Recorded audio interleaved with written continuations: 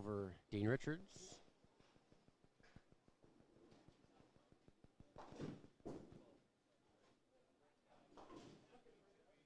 $17-pin advantage for Scott Howell over Mike Armstrong Jr.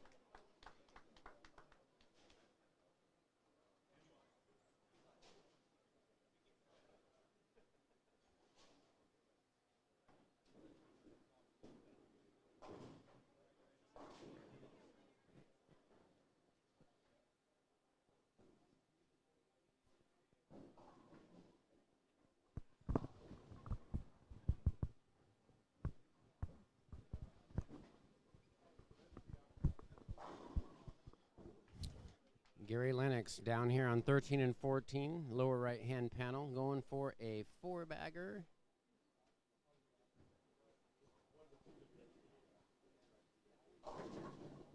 And he leaves a half seven there.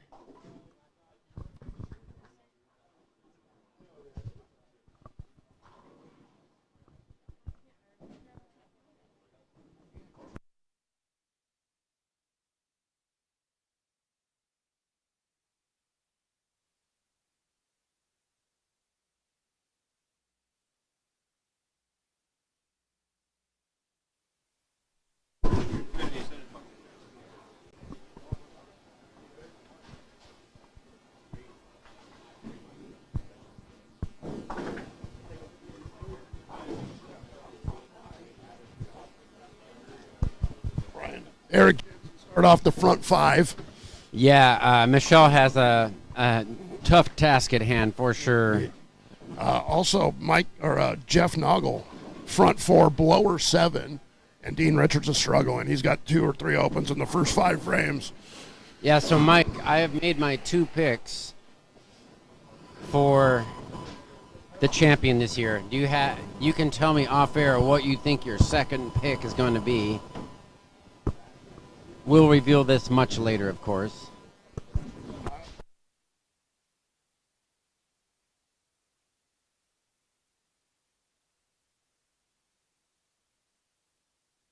Hi, everybody. For our second pick of the champion, Mike and I, we picked the same person. So we'll see if we're right.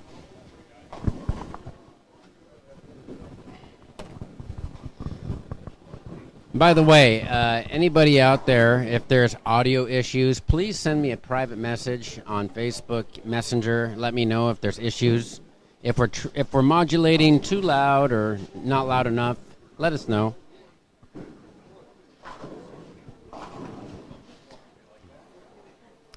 So looking at the leaders for each squad, we had a pretty even distribution of people making the cut.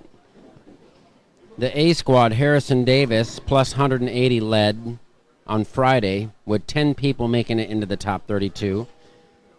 B squad, last Saturday, Eric Jensen, plus 311, tournament leader.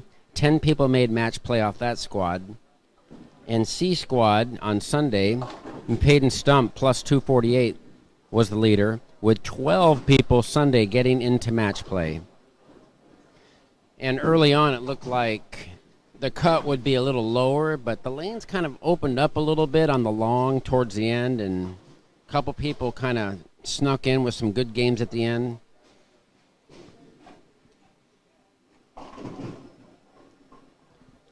So if many of you were wondering, you're probably wondering how many people made the cut last year and returned this year to make the cut again.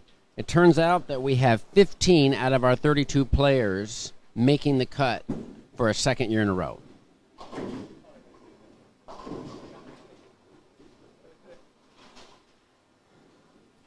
Of note, we have some previous players who've done well here who did not bowl this year. Most notable, our 2024 Masters champion, Jake Clemson, did not bowl. Luke Stone didn't bowl. Ryan Nicholas and Johnny Leggett all sat out this tournament.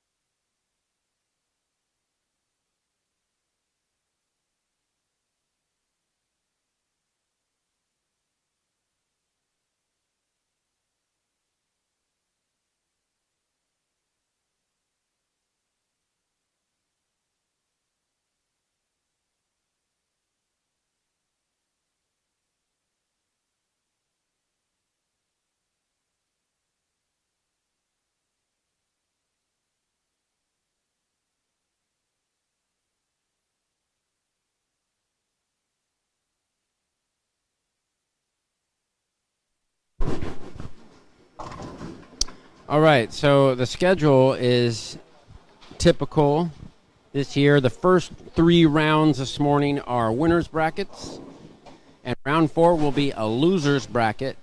Then we will go to lunch.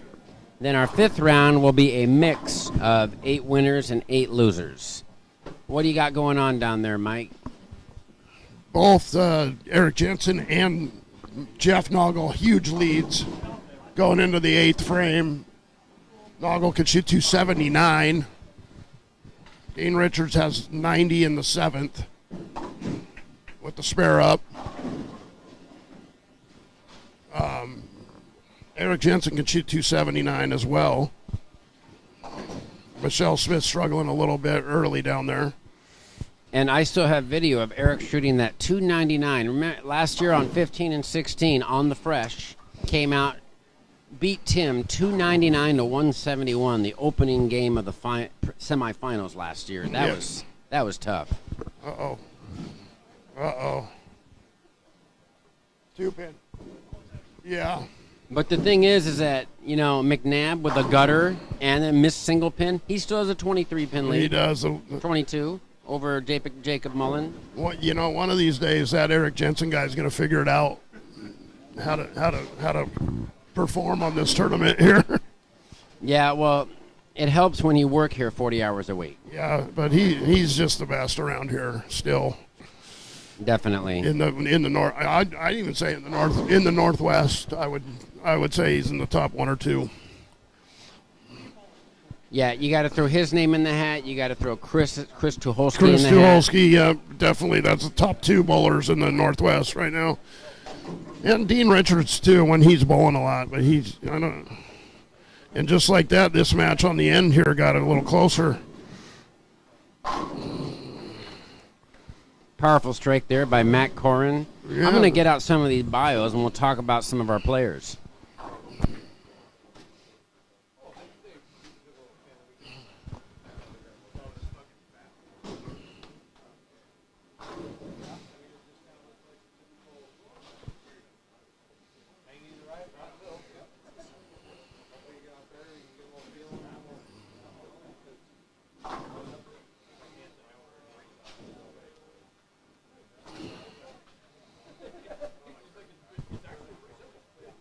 Just like that,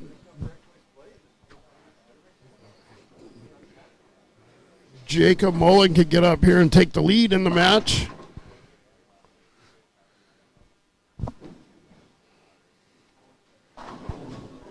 Eric didn't give us one.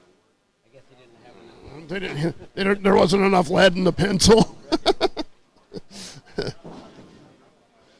so we didn't get a bio from Eric yet. I'll ask him about it. But on 1 and 2, let's talk about the credentials of Michelle Smith. There are 2 females that made the cut this year, 1 lefty, 1 righty. Chelsea Sporia, impressive, 107 over last week. Yep. Qualified 22nd, and Michelle qualified 32nd. So Michelle has shot at 812 series. She's got 2 300s. She bowled at the Maryland Eastern Shore. She's got an Oregon State's Queens title, 2 Portland Queens titles, 2 Central Oregon Queens titles, and 2 Southern Oregon Bowling Association titles. And that's beating all the men. Yeah, oh yeah, for sure. Track staff, stealth mode, theorem solid, Black Widow Dynasty. Most important ball is the T-zone. Yeah, the spare ball. She's on the track staff. Speaking of spare balls, how do you feel about the U.S. Open and all the plastic? Kind of interesting, huh? Yeah, they're kind of saying, we'll show you, ban the urethane, and we'll just move on to the plastic. Those guys are so good, it doesn't matter. It doesn't matter what they throw, The next move's going to be banning plastic.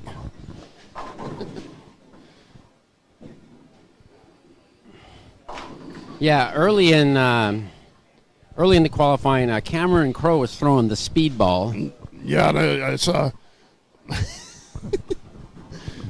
I saw. See, a lot of those guys were throwing those clear plastic balls, which actually hook a little more than regular plastic, which is probably a advantage. So instead of just having a pancake weight block, they actually have a weight block. I guess motive balls hook more, the plastic balls. Yeah. Actual block, weight Yeah, block in them. and I found also that those clear balls are whatever the surface is on them, they actually grab the lane a little more than your regular spare ball that we were used to back in the day. All right, Gary Lennox finishes with a nice 225. However, Corin stringing him can shoot 228. Yeah, this is a good match here, starting it off. All right, so let's take a look at those bios.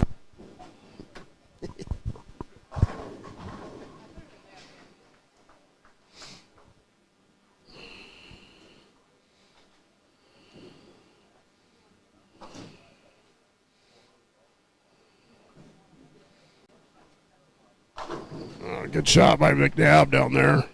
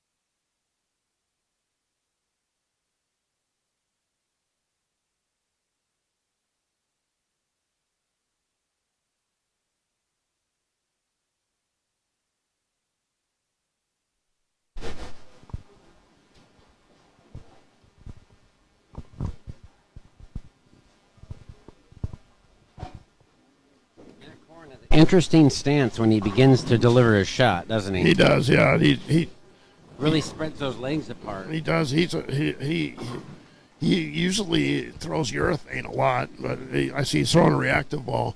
Good start to that match. 228 to 225. Gary Lennox up by 3 pins. And speaking of Gary Lennox, he has 7 OBA titles, 1 PBA title. He hails from Gresham, Oregon. I thought he was from Hillsboro. He moved. He lives in Hillsboro, but I think he's from Gresham. Oh, okay. And then I remember Gary finished 4th in the Portland Masters at Kellogg Bowl. Yeah, he's the best he's the best lefty in our area by far. Him and Ryan Nicholas, but Ryan Nicholas is injured right now. Yes. And then Gary's equipment and ball staff is Bolify, Vice. He's a free agent, which he likes. Yeah, he's recently a free agent. So I did not get any info on Matt Corin. You know what? He must have moved from somewhere. Do you have any info on him? He's from another state? No, he's from up north. He's from the Seattle-Tacoma area. Oh, and Gary misses a 7-pin to start the second game. Well, he started last game with an open, though. The kid, after the 2 opens, so McNab strikes goes out. He gets a gutter, a 3-bagger, misses a single pin, and then finishes with a 204. And so Jacob Mullen's only going to shoot about 170. So a nice early lead for the rookie. Yep. And Blaine Wininger is going to take a lead into the second game. I'm going to go down here and get some scores real quick.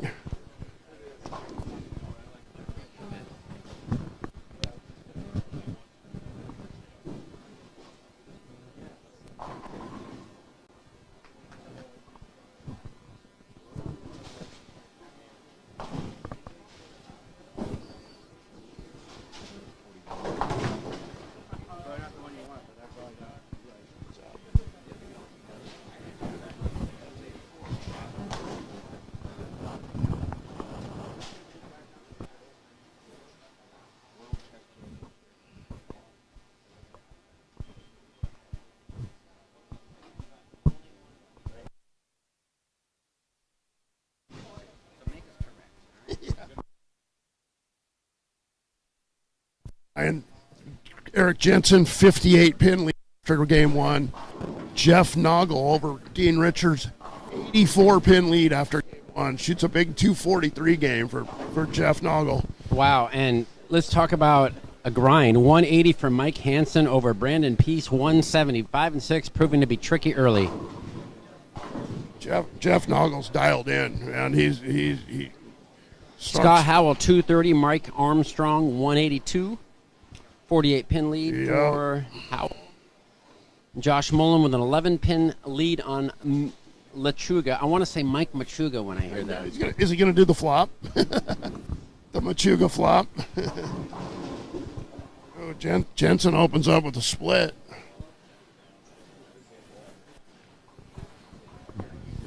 L. Smith with a respectable 201 the first game. Just ran into a buzzsaw, though.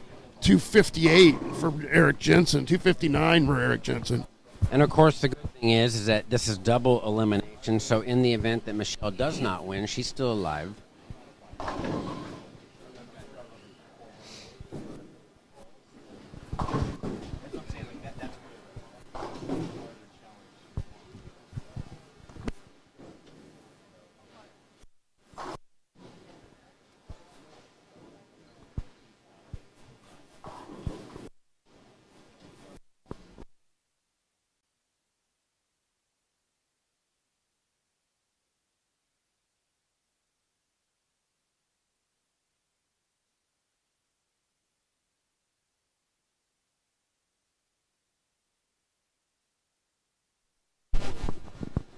All right, so over on 9 and 10, let's talk about the Josh Mullen and John Lechuga match.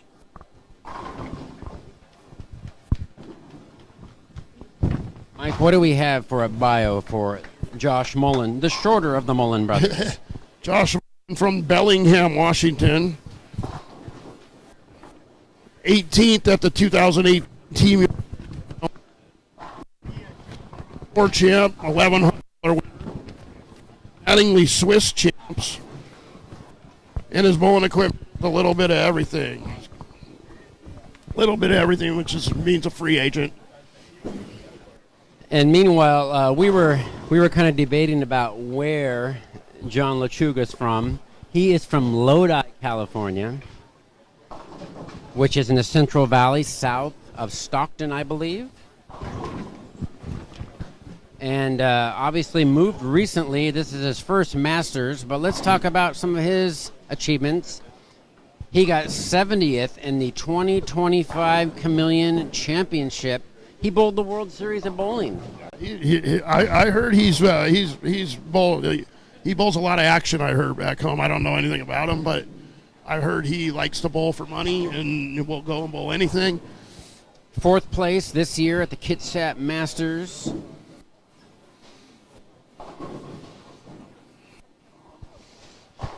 And then he's the 2023 Dublin Gold Pin Player of the Year, which I'm guessing that's Earl Anthony's Bowling Center in Dublin, California. Probably like an OBA, maybe association type. Probably. He probably knows Michael Gonzalez, Mr. 220 bowler. And Noggle starts off with the 3-bagger, Brooklyn in the 3rd. Not only does this look good, but he's getting the breaks too, Brian. So that puts his lead at a monstrous 94-pin lead through 13 frames over Dean Richards. I did not see that kind of score coming. I thought that match would be close to the end. All right, Dean Richards up on lane 4. He's on a strike. Leaves a 4.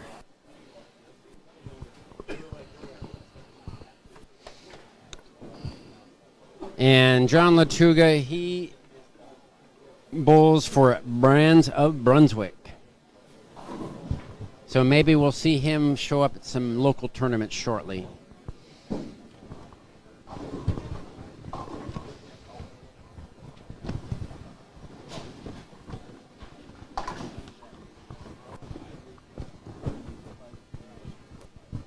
Blaine, 33-pin lead after game 1.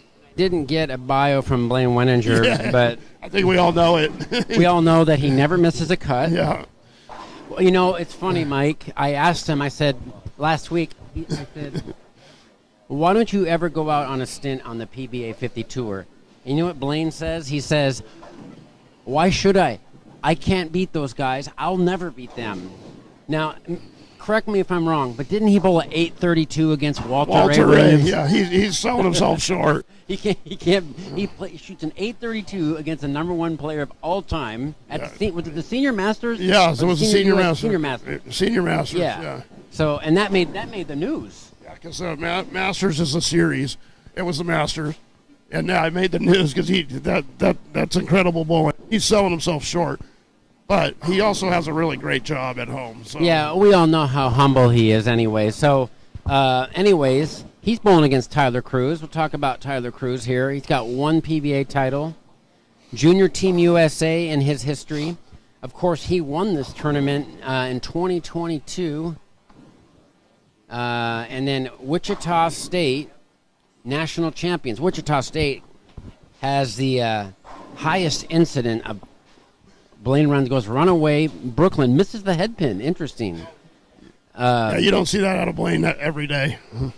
I was not aware that Tyler Cruz went to Wichita State. Is Rick Steelsmith the coach? Yes. All right. Yeah, so another Northwestern that goes to Wichita State, following behind Jason Williams. Jason Williams now, I believe, hails from Phoenix, Arizona Metro. Yep. And bowling equipment, Tyler Cruz looks like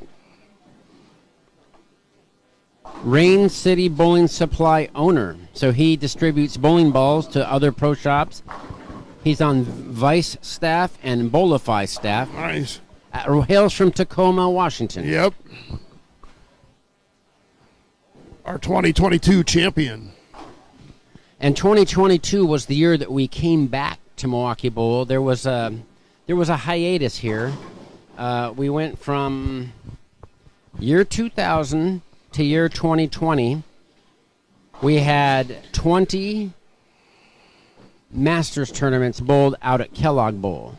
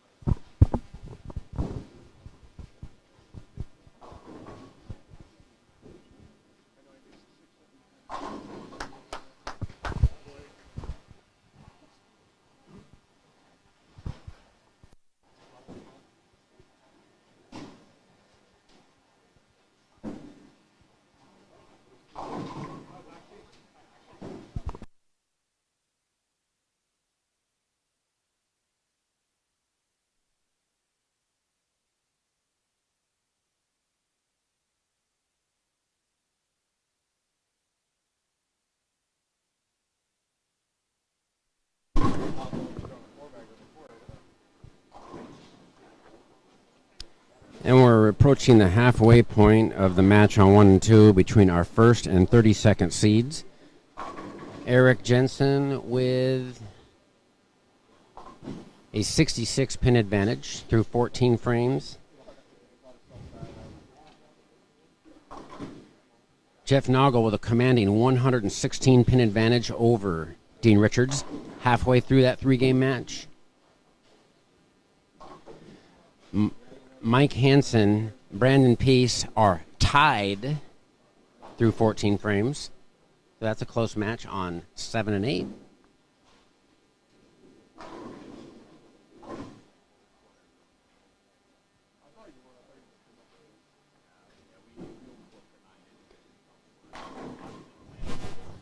Scott Howell with a 49-pin lead on Mike Armstrong.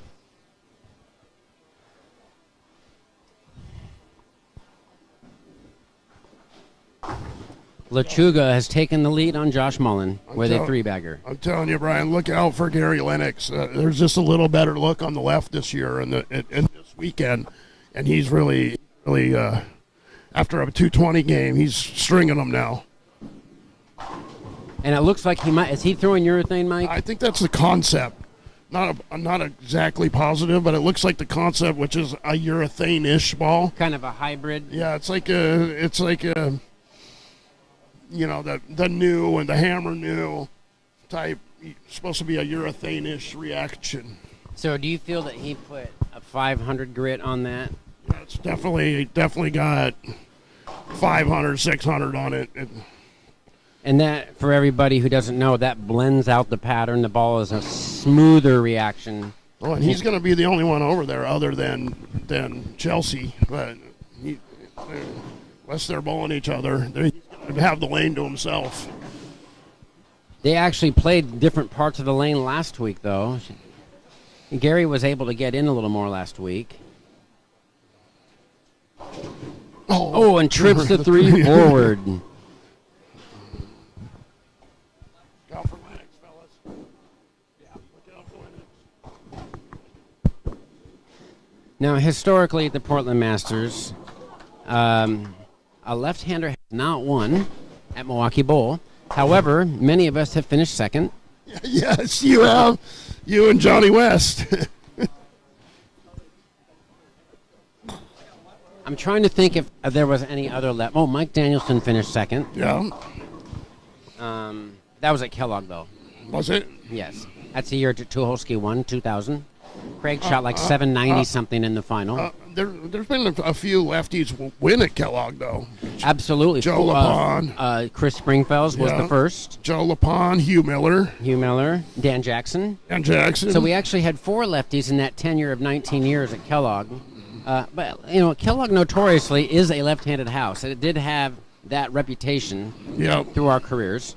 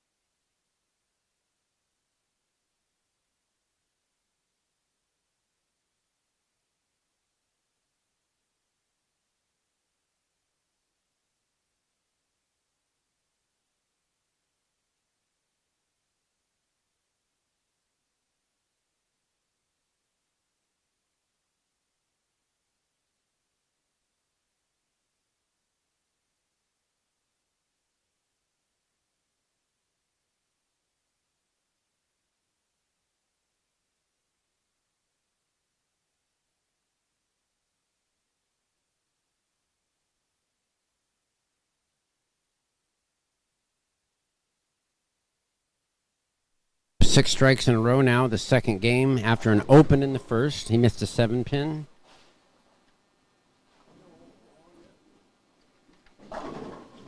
So I only have bios from half the players, so I will go through the rest of them right now.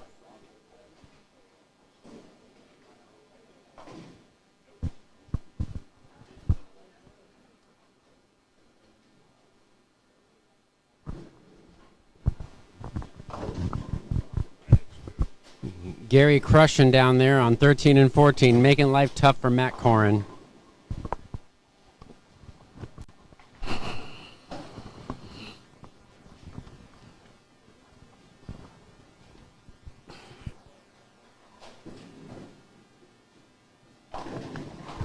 Oh, rolls the 2-pin. Tyler Cruz. And I saw that Tyler Cruz has a new baby. No, that's Peyton. Oh, that was his baby. Yeah. Okay. I think maybe it. Peyton and Chloe had a new baby.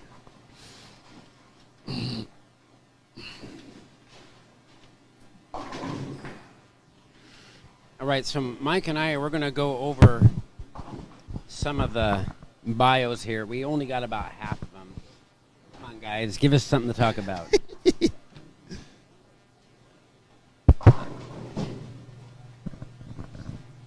All right, so let's talk about Mike Armstrong.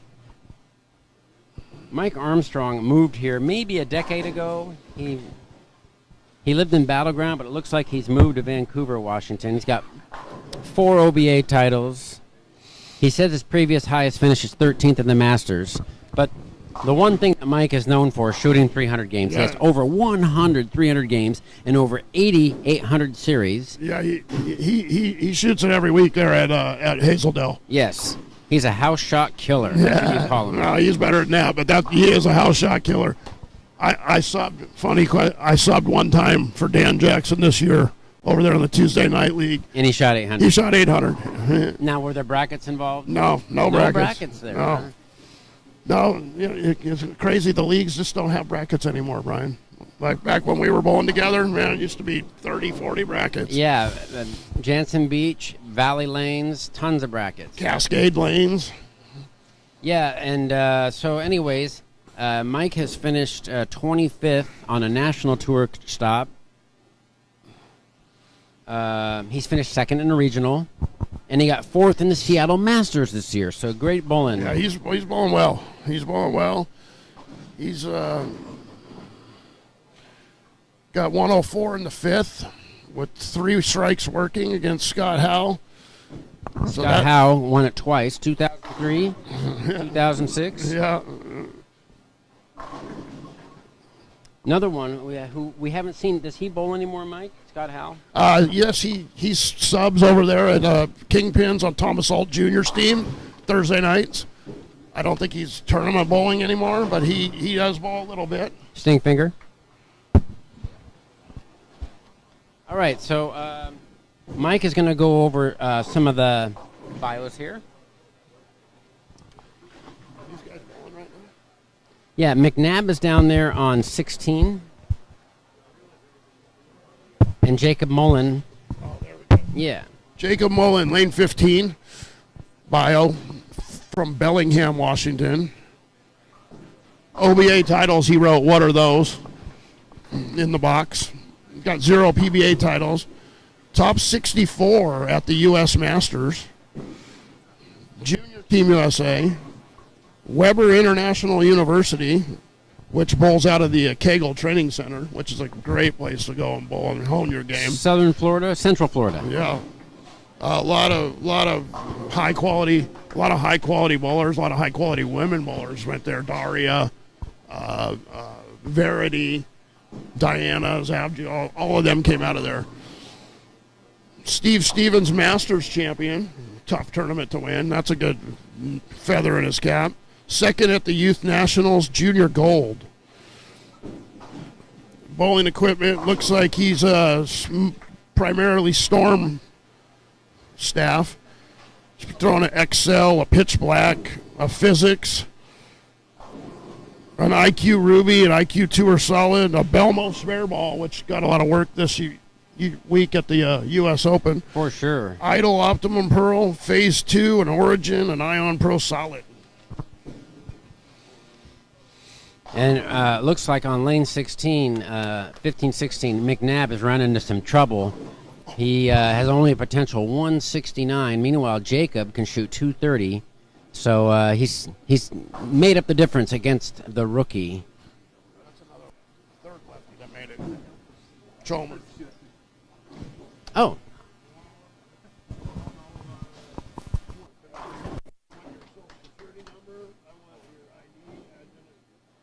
You don't need to put all your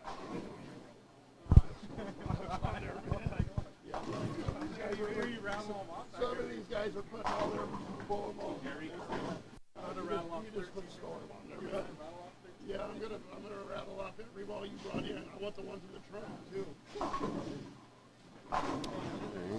Yeah. Yep, take it. Yeah. I'll make something up. Yeah, he's throwing a T-zone pearl. Oh, wait, that's for next round. Is that for next round? Oh. I don't see it. No, I think you're right. All right.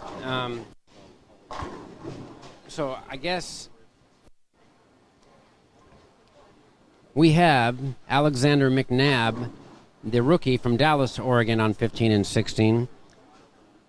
Oh, right through the nose for a four-bagger. Milwaukee mixer. That that was the 3-9. And was fell down. Yeah, you could say without a doubt, Blaine has balls across the nose on that one.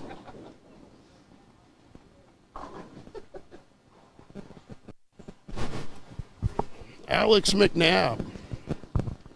Kid on 16, freshman, right? Freshman at Oregon State. Yep. The Chris Burnett protege. Okay, so Brunswick Collegiate Stat.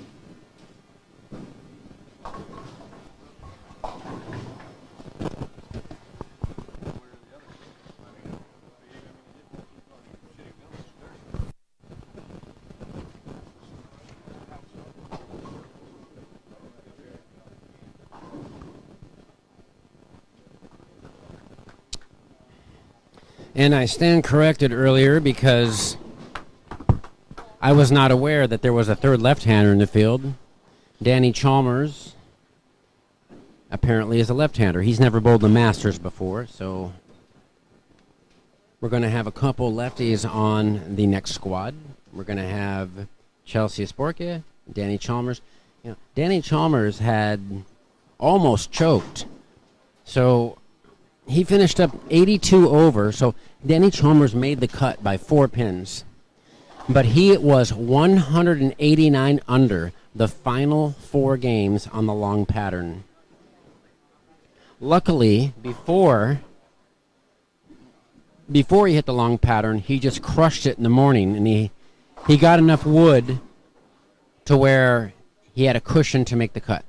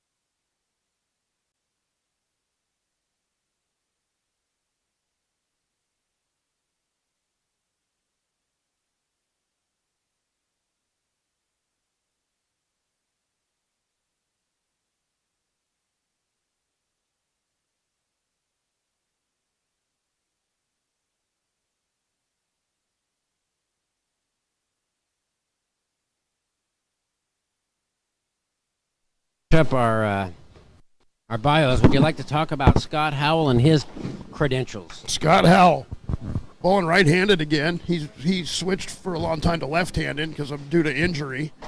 Much like Russ Hunt. Much like Russ Hunt. Russ back bowling again, right-handed. Shout out to Russ. And Russ has been active on the PBA 50 National Tour. Yeah, he's got the killer ball roll, man. Good. I wish to see Russ up here bowling some of this stuff. Scott Howell's from Vancouver. He's got 1 OBA title. His highest previous finish in the Masters is 24, top 24. 8 300 games, 3 800 games. Biggest check in a tournament is $1,000. His biggest check ever is $1,500. He's throwing the brands of Brunswick.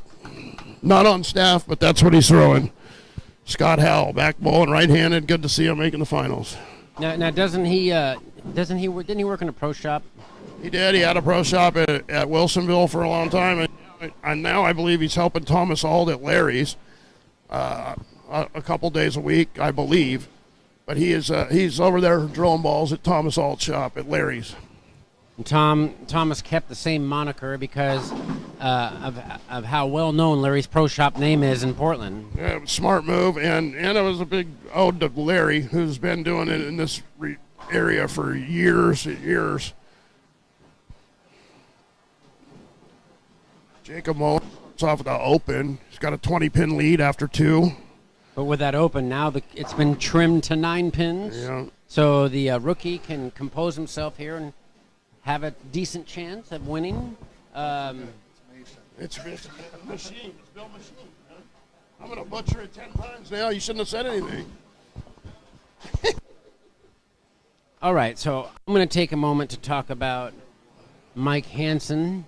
And Mike Hansen won this tournament in 2023. He's got one PBA 50 regional title. Mike's from Spokane, Washington. The old man from Spokane. That's right. And, you know, for many of you that don't know, Mike was for 30 years an elementary school teacher. He's taught 6th grade and 4th grade. 3 off the right. He swung it a little bit and no chance. A little bit of OB there for Mac. So Mike is now enjoying the fruits of his labor, being retired at 55 years old, I believe, or 56. And he's able to get out and bowl a lot of stuff because his body's still healthy. He's the D-Lake champ. He shot an 801 in singles at the 1995 ABC tournament, 3rd in all events.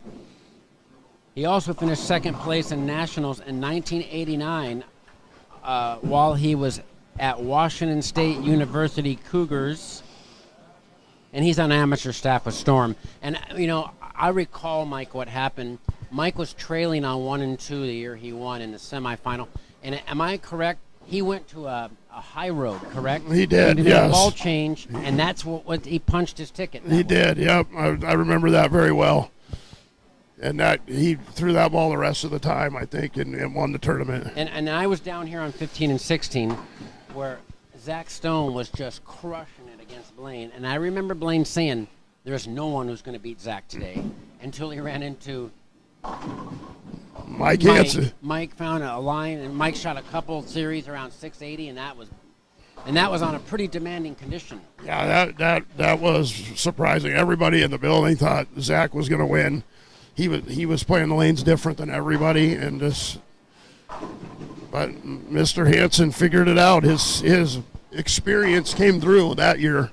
So I think we've gone through all the bios. So we're in the 3rd game now of round 1, Portland Masters, and I'm going to go from right to left. So we got McNab trailing by just 8 sticks to Jacob Mullen. Gary Lennox has a 67 pin advantage over Matt Corin. 8 frames to go. Oh, he missed a 5-pin. Jacob Mullen missed a 5-pin to the left. That's it. McNab has to buy a round for the whole house. He missed a 5-pin. That's why you shoot. Most of these players will throw it straight at all the spares, especially single pins, on this demanding pattern. Okay, so Blaine has a 68 pin advantage over our 2022 champion Tyler Cruz.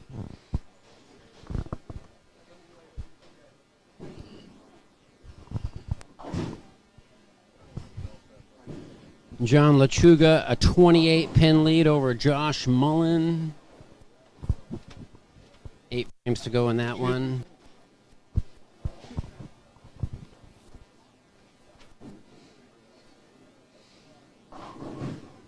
Very low scoring affair here, Mike, between Brandon Peace and Mike Hansen. I don't think anybody shot 200 yet. Not yet. And this match on 7 and 8 has gotten really tight. So the line on the Brandon Peace, Mike Hansen, Brandon Peace, 358, Mike Hansen, 346 after 2 games. So the combined average is in the 170s on 5 and 6, proving to be a much more difficult pair than adjacent pairs.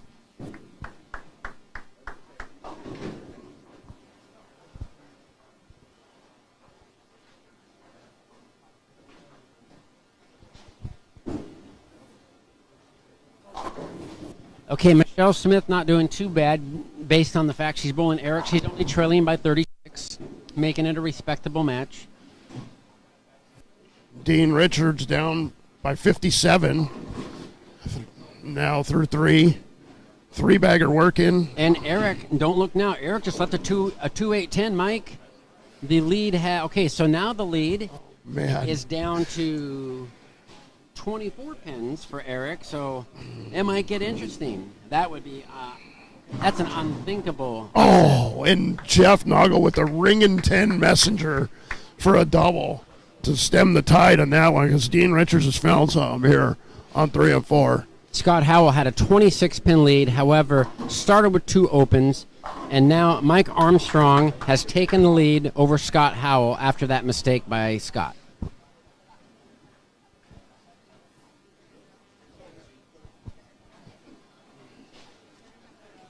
All right, Dean Richards, he's got his work cut out for him. He's going for a 4-bagger here. Upper left-hand side of your YouTube, and he goes wash out.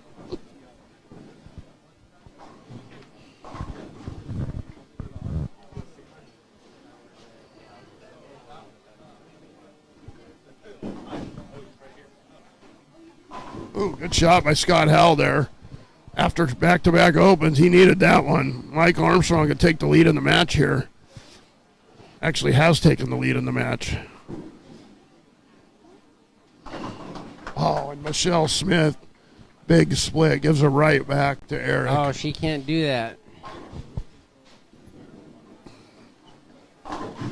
And Dean misses the washout. He kind of needed to convert that right there.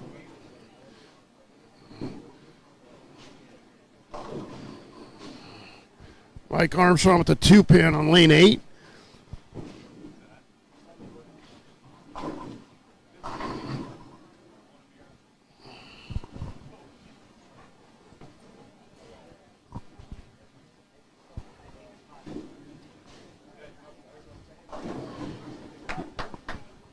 Now, Mike, I did not see Rob Edwards bowl this year either. No, he's been out with injury. I saw him the same night I was subbed at Hazeldoe. I saw him, and he's been injured. I don't know exactly what the injury was. I don't recall, but he's been injured for some time now. Shout out to Rob Edwards and Edwards Construction for the sponsor. Brands of Brunswick. Several years in a row now. Thank you, Rob. And Milwaukee Bowl. So Mike Armstrong has taken the lead in the match by 5 pins here over Scott Howell. Over on 1 and 2, Michelle Smith with a strike. Eric with a 37-pin lead with 6 frames to go. That's our 1 versus 32 And a match. solid 8 for Mike Armstrong.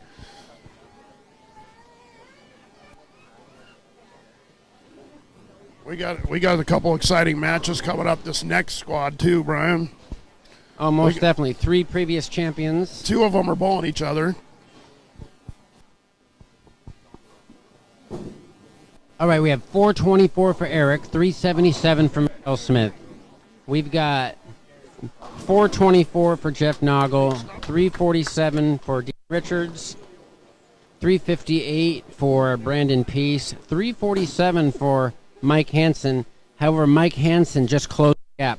Mike Hansen and Brandon Peace are essentially tied with 8 frames to go on 5 and 6. And Mike Armstrong misses the 8-pin. Oh,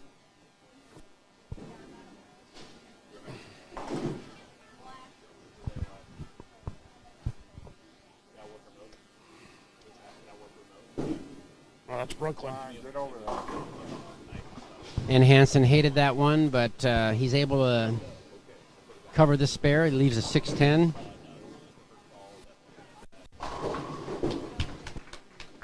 And Eric Jensen with a key double there, trying to keep his distance with Michelle. 7-10. God hell after that open from Mike Armstrong. Anybody's match, Brian. Most definitely, although Armstrong has a pretty decent lead at this point. And of course, the veteran Mike Hansen goes with a plastic ball to cover the 6-10.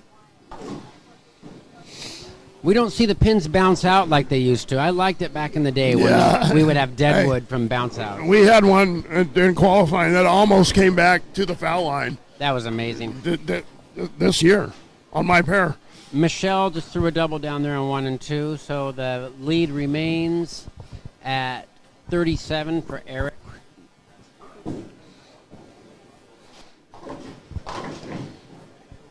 Jeff Nagel's going to get through.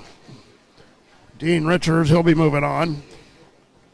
Yeah, so 92 pin advantage. So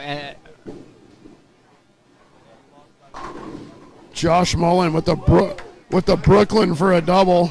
And Brandon Peace with a backdoor strike, missing the head pin.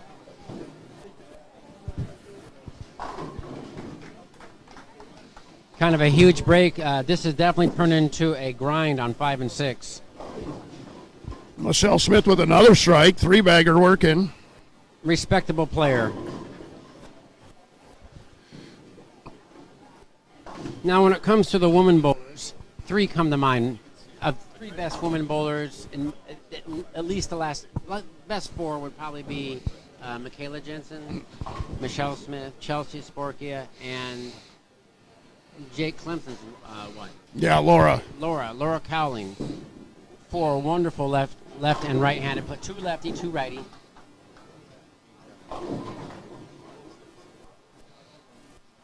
And Brandon Peace with a double wood after getting the backdoor strike. Spare on lane 7 and 8. Another 5-pin missed. That was the 5-8. He took the 8 only, but yes, he wouldn't have made the 5-pin. 4 opens for Scott Howell to open up this third game. And another washout for Dean Richards. And I saw on Dean's social media, he showed up Friday night, had a nice dinner with the family to get loose. I saw that as well.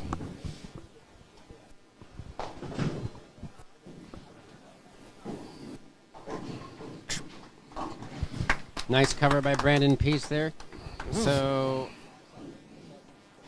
a 3-pin advantage for Eric Jensen is throwing 2 different balls, one on the lane 1 and one on lane 2. Nothing Michelle can do about it. Oh,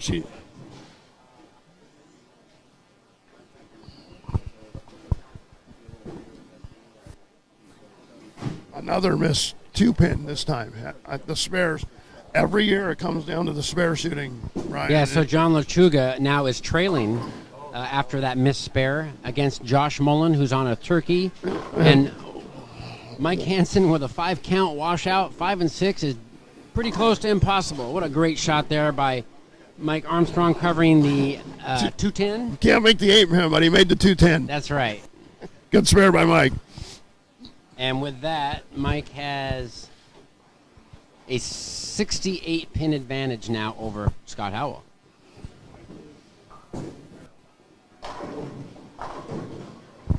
Let's see if Jeff Noggle can make that 5-pin. I'm going to go with yes.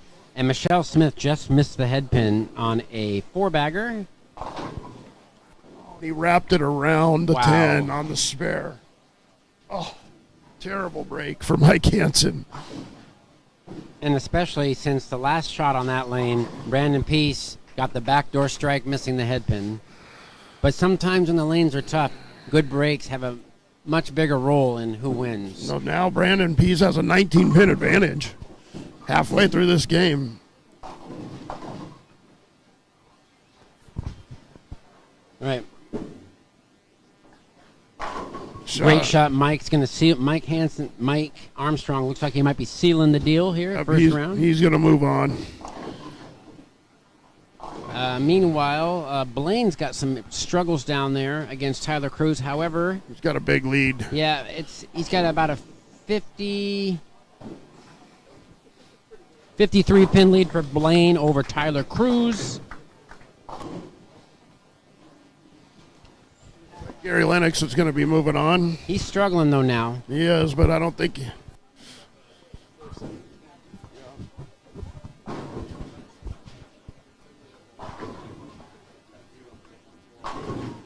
Yeah, Gary Lennox currently going at a 159 clip. So boy, Matt can make this interesting with a couple strikes here. Yep. Let's see. So on On 15 and 16, Jacob Mullen really struggling for game 3. It looks like the rookie might be able to pull off a win here. It's possible. Big shot here on lane 16 right now. Jacob Mullen, 8th frame, needs a strike. He's not going to get it. He goes high.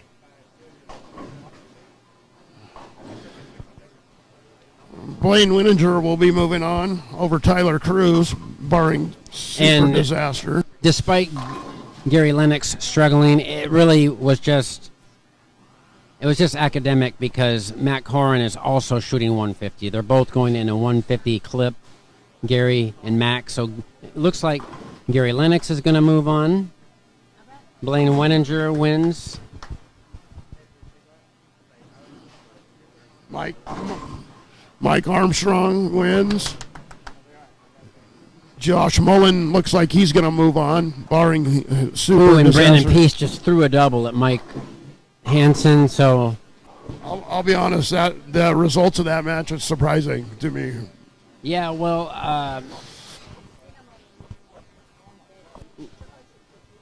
that break of tripping the head pin forward was a good 20 extra pins. Now he capitalized on it with a double.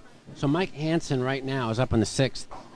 Mullen with the washout in the 9th. Wow. So 15. Oh, so it's a 13 pin for McNab. 13 pin lead. Mike Hansen through the face.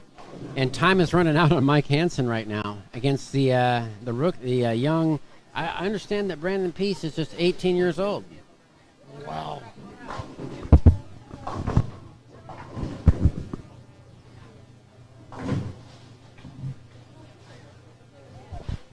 Right. And he missed the washout. So Jacob Mullen, 124 in the 9th frame. And Josh Mullen misses the 2-8. Still a little life left for Lechuga. Yeah, so if Lechuga doubles, he can cut the lead back to 5. Right now,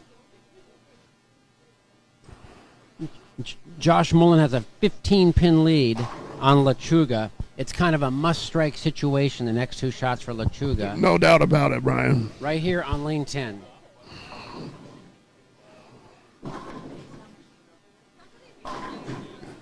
Oh, and the bowling gods were not friendly there with a solid 9-pin. What? You can't throw it much better than that, Brian. No break at all. Even gets the messenger in front of it. Now Scott Howell striking now. A little bit too late, but...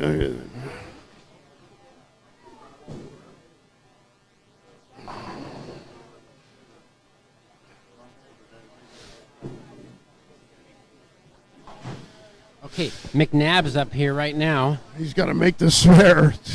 Looks like just a 6-pin. Oh, looks like it was a 3-pin. 3-pin, and he barely made it. That's it. McNab defeats Jacob Mullen. I'm Wow. sure Jacob's upset about how that went down.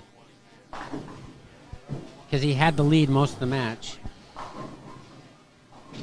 Okay, Gary Lennox, even though he won, he might do some experimenting here. Let's see how... Was it a 20-pin advantage going into this game? Oh. Yes. So what? Yep. McNab needs good count here. And he got it. That's a winner. And look what happened, Mike. Lechuga, after boning the solid 9, gets a 3 count on a spare. Yeah, I think that solid 9 took the wind out of his sails. That's not going to hit the head pin. And Gary Lennox, same thing, the lefty version. Darker bone?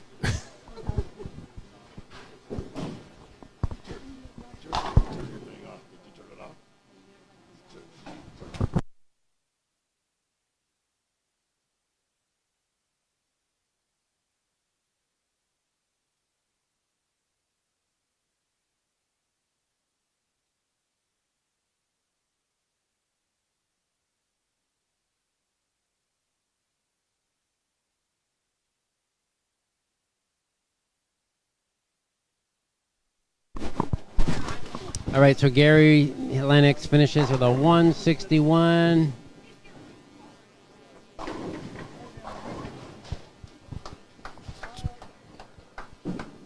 Tyler Cruz could shoot 208. A respectable 632 series for the win for Gary Lennox. Just doing enough to get by. That's what you got to do. McNab finishing strong, taking out Josh Mullen.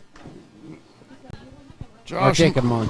Josh Mullen will be moving on. All right, so one of the two Mullen brothers remains in the winner's bracket, it looks like. Still a little too early to tell. Well, a 22-pin lead right now for Josh Mullen. Yeah, he can pretty much close the door right here with a mark.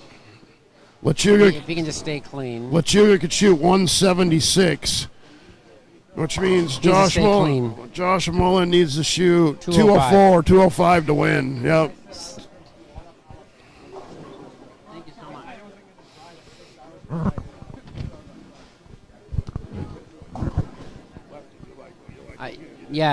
Dave spoke very highly of him.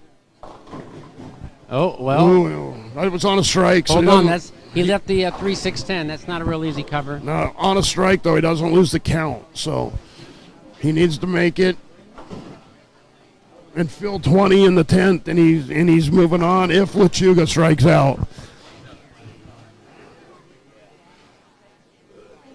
Dude.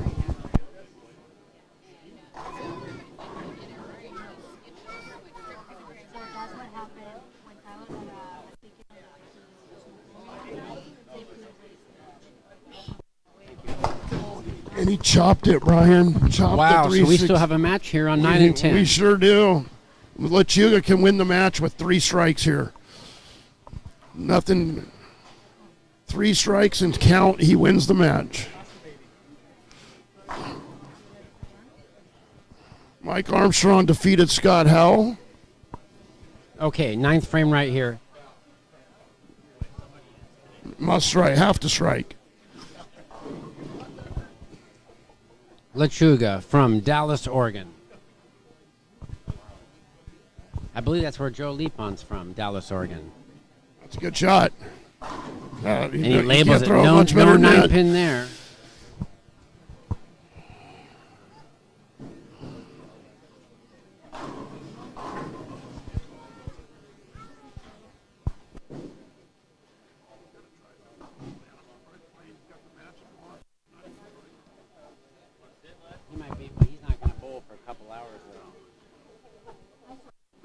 Okay, so our next round will be the second round of the winner's bracket.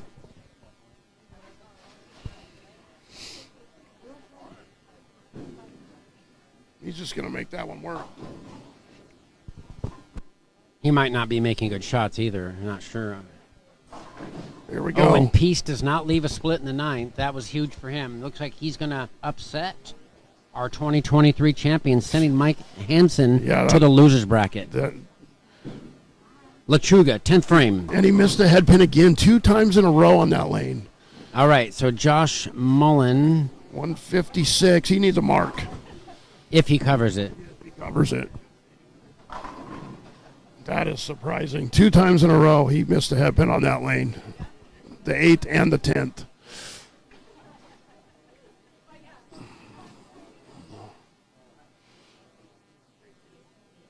So if Lechuga covers this washout, he forces a mark out of Josh Mullen.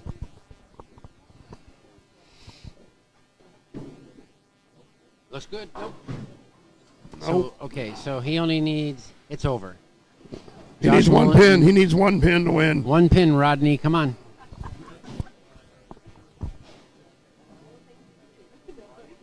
Okay, so Jensen moves on. Noggle moves on. Winner's bracket. Brandon Peace wins. Mike Armstrong Jr. wins. Josh Mullen wins. Blaine Wininger wins. Gary Lennox wins. And McNab wins, the rookie. We're now going to start round 2 of the winner's bracket. Starting practice here in just a couple moments. We'll be back then.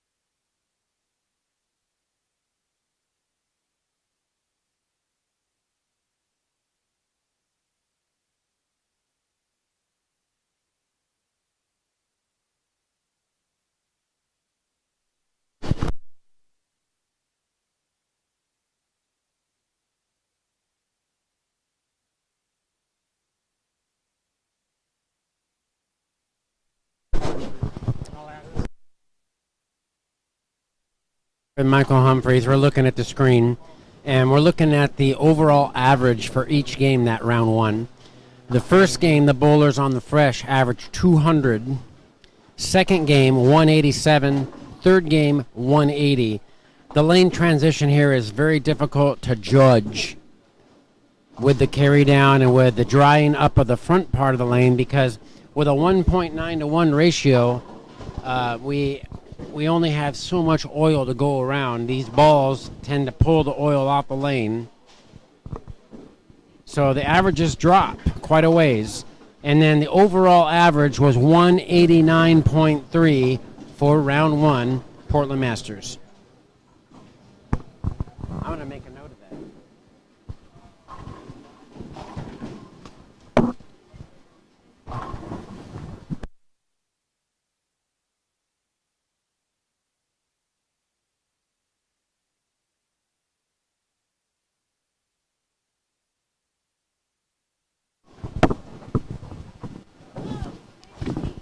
Hey, thank you for doing the research again. I'll be mentioning that. I was curious, so I was like, well, I'll just update this real quick. If I had anything, I would like to see a lot more archive information on the website and on...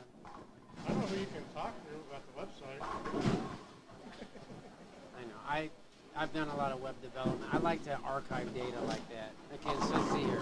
Round one. 326. 7.2. 182.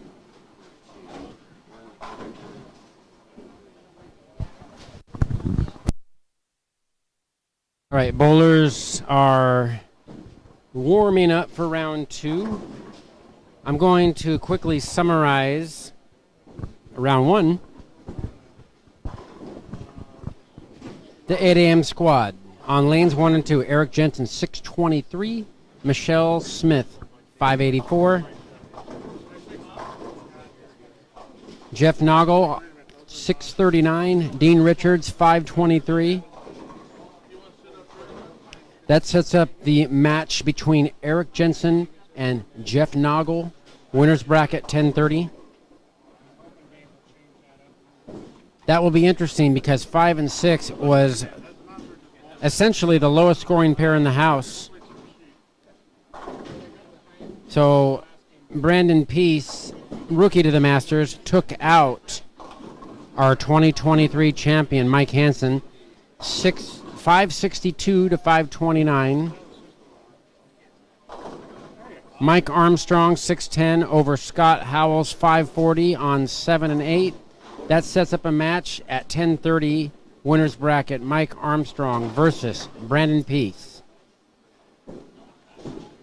Over on 9 and 10, we had a close one. We had Josh Mullen, 544 over John Lechuga, 535. On 11 and 12, Blaine Wininger, 597 over Tyler Cruz, 541. That's going to set up the match at 10:30 a.m., lanes 13 and 14, Josh Mullen versus Blaine Wininger. Over on 13 and 14, Gary Lennox, 632 over Matt Corin's 561. On 15 and 16, the rookie, Alex McNab, 551 over Jacob Mullins, 512.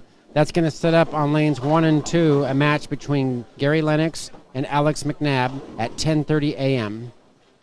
And the highest series for that whole squad was Jeff Noggle with a 639. So a demanding lane condition, to say the least. As I mentioned, a 189 average for the field.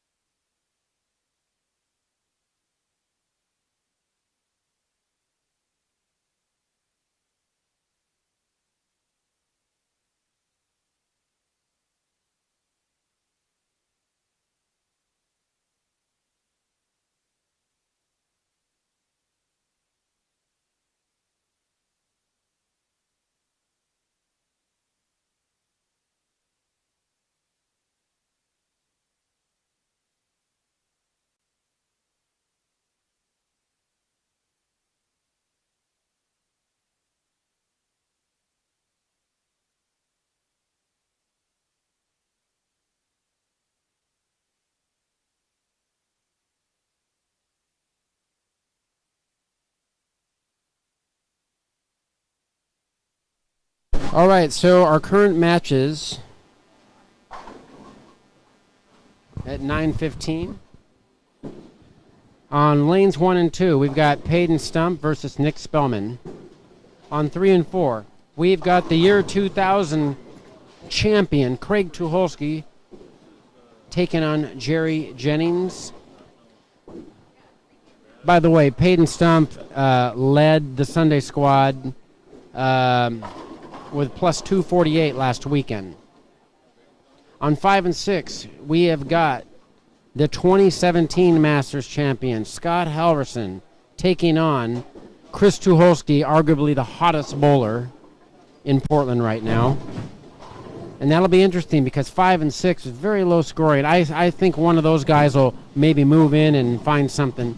On 7 and 8, we've got Harrison Davis, who led A squad for qualifying, versus the machine, Bill Macon. Yeah, John Travolta, Harrison Davis. Wait till you see the pants he chose to wear today. Oh, okay. I don't think I've ever seen him wear. Oh, yeah. Bell bottoms, two different colors. He's making a statement down here today. At his first He's our appearance. version of Spencer Robar. That's correct. Yeah, we'll call him Harrison Robars. All right, and then on 9 and 10, we've got Arizona's Nick Develin versus left-hander Danny Chalmers. And as I mentioned earlier, Danny Chalmers just killed it on the short last week and struggled really bad on the long, but he managed to make the cut by just 4 pins. He did. He got hit by that long pattern, which so many of us did. But he got enough wood on the short, and now we got a kind of intermediate pattern. We'll see if he plays them right. But Gary Lennox looked like he had a good look, so I think it's out there for the lefties today. Yeah, Ian. It seems talking with Gary, they were pretty good on the fresh, but once the fronts dried up a little bit, it got real difficult for him. So we'll see.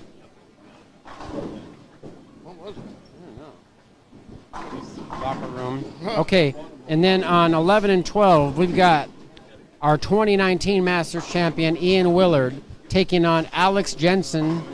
Now, when I saw Alex Jensen's name, I thought that he was a relative of Eric Jensen. No relation. No relation, no. And then on 13 and 14, in front of us here, we have an interesting match between Zach Stone and left-handed female, and she has been killing it, Chelsea Sporia from Eugene, Oregon. Yes, Zach Stone, 2023 runner-up to Mike Hansen. It'll be interesting to see what kind of look Chelsea has because she is following a left-hander. She is, yeah. Gary Lennox bowled on that pair, first squad. See if Zach Stone, he usually likes to play out as long as he can. We'll see how far right he's playing them. But it may be a benefit to follow Gary, you know. He gets a lot more roll than she does, so I mean, it might benefit her.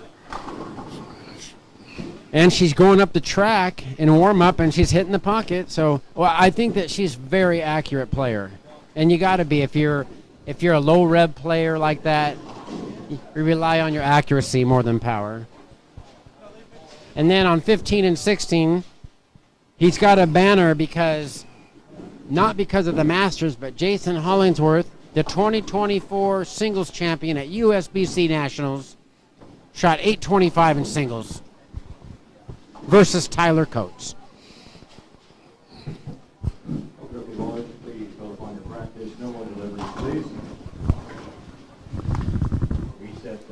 Tyler Coates works at Pietro's Pizza here in Milwaukee, Oregon. When your next bowling time is, and the recap send either the front desk or to the office area, or somebody there to help you with that. Get your arrows up. Remember, let your ball be your guide today. Your arrows are up. Your next shot counts for score. Good luck in the bowl. All right. We're beginning round 2 right now.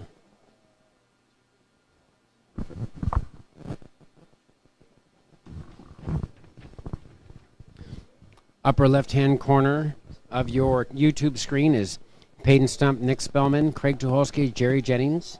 The upper right-hand corner, Halverson versus Chris Tuholski, and Harrison Davis versus Bill Macon. Lower left corner of your YouTube window will be Nick Develin and Danny Chalmers, and Ian Willard versus Alex Jensen. And the lower right window of your YouTube will be Zach Stone versus Chelsea Sporia, and Jason Hollingsworth and Tyler Coates. And Zach Stone starts off trying to play outside and gets 3 off the right.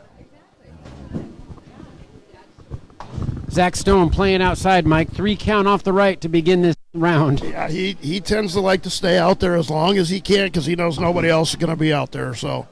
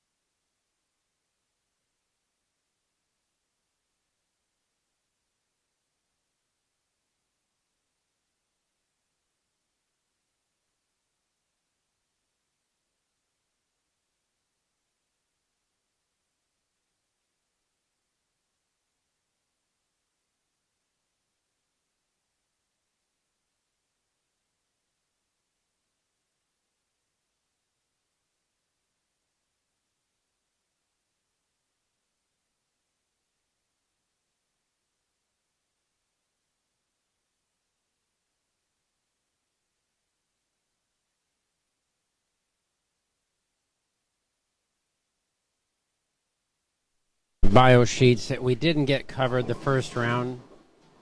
So I finally got Eric Jensen's bio.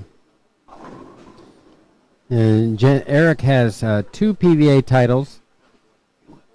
He's got 3 OBA Player of the Year awards, 8 OBA titles, 2 Masters titles. He's only missed 1 cut in his career at the Portland Masters, and it was a DNF due to injury. He made the cut at the USBC National Masters, and he won the Northwest Masters title as well. And Eric swears by Brunswick equipment.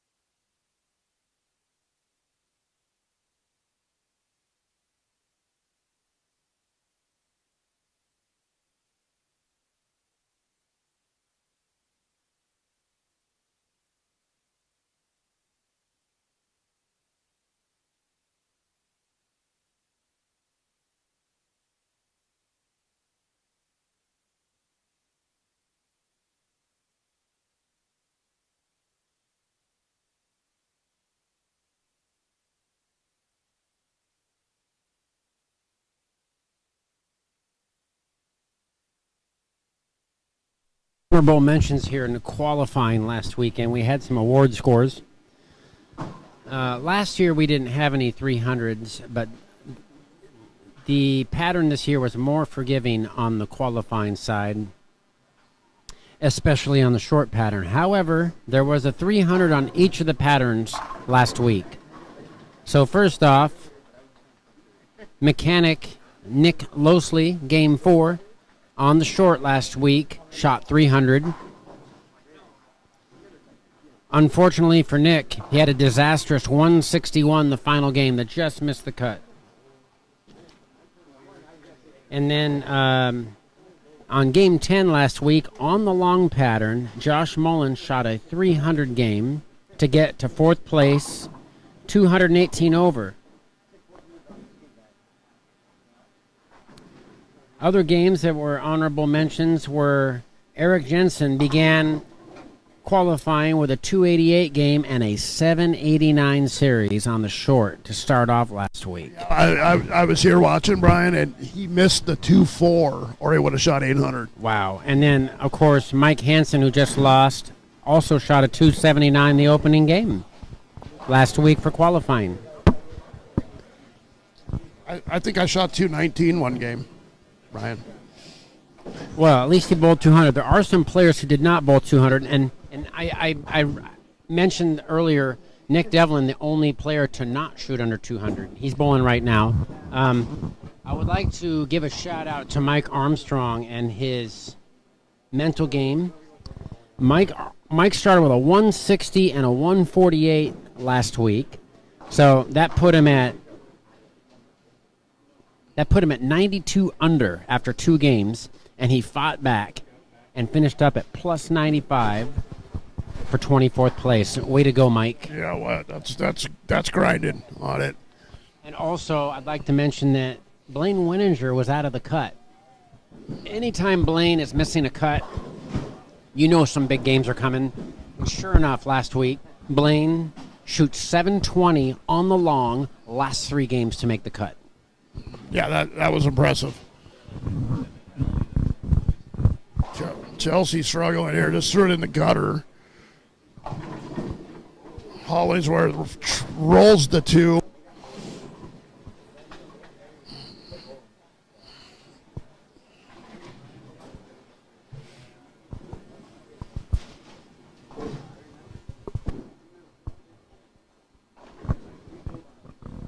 And it looks like Chelsea Sporia threw it in the gutter on a spare. He's trying to play rail out. And now when... And carries the runaway Brooklyn. It's the runaway Brooklyn for the spare.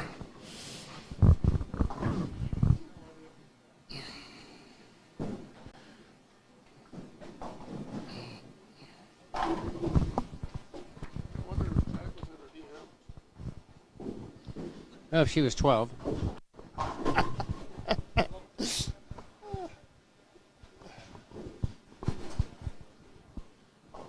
Looks like Zach might have moved in. He's been trying to play way far outside. Yep, he's definitely moved in. Out 4th arrow. Both players struggling here on 13 and 14, Zach and Chelsea. Tyler Coates has a little bit of a lead on J-Ho here on 15 and 16. J-Ho clean so far. Both players. No opens on that pair.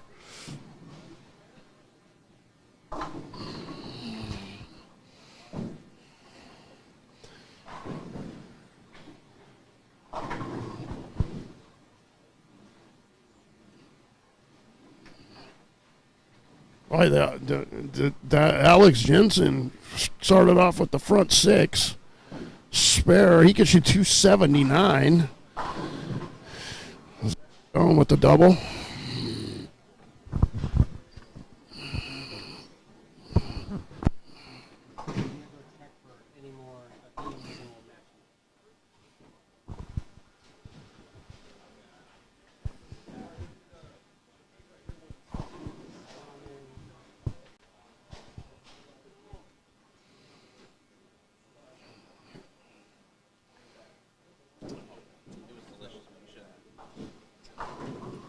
Oh, Ian Miller with a massive messenger for a double. Ian could shoot 229. Alex Jensen can strike out for 279. Haven't seen anything over a 640 yet. Oh, and J-Ho with the messenger for a double. And for many of you are aware that our beloved bowling world lost the great champ Husted this year, and Jason Hollingsworth was the speaker at the memorial. Did a great job. Champ was 94 years old.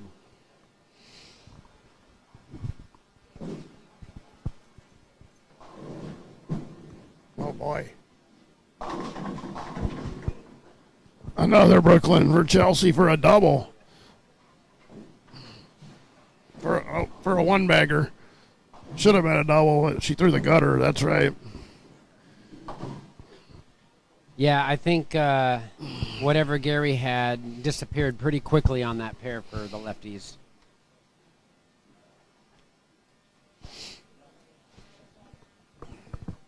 Okay, so over down on 1 and 2, we got a couple of bios to talk about, Mike. We got Peyton Stump and we got Nick Spillman. Peyton Stump from Puyallup, Washington. Just had a baby with Chloe. Congratulations to them. He's got 1.5 PBA titles. Must have a doubles, I gather. Doubles with Chloe, with his wife. Wow. PBA member, non-member. They won. Highest previous finish in the Portland Masters, top 8. Along with winning the PBA members with his wife Chloe at Hazeldale. They were the first female-male pair to ever win in the PBA in the Northwest. In his bowling equipment, he's a Storm staffer. Zelo gear for his jerseys, and Rain City bowling supply, and vice grips. And he is taking on Nick Spellman on 1 and 2. Nick Spellman hails from Gresham. He is the son of Jay and Daisy Spellman. His highest previous finish is 24th at the Masters. He won the DeLake Open, a very difficult DeLake in Lincoln City, correct, Mike? They're correct. Yeah, 2018. He's got multiple second place finishes in the OBA, 2 prior Masters cut, 2015 and 2016 at Kellogg Bowl, 7 300s, 8 800s, and he shot 300 in qualifying at the 2015 Masters. He used to be on track staff for the last 9 years. J-Ho threw it in the gutter on a double, or no, on a one-bagger, makes the spare. Well, I've never seen this Alec Jensen bowl, but I'm impressed, Mike. Yeah, he throws it good. 259 or 256. 256. Ian Willard could shoot 225. Maybe the two highest games of this block, and they're bowling each other.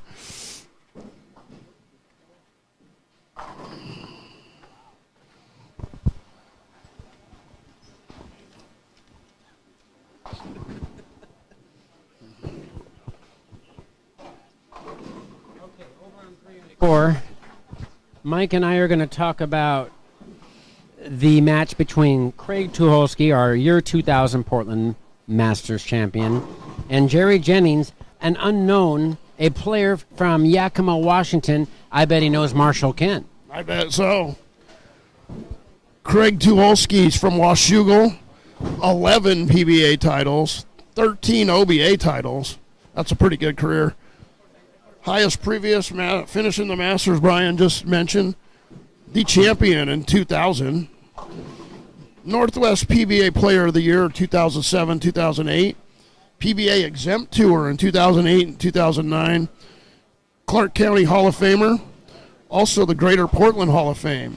His bowling equipment, he throws a little bit of everything, as he is not on staff by choice, I believe. And Jerry Jennings, his credentials are, I don't think he's bowled many PBA or OBAs. He's the 2025 PBA Northwest Rookie of the Year. 4-year varsity bowler at Ottawa University. Maybe he's from Canada then. 2 times first team all conference. 2 times national qualifier at Ottawa University. And Ottawa University MVP. And he goes with Zelo gear. I'm going to look that up. Where is Ottawa University? I believe it's in the States. I think it's just... I'm going to look that up. Thanks, Google. So, Chelsea has thrown a 3-bagger. Arizona. Kansas. There you go. 2 locations for this Ottawa University. The main campus is in Ottawa, Kansas, and the second residential satellite campus is in Surprise, Arizona. We would not have known that. No, I believe Richard Laurie's daughter, Richard Laurie, Pro Shop, Mount Hood, I believe his daughter went to Ottawa University for some time. Yeah, I may be wrong, but I believe that's true. Oh, and I just got a message. I guess I'm wrong. Dave Dimoff just sent me a message that Ottawa is in Iowa, even though Google told me different. It's in Kansas. Is it? I think Dave he missed it by a state. Okay. Thanks for the info, Dave. Thanks for the info, Dave. We just looked it up on Google.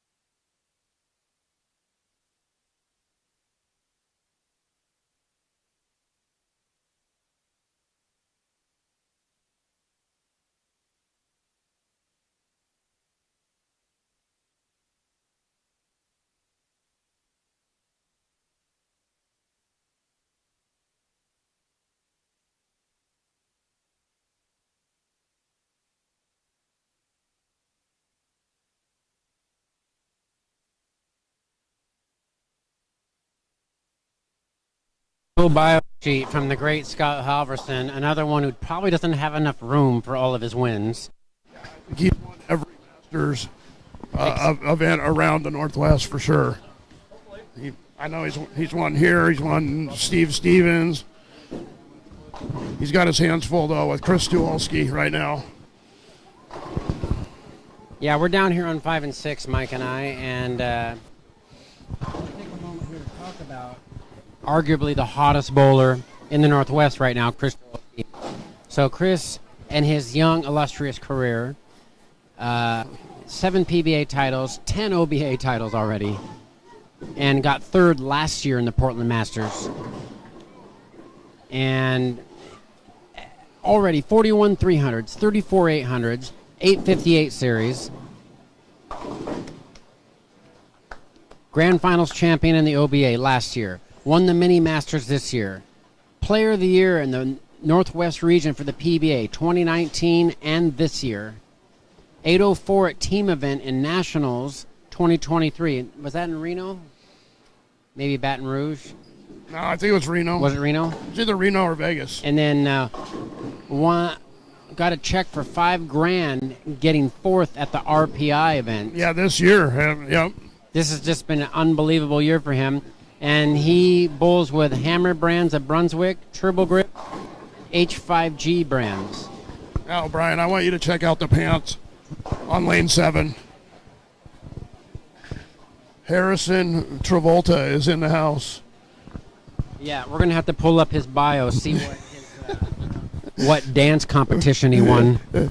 I love the confidence to wear those. The young man throws the ball really well, though.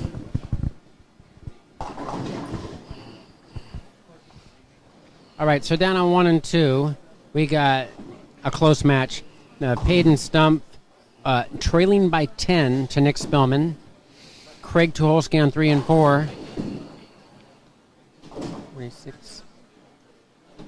Up by about 35 pins over Jerry Jennings.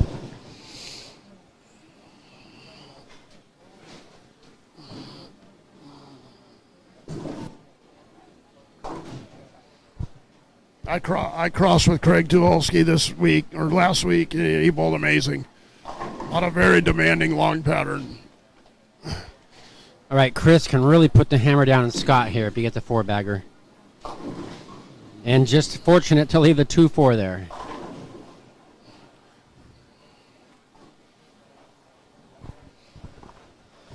Chris with a 42-pin lead through 14 frames over a 2017 Masters champion, Mr. Halverson.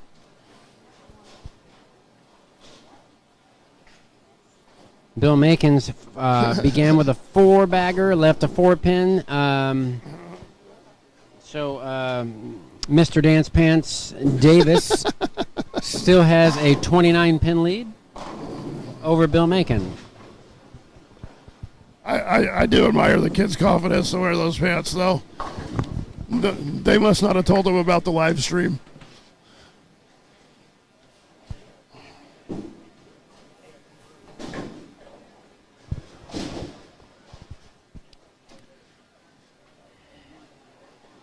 Boy, he has a 60-pin lead going into this game over Machen. Machen has cut into it a little bit, though. Yeah, Harrison Davis. And up until this turn, have you heard of him before? I only heard of him because the Ed LeKay Mini Masters I bowled, and he made the cut. So I saw him bowl, and we both made the cut there. He's throwing a pink vibe.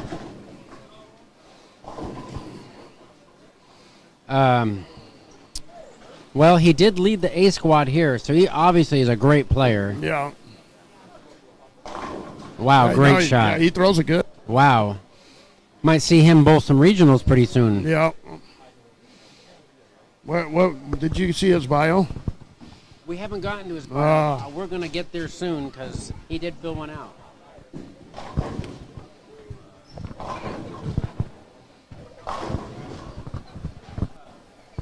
And look at that.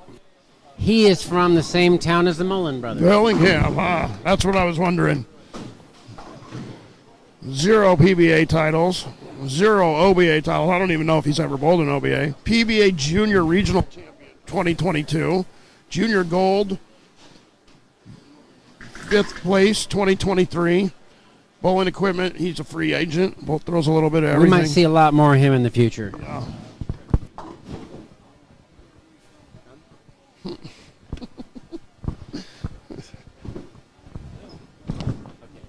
DNA shake.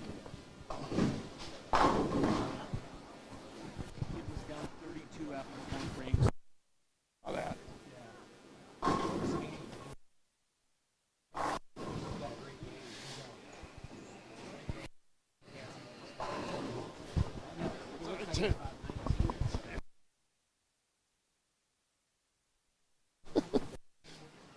Urban Cowboy. What a shot.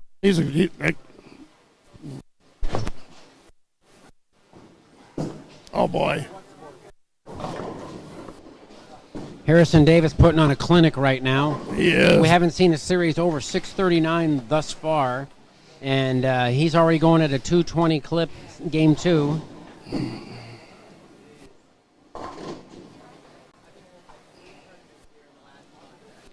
So the 201 by Chris Tuholski, that was the first 200 of the day on 5 and 6.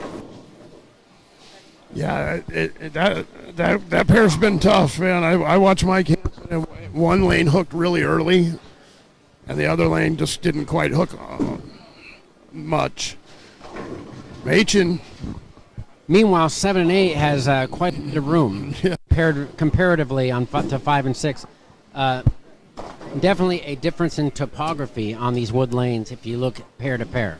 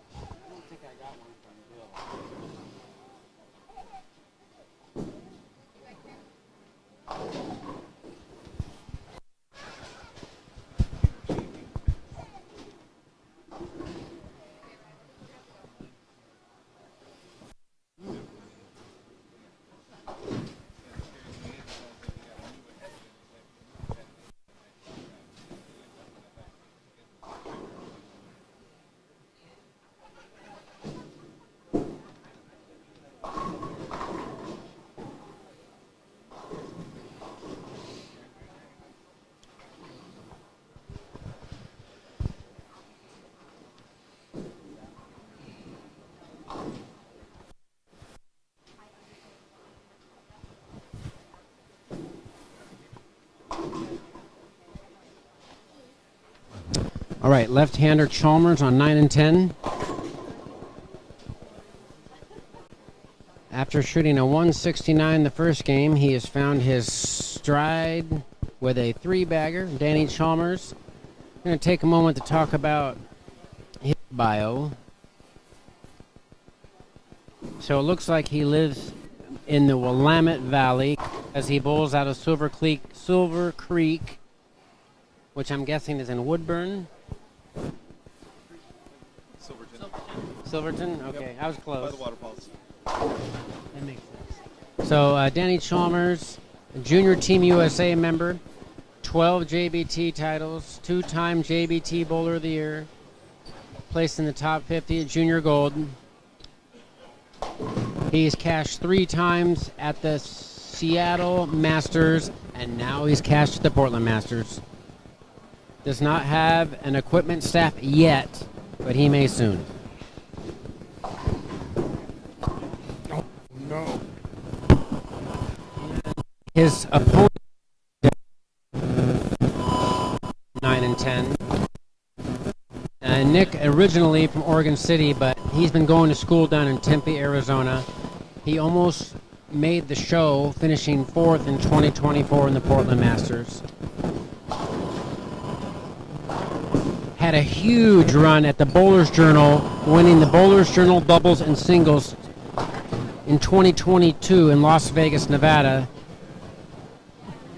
Collegiate Rookie of the Year, Collegiate Second Team All-American, 2015-2016 Collegiate Club National Champion. And when he cashed out for his Bowlers Journal winnings, he gets a check, $17,800. And he's not on ball stat. So right now, the line on that match is Nick Develin has a 23-pin advantage through 17 frames. He's up on lane 10 right now. He's working on a spare. Carries a light hit. Nick Develin, yet another candidate to win this tournament potentially. He hasn't gone real deep at Milwaukee in the last few years, but he may this year.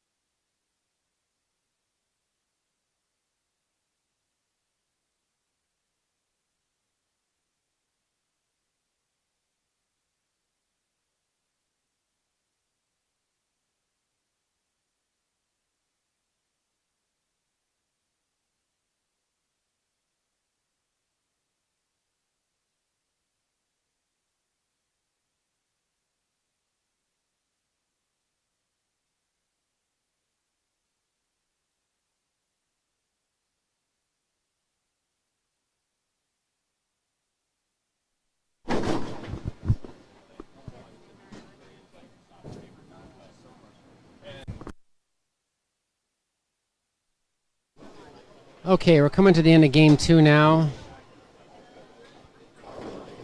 Harrison Davis leaving a 7-pin in the 10th frame. Looks like he's going to shoot 227 after a 230. However, Bill Macon has a potential 256. Bill's going to be trailing, though, heading into game 3. Meanwhile, over on 13 and 14, big trouble for Zach Stone. 160.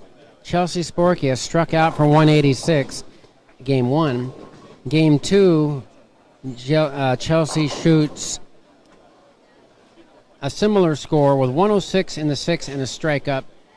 So Chelsea currently has a 29-pin lead through 17 frames over Zach Stone.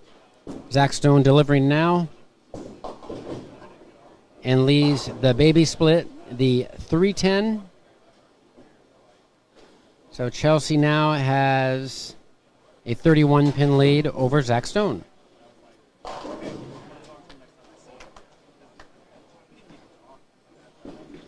Young Alec Jensen is taking it to the 2019 champion Ian Willard. If Alex Jensen strikes out in the 10th frame for a 234, he could have potentially an 80-pin advantage over Ian Willard.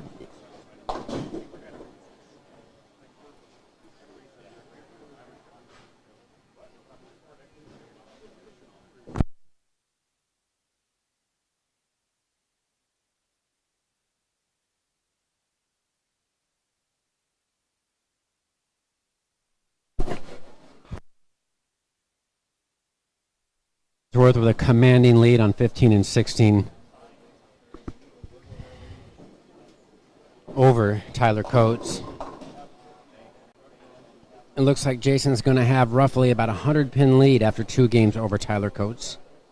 Meanwhile, on 13 and 14, big shot here for Chelsea coming up right now in lane 14. She's on a strike. And leaves the Doublewood 3-9.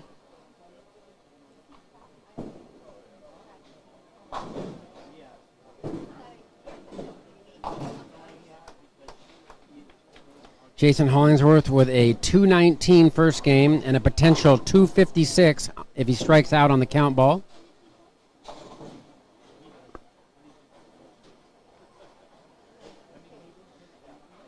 And Alex Jensen just doubled in the 10th against Ian Willard, potential 234.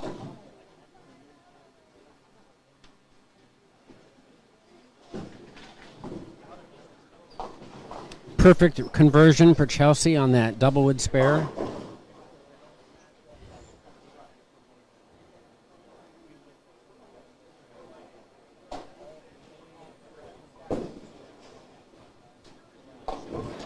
All right, on lane 12 right now, Alex Jensen, 11th frame. Beautiful shot, and he could have a 490 after 2 against Willard. 256, first game. 234 if he strikes here.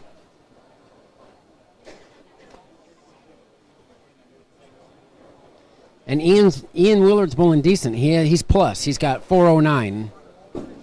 He just happens to be running into a buzzsaw. Perfect shot there by Chelsea Sporia.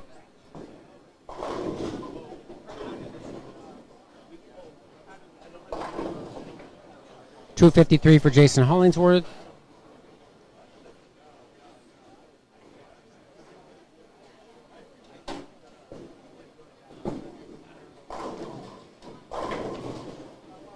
And a pocket 710 on the count ball. Great place for that.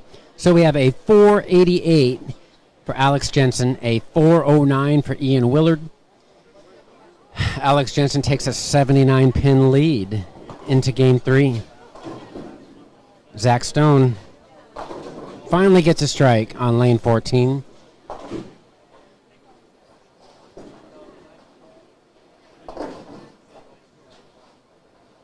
Nick Develin, 232. Chalmers, 200.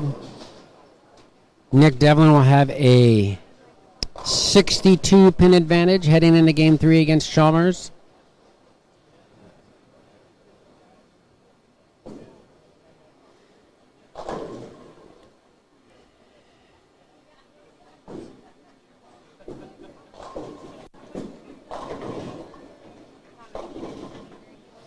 And we have a 185 for Tyler Coates. So we got Jason Hollingsworth, 472. Tyler Coates, 365. A 107-pin lead for Jason Hollingsworth heading into Game 3. Zach Stone missing the pocket in the 10th. Not able to make up any ground, and Chelsea's going to extend her lead.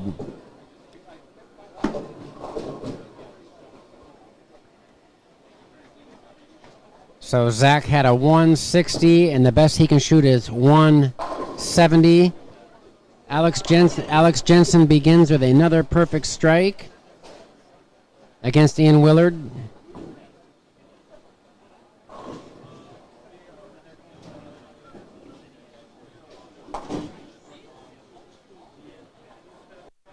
Zach's really struggling down here, Mike.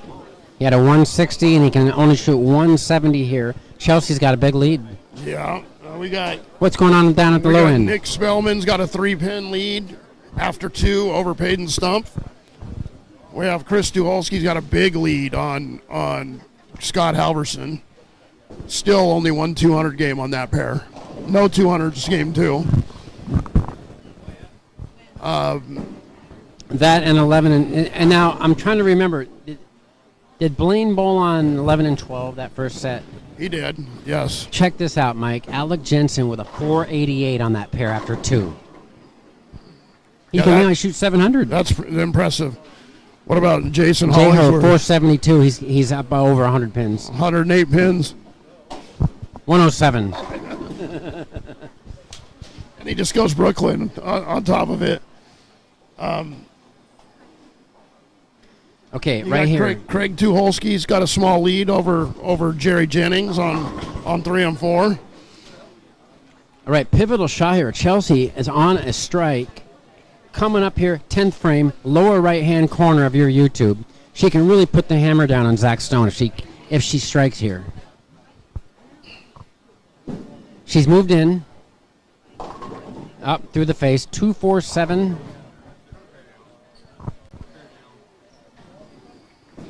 She makes it and strikes. She's got a 42-pin lead going into the last game. I got an interesting text from Jeff Nuggles' dad the first set. Jeff has only bowled league twice in 3 months, he said, and it came out in both the Masters. Well, now, why is that? I don't know. That's pretty impressive, though, to not be bowling very much and come out and do what he did.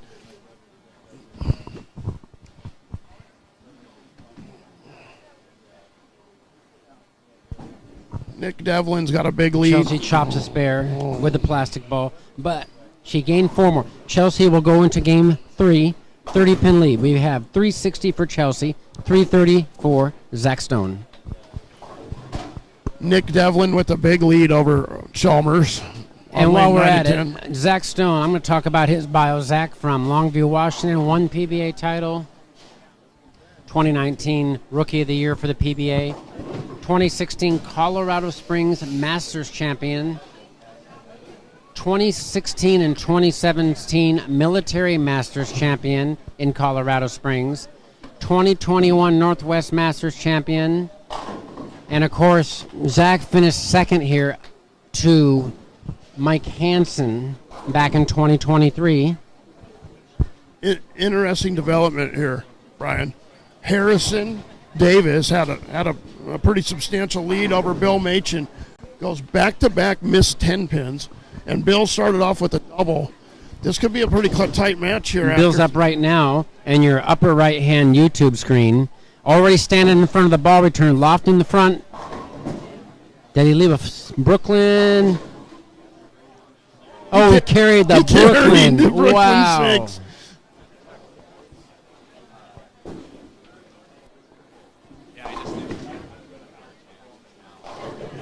And Zach's equipment is Bowler X, creating the difference in UIS sportswear.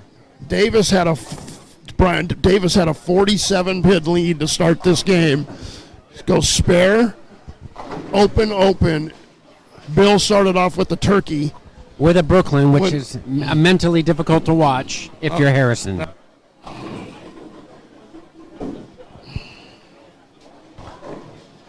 He didn't get the Brooklyn this time. Looks like No, a it looks like 6'9", 6'9", 10, it looks like. And Zach Stone kind of in meltdown situation right now.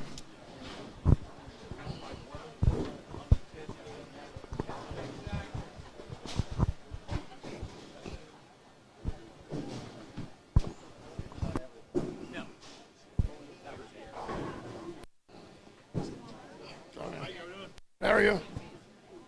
The Predator going down.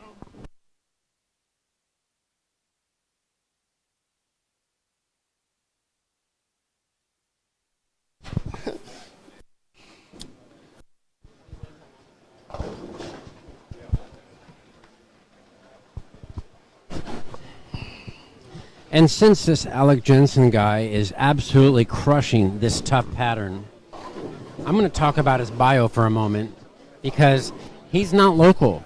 This Alec Jensen is from Chicago, Illinois.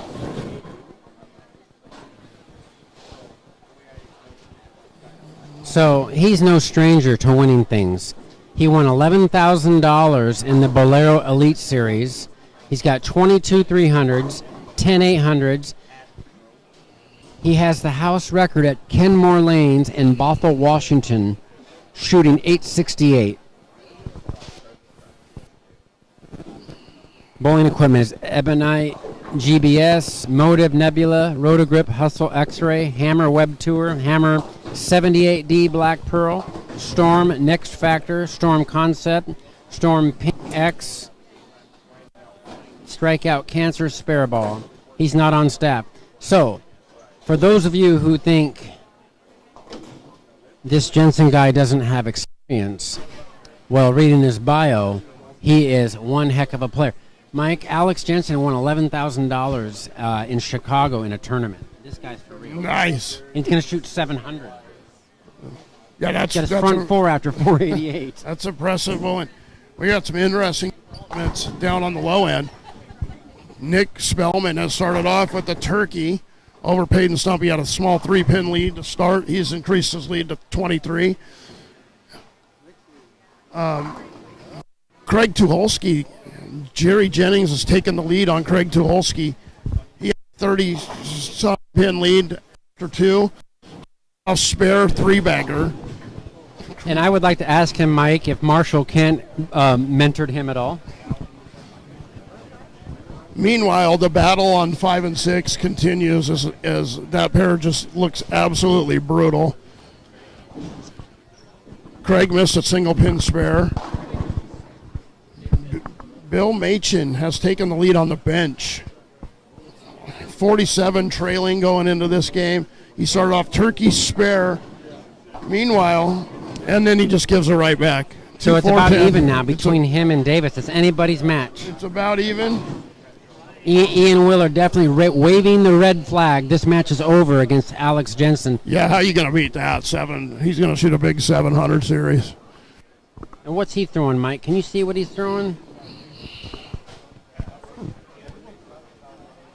got quite a list of balls. Let's see.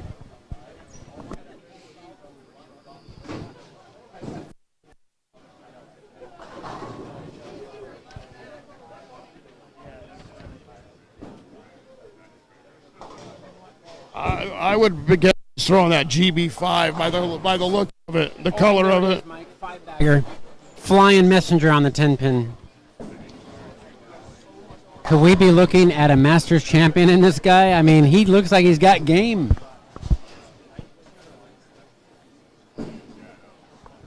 Pretty impressive. Yeah. Meanwhile, Nick Develin just going about his business here. Jerry Jennings up, fifth frame, working on a 3-bagger. Lane 4. And, you know, Jerry Jennings, very, he's got the silent laydown. Have you noticed that? You do not hear the ball hit the lane. Much like Ryan Oldham used to do. Yeah. Right? Yep.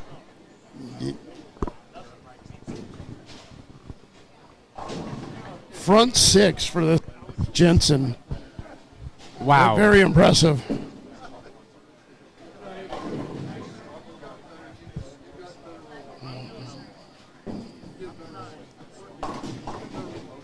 Jennings makes the spare.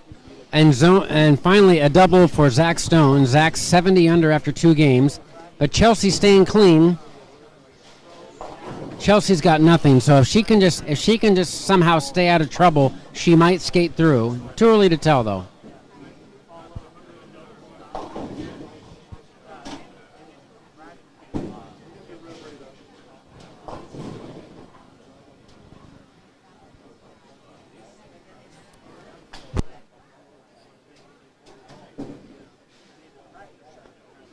Just getting the count for Nick Devlin.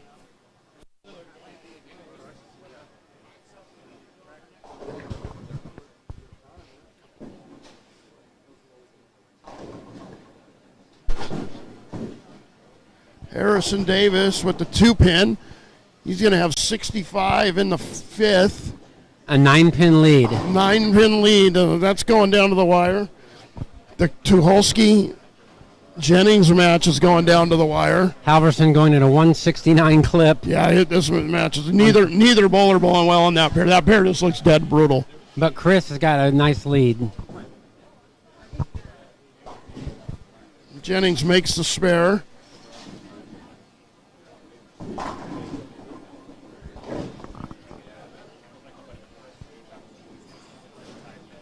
I'm going to wander down there to that low end and see what's going on, Brian.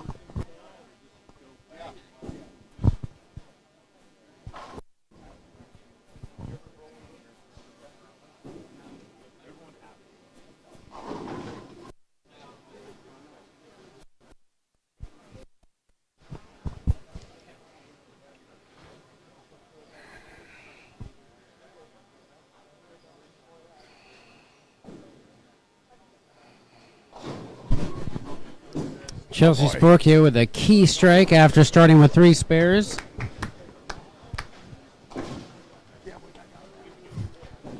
Okay, right now in your lower right-hand quadrant of your YouTube feed, we've got a real pivotal shot right now for Zach Stone. He's really been struggling. Finally got a double after an open.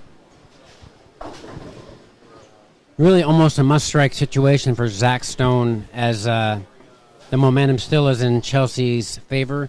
Standing in front of the ball return, abbreviated approach, crossing between 4th and 5th arrow, and he gets the turkey. So that closed it down to an 18-pin lead for Zach Stone, trailing by 18.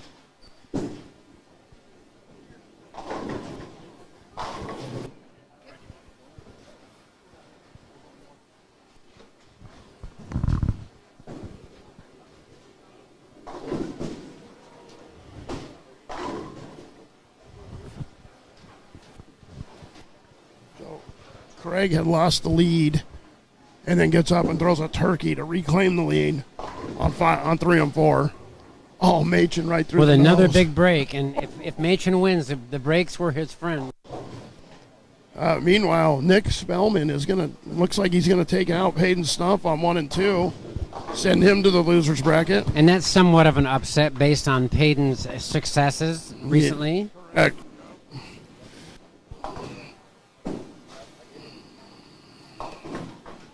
Washout for Peyton. So here's the situation. Craig's got 128, 48 in the.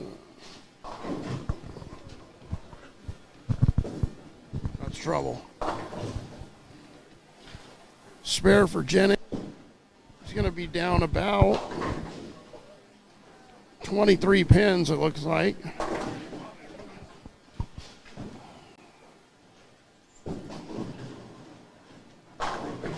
Great shot by Chris Tuholski there. He'll be moving on. Chris can still shoot 600 on the impossible pair. That's pretty good.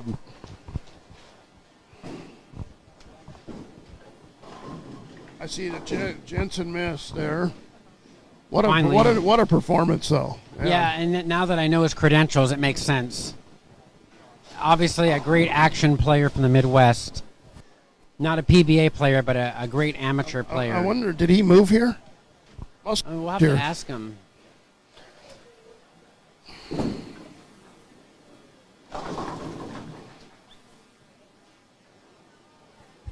Scott just never could find anything on 5 and 6. The players before said that was a brutal pair, and they were not lying. Ooh, and Chelsea just tripped out the 4-6. Yeah, and Zach was stringing strikes down there. Yeah, so. I'm going to take a quick look here. Zach is up right now. I'm going to head and comment on this.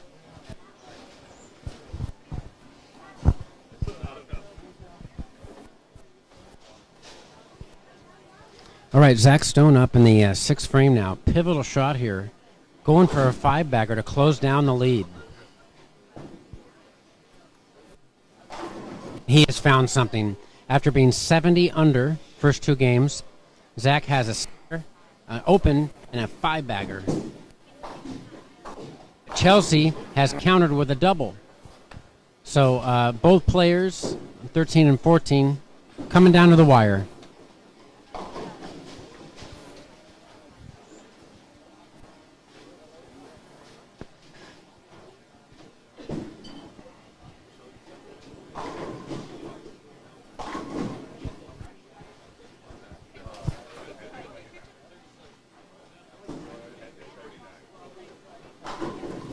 Oh, and Zach just pured that one. 6 in a row for Zach Stone. Not going down without a fight. Hey, Ed. What's up, buddy? How are you?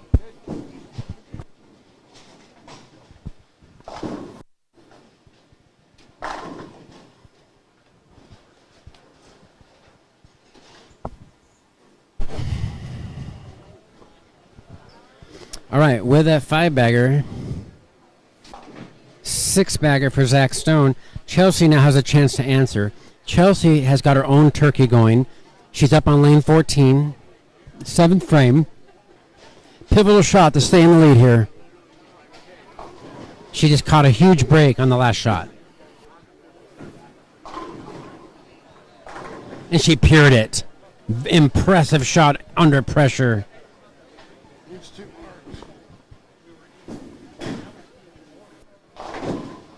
So right now, Chelsea, 18-pin lead over Zach Stone. Zach has a 6-bagger. Chelsea has a 4-bagger. Exciting.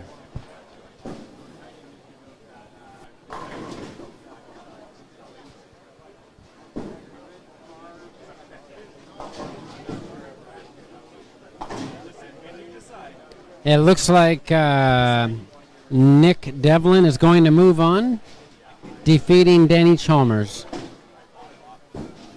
And also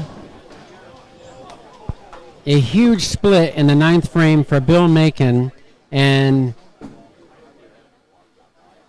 Chelsea just pured it in the 8th frame. What a close performance. Both players finding it at the exact same moment, left-hander, right-hander, and she just pured it so beautifully.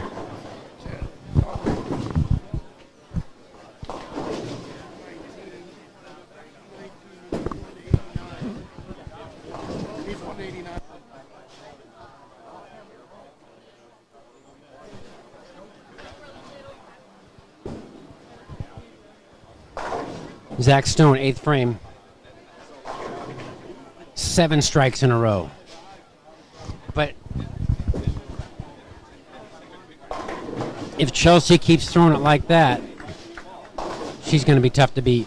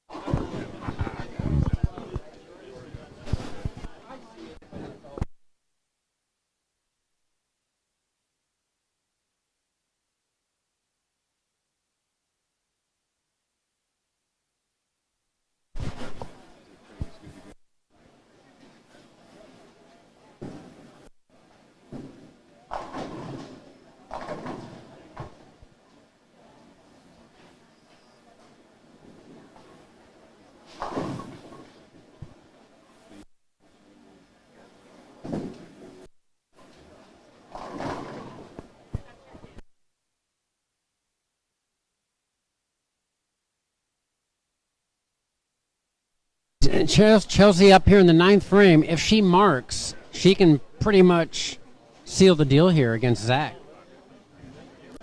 We got Nick Spellman going through. Nick won. Okay, he won. Big upset, Nick Spellman. We got Craig Tuholski moving on. Excuse me. Chris Tuholski moving on. Yeah, Scotty shot a low 500 on that pair. Harrison 5 and 6 is definitely a tough one. Yes, Chris shot 600 exactly. That's good. Okay, We got big shot here for 9th frame. And she left the same thing that Zach's left. We got Harrison Travolta moving on. Harrison Davis moving on. We got Nick Spellman moving, or Nick Develin moving on. Alex Jensen with a 730 series. Wow. He won 11K in the Bolero. He's from Chicago.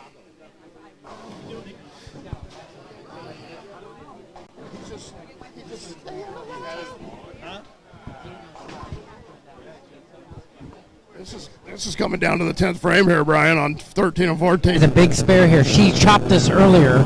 Now, she used plastic earlier, and she chopped it again. Yep.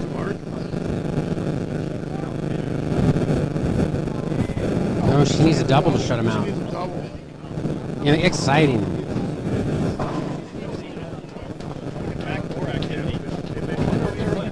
If there's any photos exchanged. He's going to switch to the Predator in the 10th.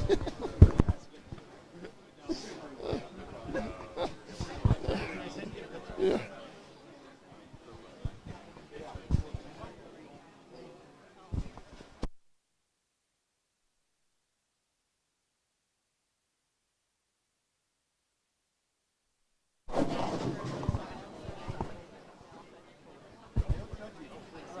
This is a 10th frame shot now for Chelsea. A double shuts out Zach Stone. Anything less, Zach can control his own destiny. Looks pretty good. Oh, a ringing 7. Ouch. 7. Zach can get up if she makes it and double and win the match. She's going to pull out the plastic. Is she, Brian?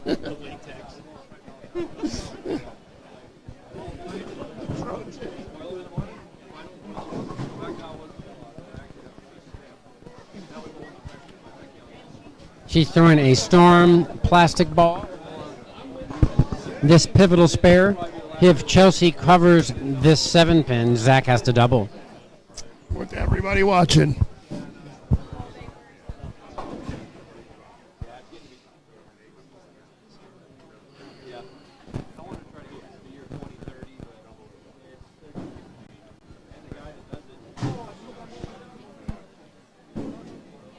She covers it. Nice. She made it.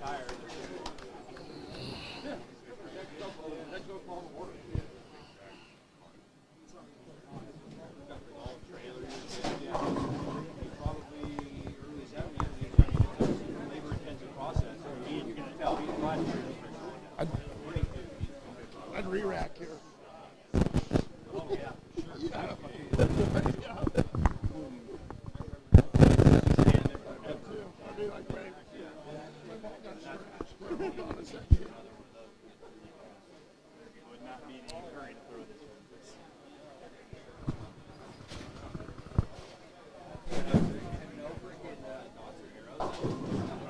All right, count didn't matter there. Zach still needs a double to advance.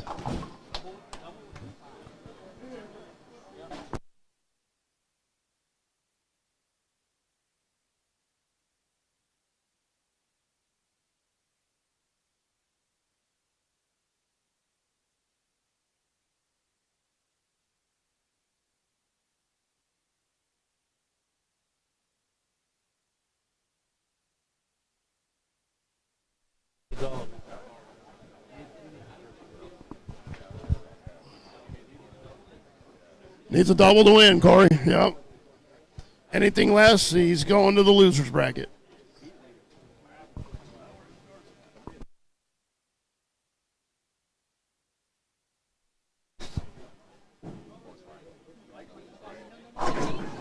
He throws the first one. Throws the first one.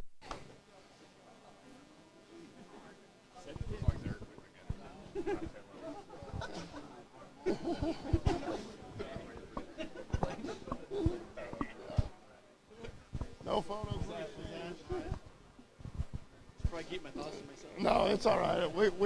We've already said it. It's all good.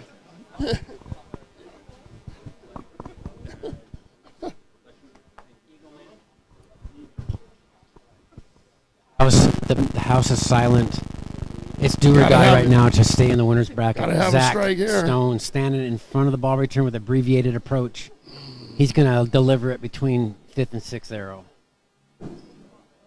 That looks pretty good. Oh, and he carries it. Wow, and a great clutch shot there.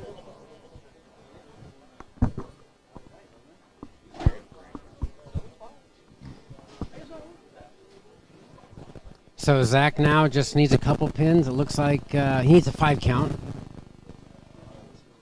What a clutch finish. Zach was 70 under after 2 games, comes through with a 250 to take out Chelsea.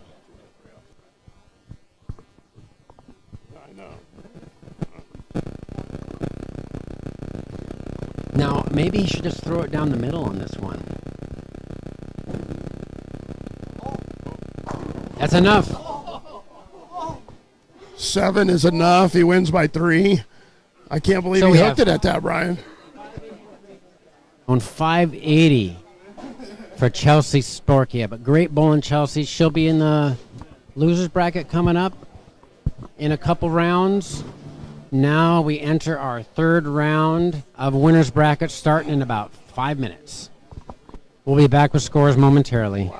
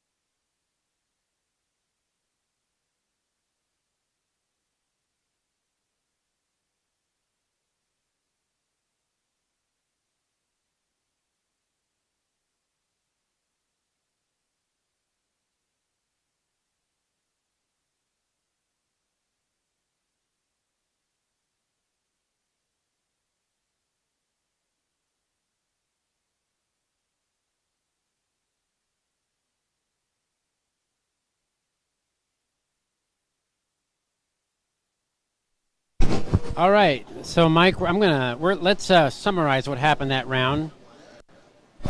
What happened on 1 and 2? What were the scores? Hayden Stump, 524, 154 the last game. Nick Spellman, 572. He won by 48 pins, 48 pin lead win.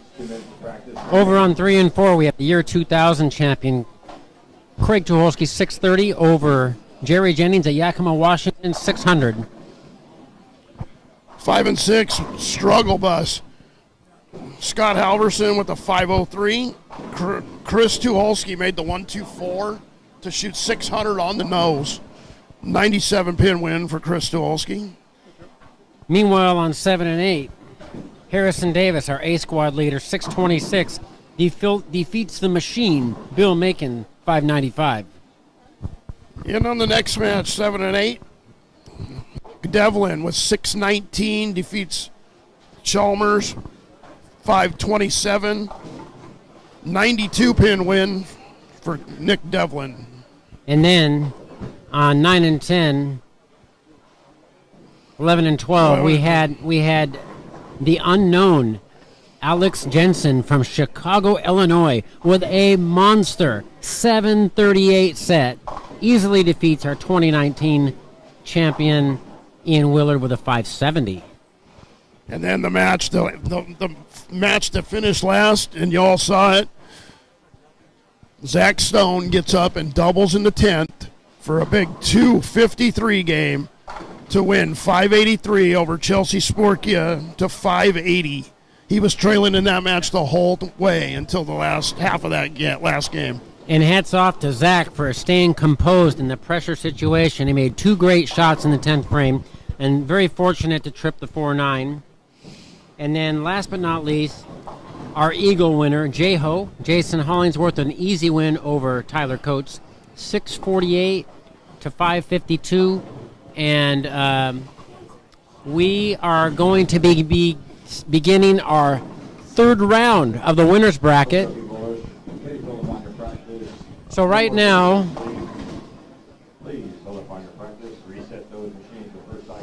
half of our players have been sent to the loser's bracket. So the players that are on the floor right now all have 1 win under their belt. And so half of these players that lose will go to the loser's bracket.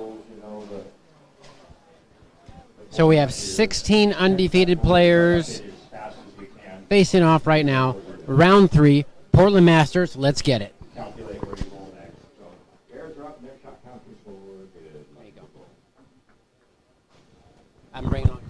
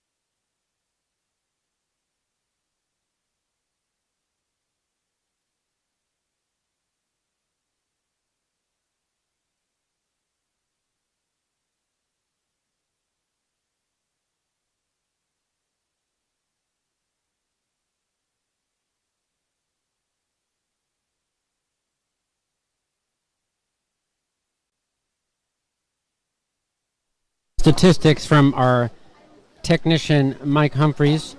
Turns out that the second round of the Portland Masters, the field averaged 8 pins higher. So on the fresh, they averaged 189 as a field. They averaged 197 on round 2. And the third game average on the first round was 180. The third game average is 192 on the second round, showing that the lanes, the transition that happened may have settled down for a little bit. However, we will be bowling on the fresh again eventually after round 4. Round 4 will begin at about 12:15 or so, and then after that we will re-oil and have a lunch break.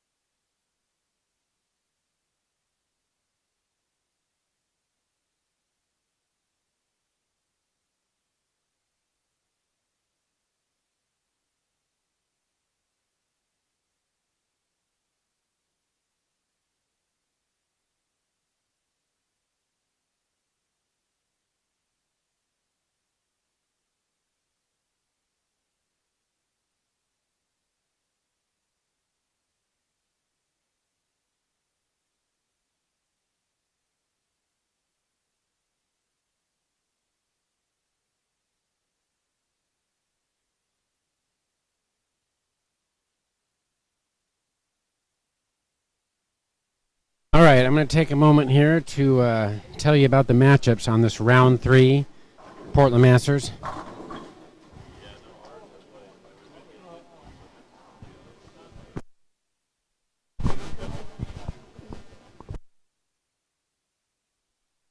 Brian, good thing they re-oil after the next squad. Now, 8 pins higher that last squad versus the first squad. Yeah, I kind of figured that would happen after the transition. Now they're kind of what they are. Yeah, okay, so now the matchups this round on 1 and 2, we got Gary Lennox versus McNab, Alex McNab. Yep. 3 and 4, we got Zach Stone versus Jay Ho. We've got last year's champion Eric Jensen on 5 and 6. Be interesting to see what Eric shoots on this brutal pair, right? Taking on Jeff Noggle. Yeah.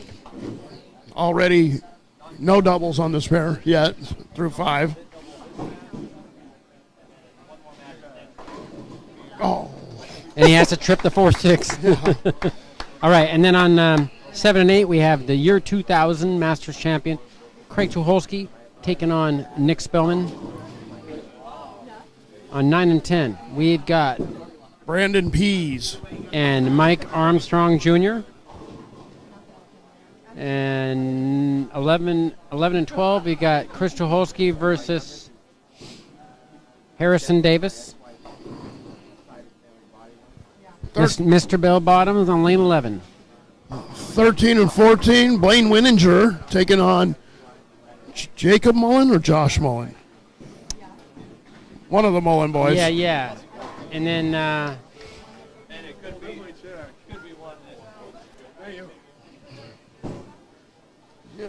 on 15 and 16, we've got Nick Develin versus Alex Jensen.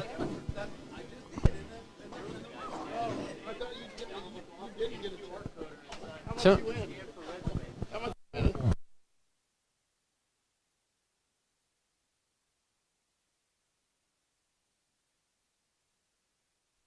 $15 and $16, Brian. We got Nick Devlin. Look at this. After shooting 730, look what he has. Alex Jensen already has 4 opens. Yeah. 77 in the 6th. Nick Devlin started off strong with strike spare 3-bagger. Dog tag Tuholski with a strike.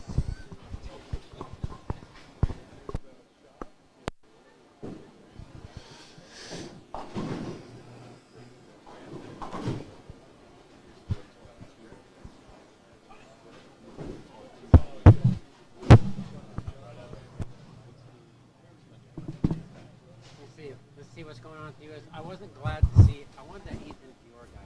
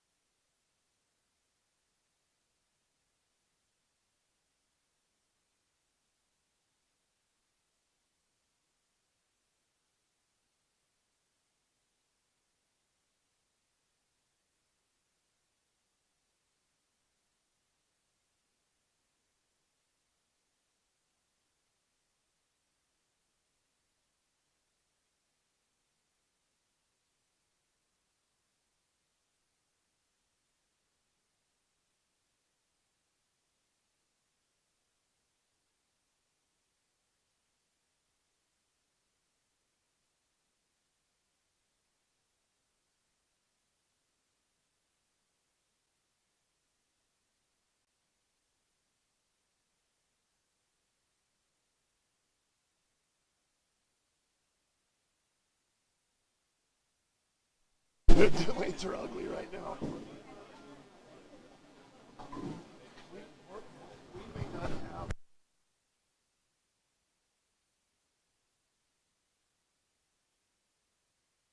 Don't look now, Mike, but Alex Jensen is going at a 145 clip after shooting 730.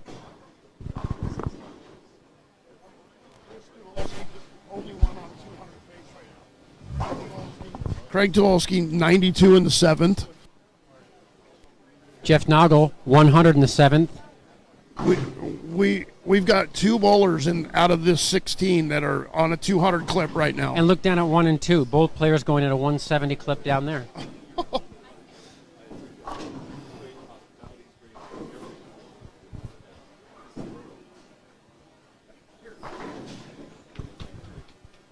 And basically, we're down to just one player going at a 2-0 clip, and the other 15 are under right now.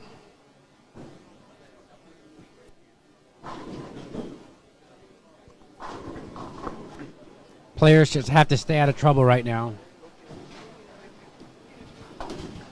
Strings of strikes not necessary. Filling frames is.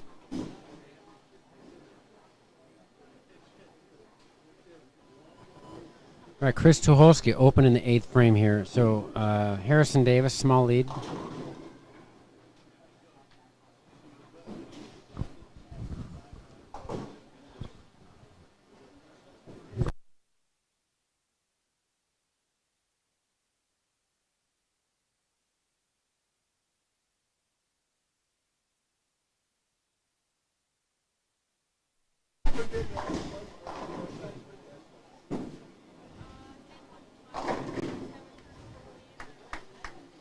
Chris Tuholski recovers on 11-12. Still a potential 209 out there.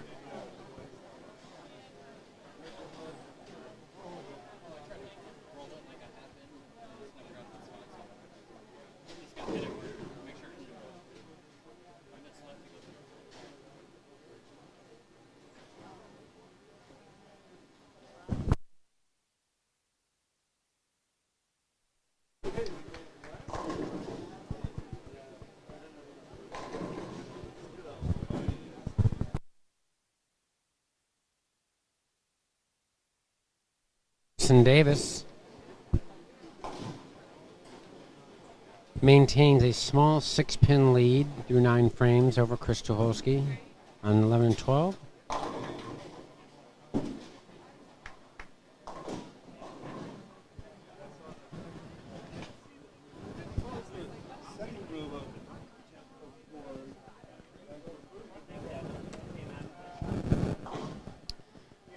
All right, so in the lower right-hand corner of your screen, we're going to have Chicago's Alex Jensen, who's having a disastrous opening game. After shooting 730, he's in the 9th frame. And finally gets a strike. So he has 105 in the 8th frame with a strike up. Nick Develin, potential 2-0 against him. So Nick's going to take a relatively good lead into game 2 over Alex Jensen.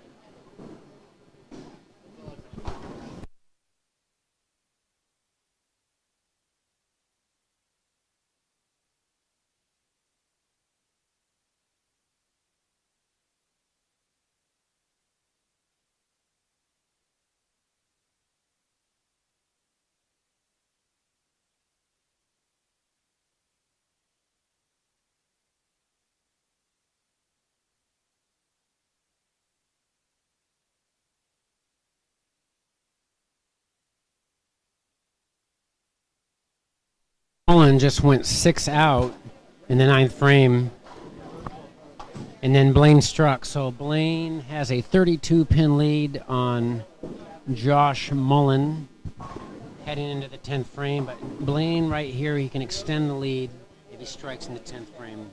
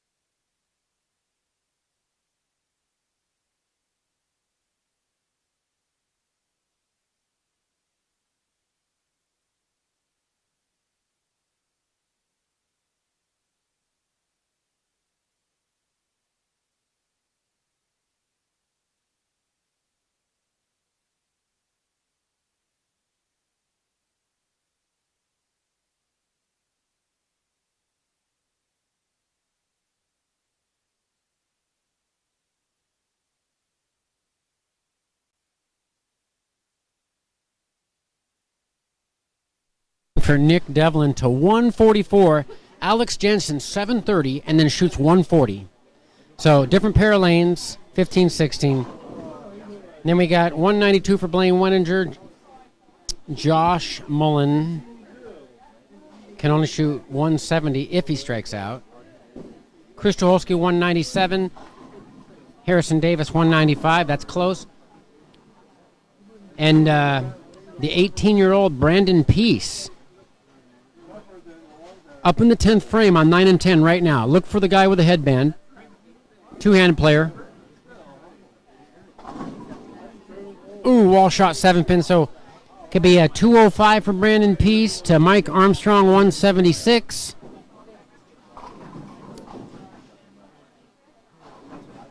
We've got Nick Spellman, 156. Craig Tuholski, 140. Ouch. You know when a past Masters champion shoots 140 that they're tough. And that's what just happened to Craig Tuolski.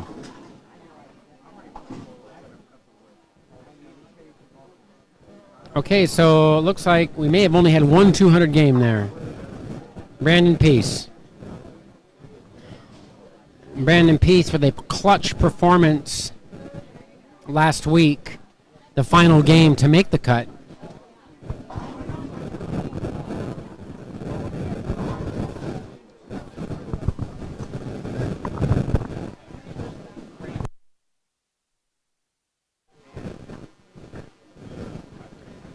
So, Jeff Hagan gave me some great statistics on the Portland Masters over the last 11 years.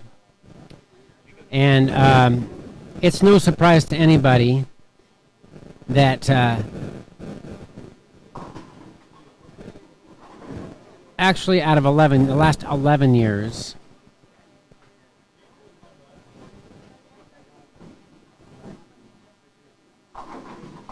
I'm sorry, 10 years. There was no tournament in 2021. So if you look at the last 10 years, Blaine has made the top 32 9 out of 10 years. I'm going right here. I'll be right back. And I believe Blaine is the only player who has won the Masters back-to-back. 2012, 2013. Didn't make the cut in 2016. But so this is the 9th year in a row that Blaine has made the cut at the Masters. And if you look at all the Pacific Northwest bowlers in this modern era, he definitely has the highest cash percentage of any player in the Northwest. Just incredible versatility. And 57 years old, still able to compete with all the young ones. All right, so the next player, or players that have made a lot of cuts, another one of mention is Jeff Noggle has made the cut 9 out of 10 years in the Portland Masters. Now, Jeff has never gone real deep in the tournament. He struggled in match play, but in the qualifying section of the tournament, he's just been deadly the last 10 years. Jeff missed the cut in 2020 during the COVID era. Other than that, solid as a rock every year. And then 2 players have made the cut 8 out of 10 years. And not surprising, the 2019 champion Ian Willard has made the cut 8 out of the past 10 years. Portland Masters. Also, the great Eric Jensen has made the cut 8 out of the last 10 years. Eric missed the cut in 2017 and 2023. However, Eric does have one category that he leads everybody in. Eric has been the top seed 3 times in the last 10 years. This year, 2026, he was top seed in 2020. He was top seed in 2016. And he may have done it another time before that. And so, reviewing the last 3 years, Eric qualified 5th last year, won the tournament. In the year that he won his first Masters, he qualified 21st in 2018 and then ran the field I believe he beat Ian Willard 6-16 to 6-15 in a very close match. Okay, so looking down this list here, there are 4 players that have made the cut 7 out of 10 years. One of them, Craig Tuholski, year 2000 Masters champion. Now, Craig missed the cut 3 years in a row, 2022, 2020, and 2019. Other than that, he's made the cut 7 out of 10 years. Also, when you talk about the best left-handers in Portland, you got to have Gary Lennox in the conversation. Gary Lennox has made 7 out of 10 of the last cuts at the Portland Masters. Also, the hottest player right now in the Pacific Northwest, Chris Tuolski, has made the cut 7 out of 10 years at the Masters. And the machine, Bill Macon, has made the cut 7 out of 10 years. But I don't know if he even bowled before 2018. Bill has made the cut 7 out of the last 8 years in the Masters. So fantastic bowling by Bill.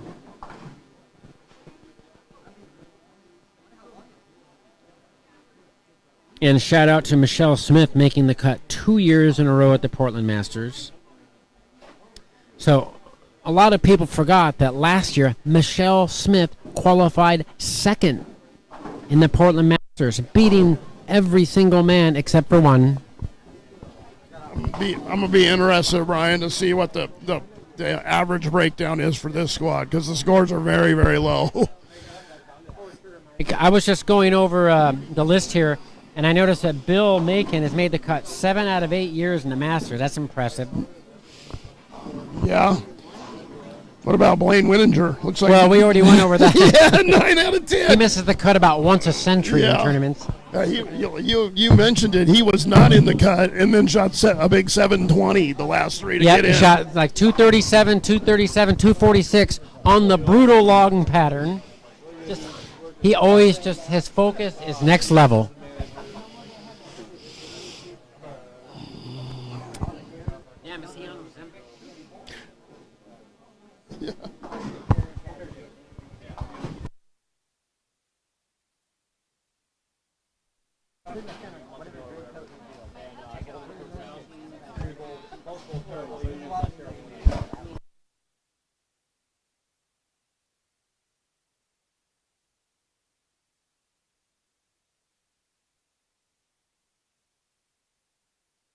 But now he's got something going, game 2.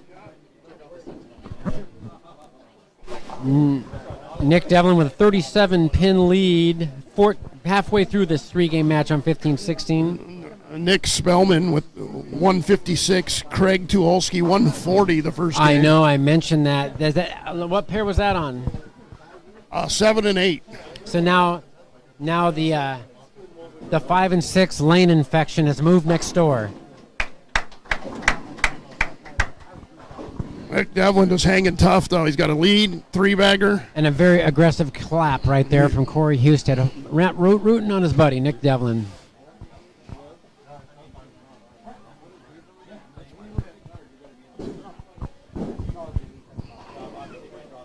Oh, by the way, Rob Edwards is in the house. Thank you, Rob, for sponsoring. Oh, great. Thank you, Edwards Construction, for sponsoring the Portland Masters, as well as Milwaukee Bowl and the Brands of Brunswick. We lost some of the other sponsors, but we're still able to offer the same prize fund as previous years. All right, Devlin's got it going. 4-bagger for Nick Develin. Another very aggressive clap from Corey Husted. Rooting on his buddy. Okay, so Alex Jensen, who has had some turmoil on this pair, let's see if he can put together a 3-bagger here, lane 16, in the lower right-hand corner of your YouTube right now. He's from Chicago, Illinois. Oh, and a nasty split. So that's going to open up a sizable advantage for Nick Develin.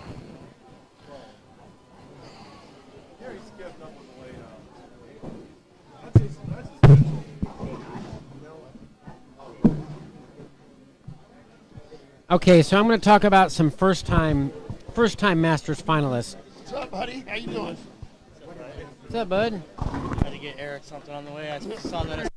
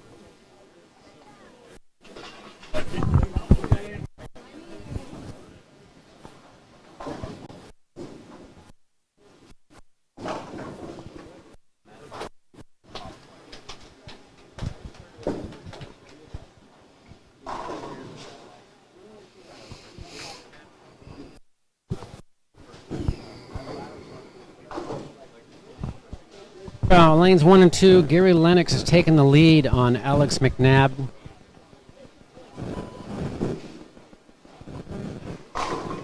Beautiful shot.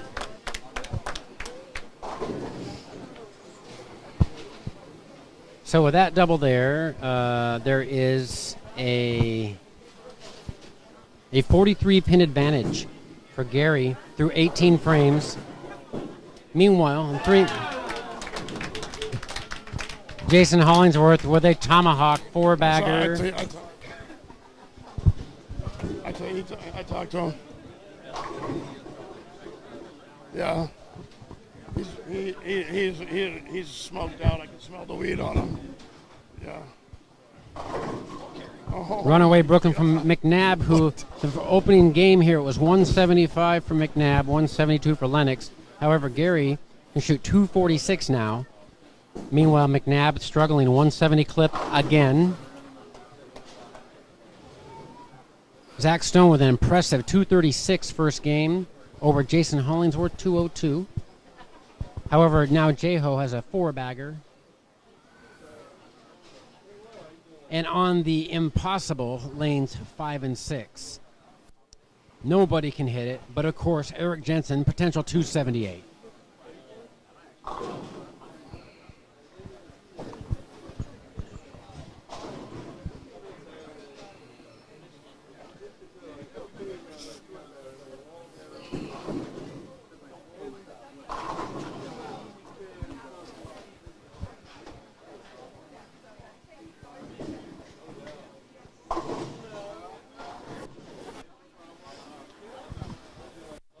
Mike, I was just looking at 5 and 6. Eric Jensen, potential 278 on that 5 and 6. Yeah, and Jeff's struggling down there. We got Gary Lennox is taking control of this match on 1 and 2. He just peered that last one. Yeah, we got a good tight match going here with Zach and Hollingsworth. That figured something out on 3 and 4 here. Zach Stone has carried the momentum over. He's blown well until that shot. 2-0 though. With 3, it'll be 201. Jason Hollingsworth could shoot 229. So he's still trailing a little bit. Yeah. Jensen almost crumbled the bucket, but still 257 out there for Eric. 201 for Zach. This is a big 10th frame for J-Ho here. He can cut into this lead.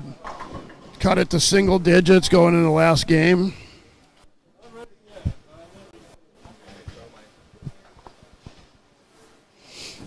So Craig Tuholski, after the 140, potential 244. Yeah, he made a ball change, smart. Went to a Brunswick and has figured something out. Craig, once again, very interesting approach how he turns his body totally sideways. Oh, J.O. in the 4-7. Wow. That voodoo roll, right? So let's go. The last 3 shots have been Brooklyn, Messenger 10-pin, late Messenger, and cave in the 4-7 for a 3-bagger. And now it's a 5-bagger. Oh. Okay, Gary can really put the hammer down here. Over 4th arrow. Oh, and Being somewhat of a bad break, leaving a 5-6.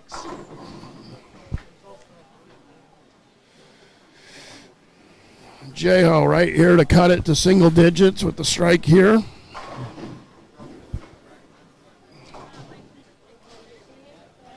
Eric Jensen with a 10-pin can shoot 246 on 5 and 6. Oh, and a PBA washed out.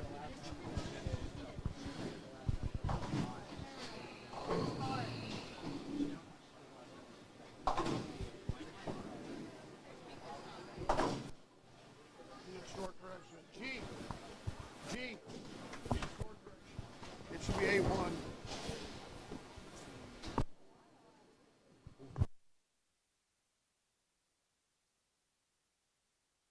Count there for J-Ho, 210, 201.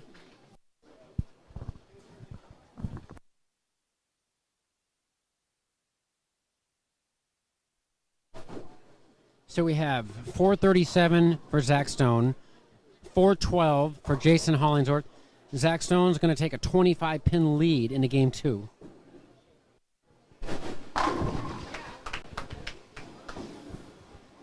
Gary Lennox with a potential 212.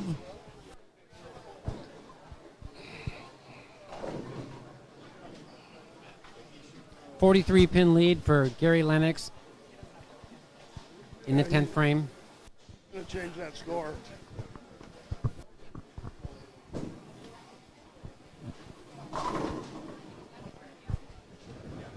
Zach Stone starts off with a swishing 7-pin, kind of a bad break. 246 for Eric Jensen. Jeff Noggle having some trouble.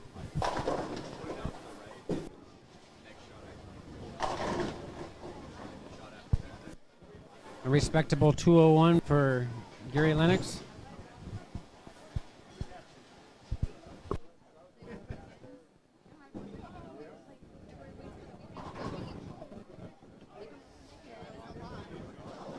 Very close match on 7 and 8. We've got Nick Spellman 373, Craig Tuholski 363.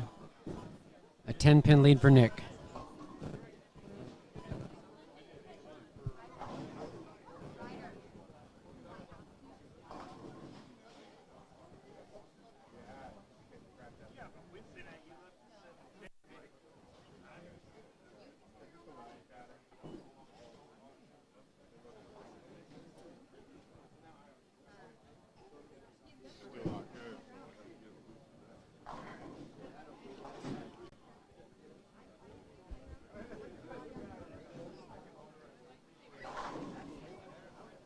Jeff Noggle with 152. So we have 418 for Eric, 306 for Jeff. Eric Jensen with a 112 pin advantage heading into game 3.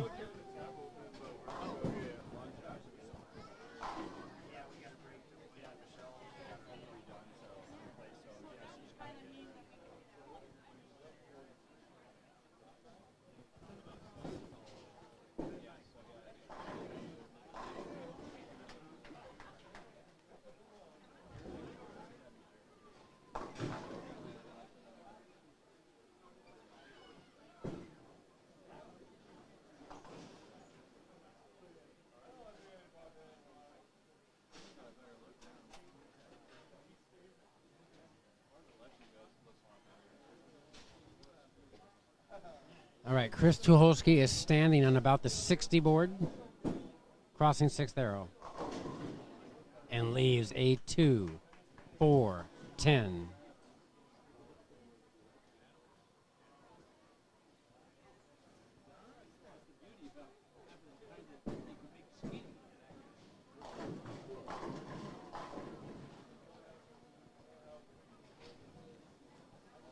All right.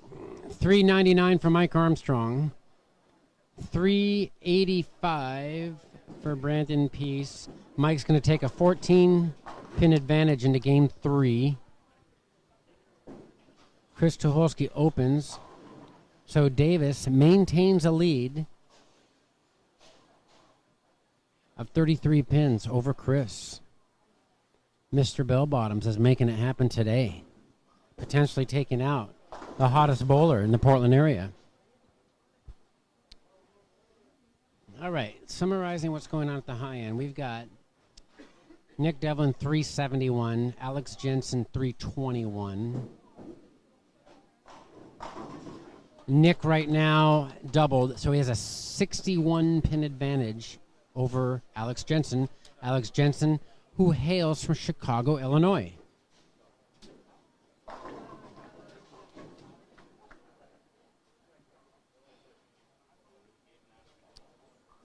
And Davis, perfect shot there again. Harrison Davis, who led the A squad, has never bowled the Masters before, comes in here and leads the squad, and now he's on the verge of taking out our hottest player in the area.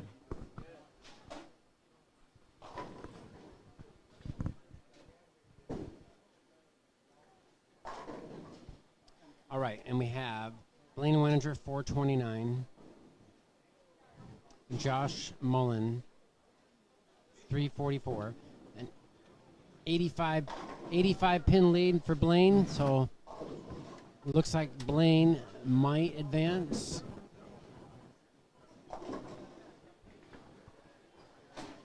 Harrison Davis on lane 11 right now. Beautiful shot. And he has got Chris Tuholski on the ropes. He's got Chris by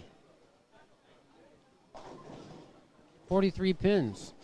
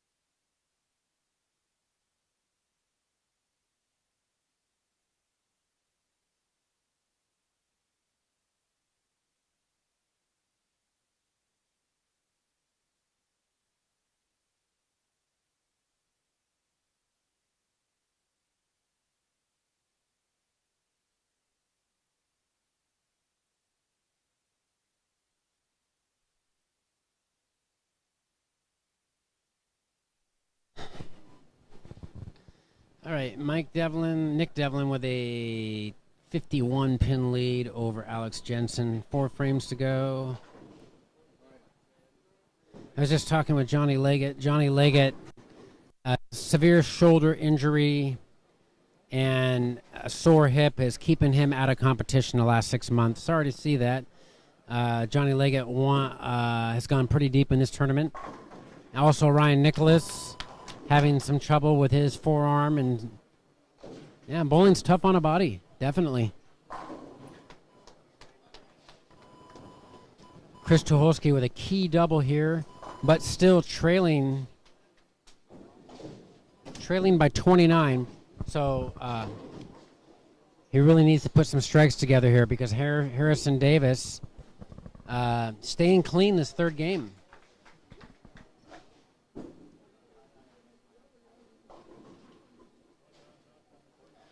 Okay, Harrison Davis now. He's nestled up against the ball return, 7th frame. Mr. Bell Bottoms over about the 22 board and leaves a 2-pin. So that gives Chris a chance here. If Chris is able to get up and strike here, he can close the gap a little bit. Meanwhile, Brandon Peace over on 9 and 10 is delivering a shot. And he throws a double. So Mike Armstrong with a 25-pin advantage with 6 frames remaining. It looks like Nick Develin is going to defeat Alex Jensen. It looks like Blaine Wininger has a 75-pin advantage on Mullen.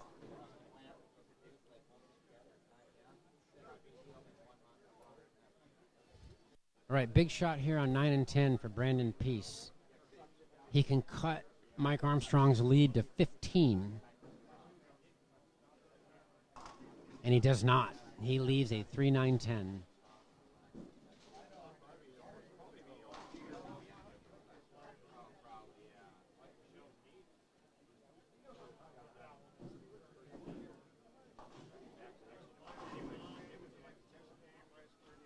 And it looks like Nick Spellman has a 29-pin lead on Craig Tuholski. 3 frames remaining. Brandon Peace is going to have to pick up this 3-9-10. Difficult spare here on lane 9. Does not convert. So with that, Mike Armstrong's lead is at the 39 pin.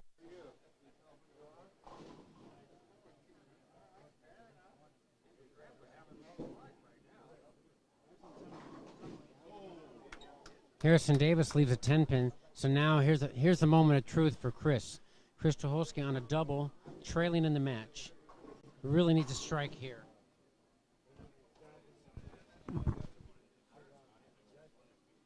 So this will be on the upper right-hand panel of your, the lower left-hand panel of your YouTube feed.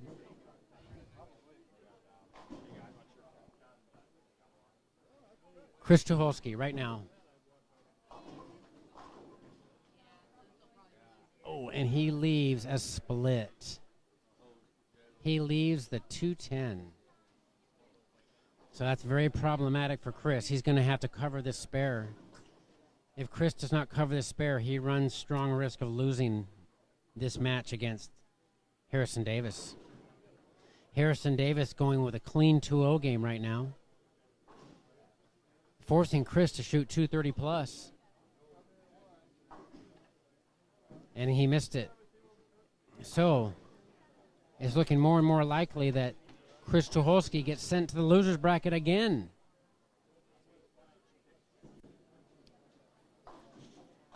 Mike Armstrong with a 5-bagger. Opening up a huge lead on Brandon Peace.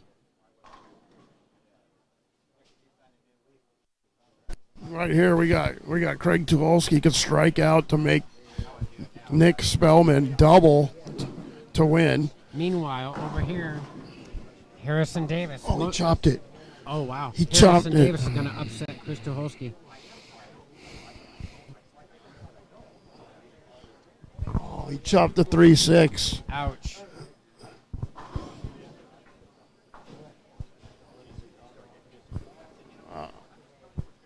The Hollingsworth-Stone match is very close.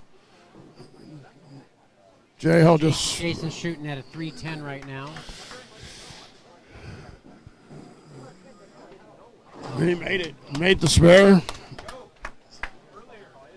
Big shot here for Craig Tuolski. Huge shot. Harrison Davis can close the deal here with another mark. That's all she wrote. Hey!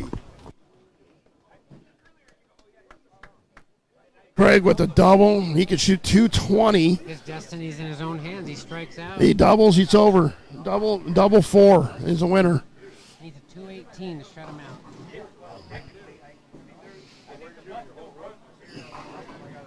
Let's see. 207, 27. Yeah, a double and 8. Yep, double and 8. He wins. Easier said than done.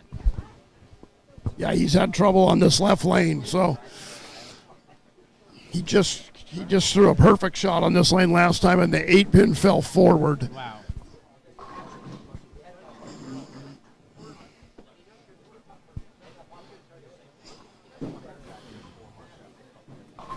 When he trips the 4, Craig trips the 4. Holy cow. Harrison Davis with a perfect shot in the 10th, easily defeating Cruz Tuholski. I guess I should have picked Harrison Davis. I didn't know who he was. Harrison Travolta were the dead giveaway. You mean Travolta? Harrison Travolta? Yeah.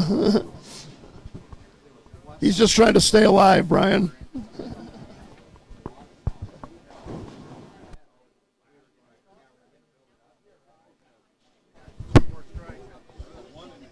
He's shooting close to a 650 series.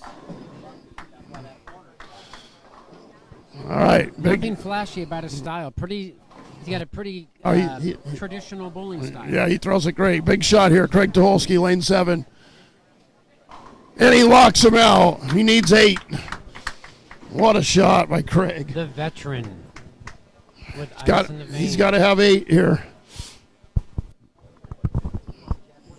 8 is no gimme on this pattern.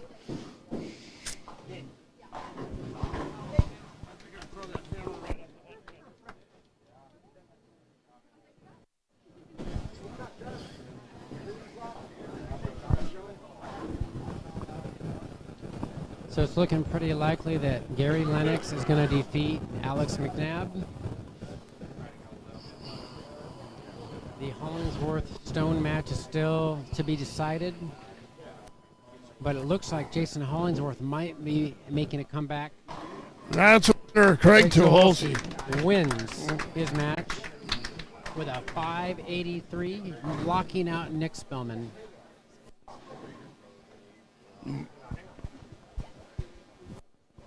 So now we got, Zach Stone opens in the 9th. Shoot 192. J-Ho can win the match. Yep.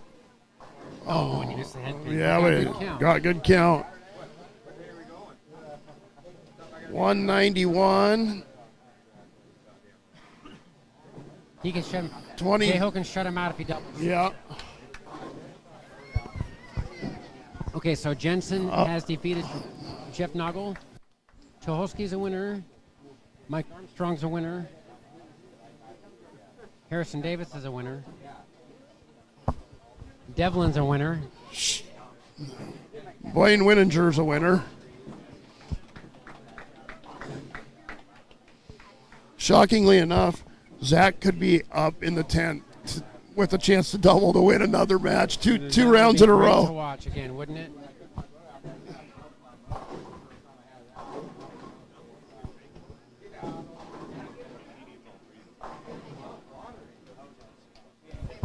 And of course, Spillman doubles when it didn't matter.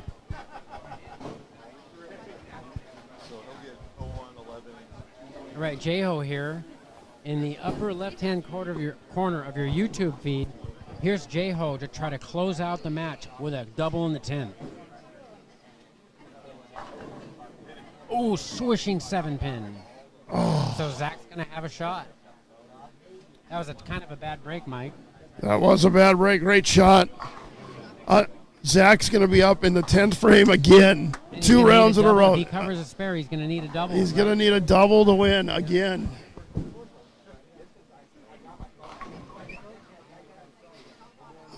$583 for Craig Tuholski, $578 for Nick Spellman. Yeah, Craig shot 140 the first game, so that was a good comeback.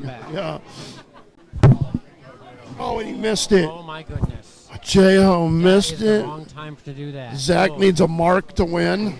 He just went from a double to needing a spare. Oh. Unbelievable. No gimme, though. No gimme on this pattern.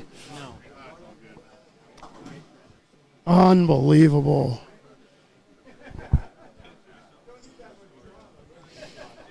Okay, so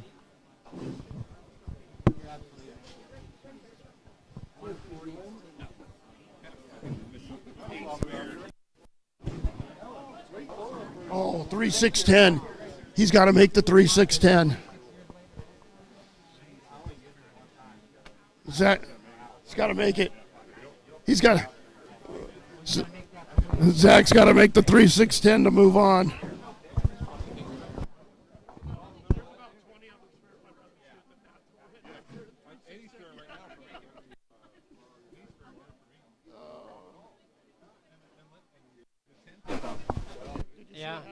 yeah, it's wider. You're right. Zach's gonna throw plastic at it. He got it. He covered it. All right, he just needs a 3 count now. Wow, he's living on the edge. Zach Stone's living on the edge. Well, Zach certainly earned his spot in the winner's bracket. Yeah.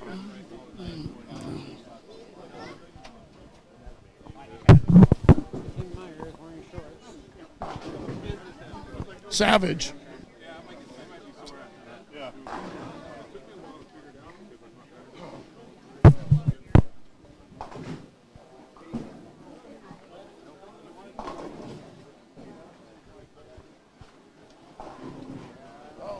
That's going to conclude our round here. Yeah. The winners brackets. Okay, so the next round of 16 will be the losers bracket. It's going to be round 4 of the Portland Masters. All of our winners get to take an extended break now. So they actually get a 2.5-hour lunch break. So we got Gary. Head out to the parking lot. Yeah, check the battery acid. We got Gary Lennox moving on over McNab. We got Zach Stone moving on in a nail biter over Jason Hollinsworth. We got Eric Jensen moving on over Jeff Noggle. Craig Tuholski with an exciting win in the 10th over Nick Spellman. We got Mike Armstrong Jr. beating Brandon Pease.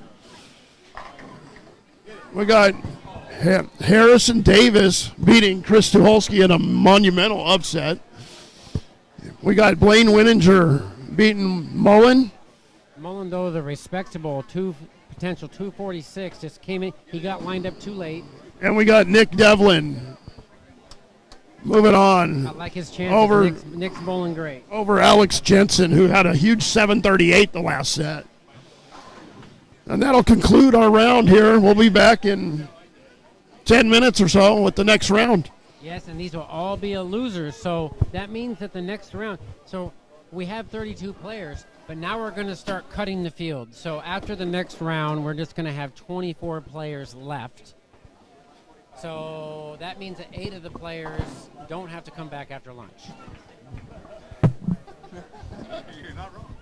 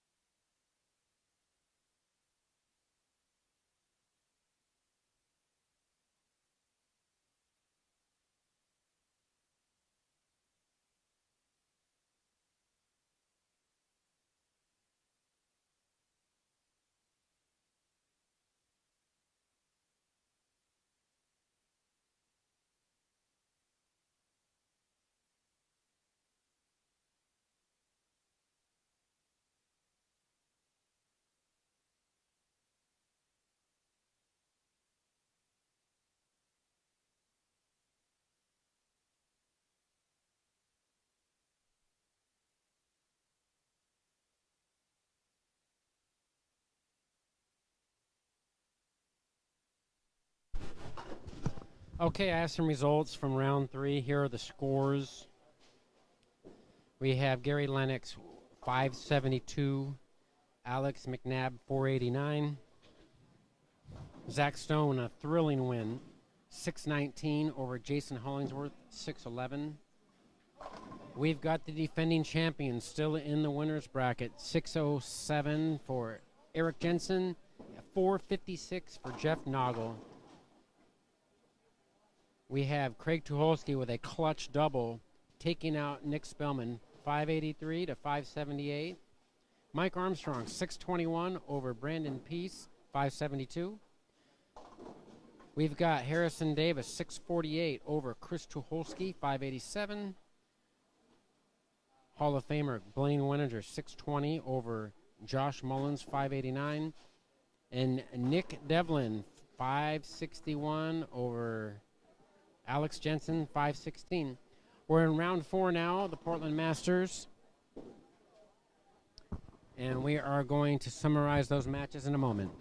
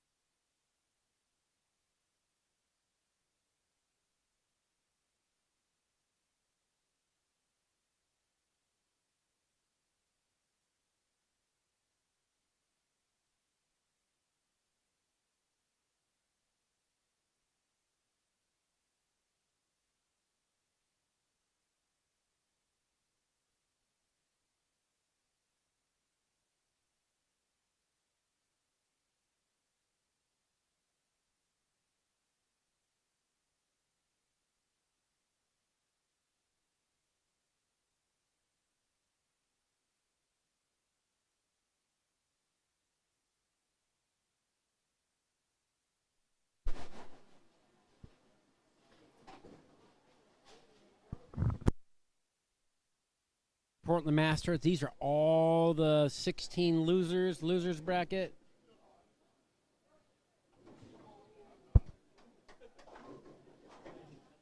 Let's talk about these matchups. We got Jacob Mullen versus Tyler Coates on 1 and 2. We got Matt Corin versus Chelsea Sporia on 3 and 4. Tyler Cruz and Ian Willard on 5 and 6. John Lechuga versus Danny Chalmers on 7 and 8. So just to give you a point of reference, on your YouTube feed right now, on the upper left, you can see Chelsea about to deliver a shot on lane 3. She's taking on Matt Corin.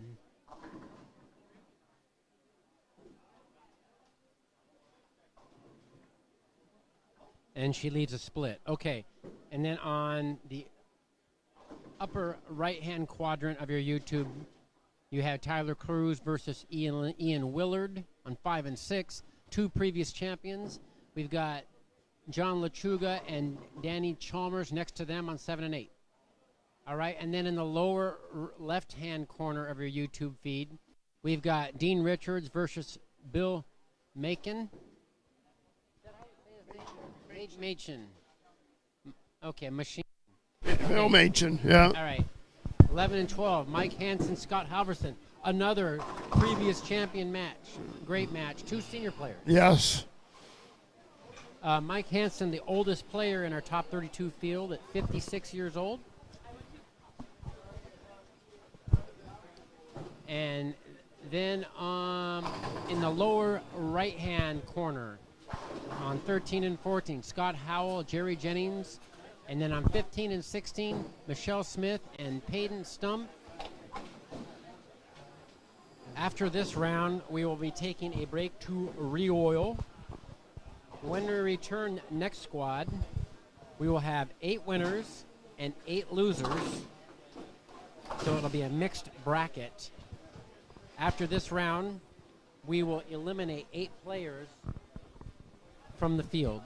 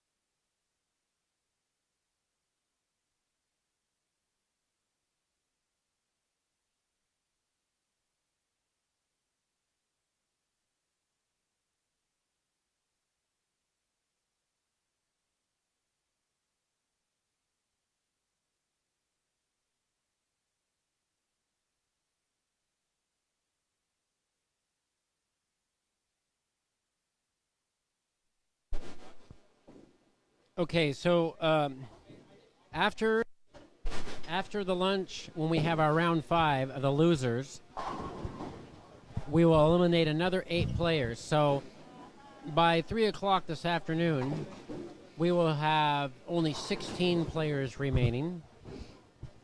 And by the end of the day, we'll only have 8. The final 8 players come back tomorrow morning, vying for the title. And right now, we've got a massive lead over here on 15-16. Peyton Stump with a 60-pin advantage over Michelle Smith.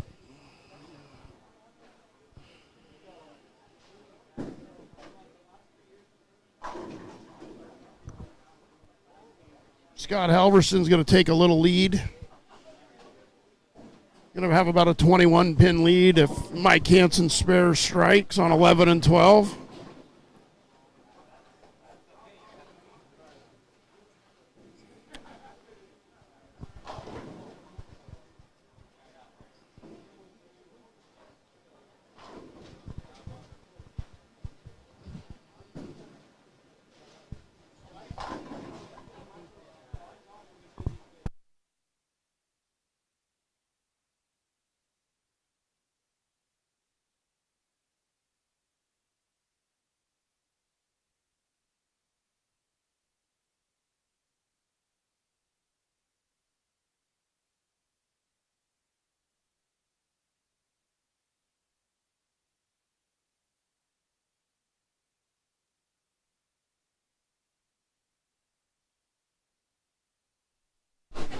163 for Jerry Jennings. Scott Howell could shoot 189 if he strikes out in the 10th.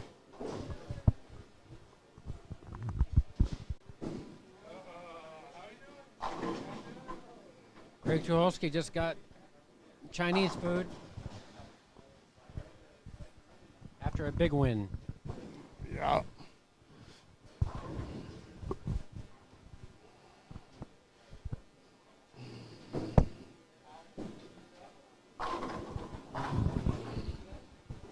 Okay, we got 224 for Halverson, 202 for Mike Hansen, 234 for Bill Machin, and Dean Richards can shoot 231. So Dean Richards having a much better start this round. Yes.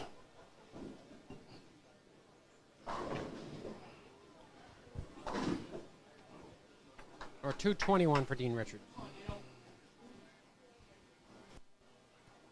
221, yeah. 221, Dean Richards. Hi.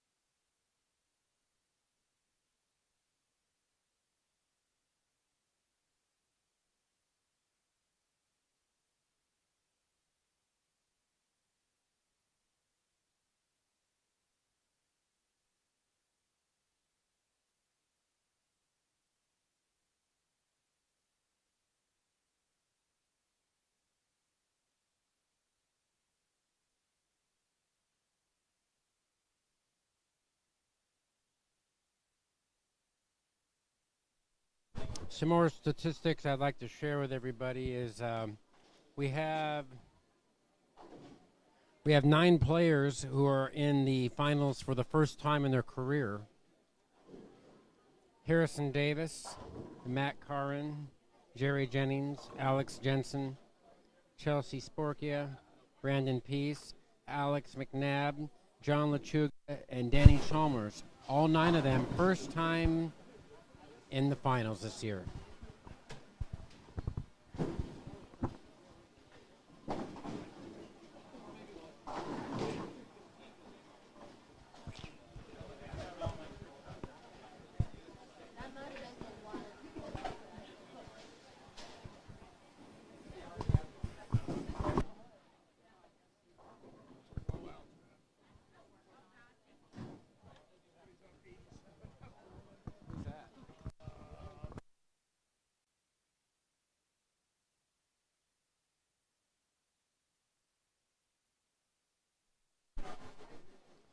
$221 for Peyton Stump, $164 for Michelle Smith. We have $188 for Scott Howell, $163 for Jerry Jennings. Scott Halverson, $224. Mike Hansen, $202. Bill Machin, $234. Dean Richards, $221.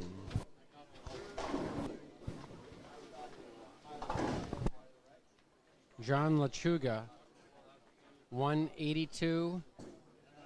Danny Chalmers, $179.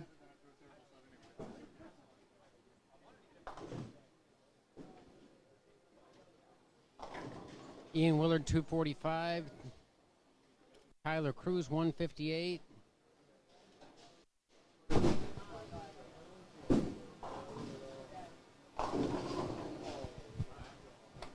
Tyler Coates, $244. $223 for Josh Mullen. $220 for Matt Corin. $167 for Chelsea Sporkia. All right, all the players are now in game 2. 1 o'clock. 1 o'clock, it's round 4 at Portland Masters. Half the people will be eliminated from the tournament after this squad.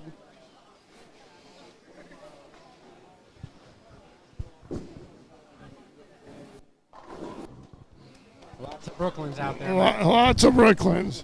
Pattern is not looking very easy, although the scores have come up this set a little bit.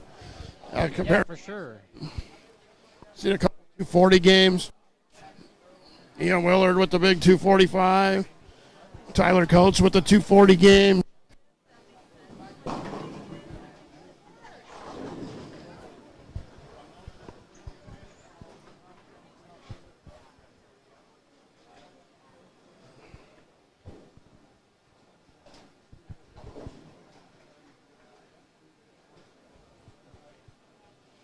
What do you think of this Chalmers game? You being left-handed, Brian?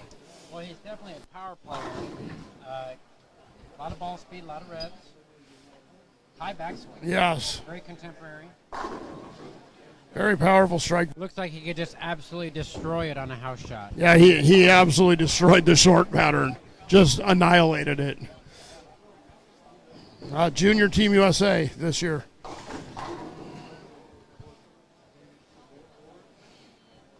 So I wonder how old he is, 18, 19 years old?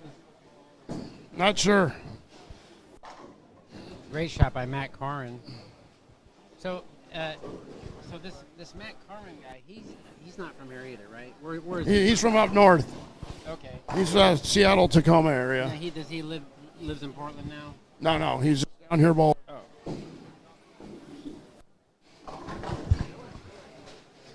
A lot of guys come down from the up north now. We got Matt Corin, Tyler Cruz, Scott Halverson, Peyton Stump, all on this squad Just alone. to remind all the bowlers, 8 bowlers, we set the clocks ahead an hour. Don't be late tomorrow. Oh, we lose an hour of sleep. We Oh man, I'm not. I'll be here at 9. Yeah, I already lost a few hours last night with my cats. Yeah. My cats fighting. I'll be here at 9 tomorrow, Brian. You're on your own, the first squad. Right. Yeah. I'll hit up all the donuts.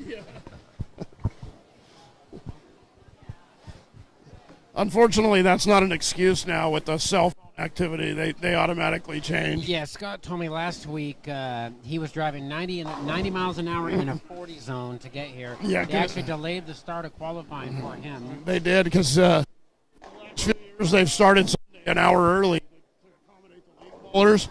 Yeah, he was not aware. And Blaine Wininger was late too. There was about 6 bowlers late Sunday, but You got to wait for previous champions. yeah, the Husted family graciously waited for him. Wow, that ball went hooked immediately. It looks like Tyler really hasn't been comfortable all day. And the same can be said for Mike Hansen too. He's struggling.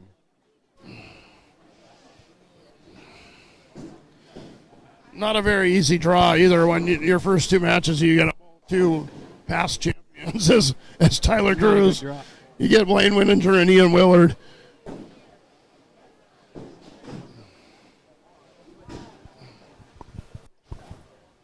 Now, with the John Lechuga, is he listening to heavy metal in those earbuds? Wow. I think it's Mo Pinnell. Yeah. Could be John Jowdy. Maybe John Jowdy. Mo Pinnell, Yeah. inspirational video. He's got Mark Baker on the line. Mark's talking him through his approach.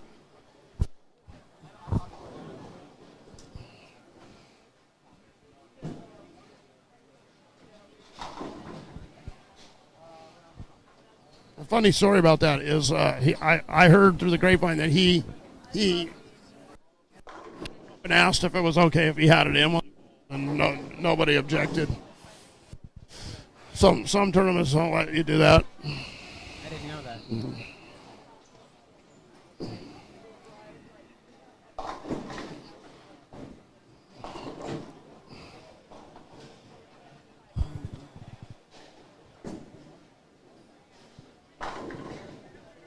Great shot by Mac there. It's going to be tough for Chelsea. Yeah, he's in. This is his wheelhouse. She just get an adult beverage. Try to loosen up the arm swing there.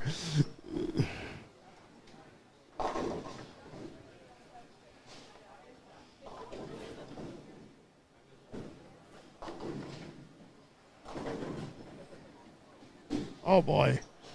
Yeah, Weller just missed a 3-pin to the right. Dead straight at it. Fortunately, he's got an 87 pin. Anna Brooklyn. Oh. Chelsea's like, yeah, give me another beer.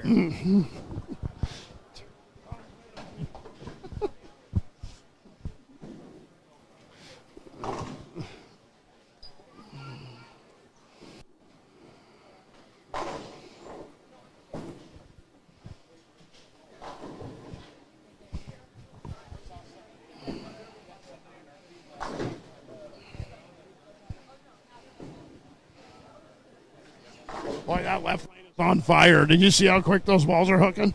Definitely. Tyler Cruz went runaway Brooklyn. Willard went Brooklyn. Lane 5 is on fire. Luckily, they're re-oiling after this squad.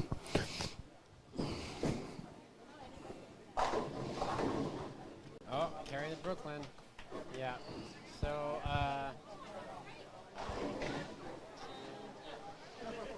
Tyler Coates here needs a double. A lot of Brooklyns, Brian. Almost every strike. Yeah. So Dean Richards. Dean Richards hitting the weights.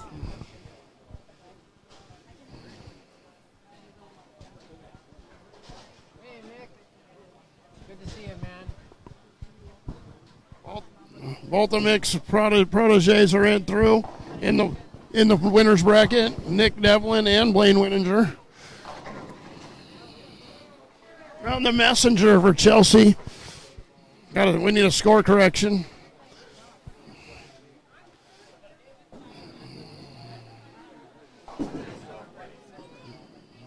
Another Brooklyn. There's another Brooklyn. Yeah, he's ready to go back to Issaquah. The ball's hooking as soon as it hits the lane on this 5 and 6.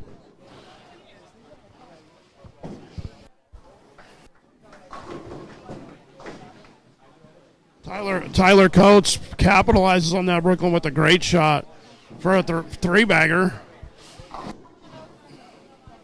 That gives him a 55-pin lead on Mullen.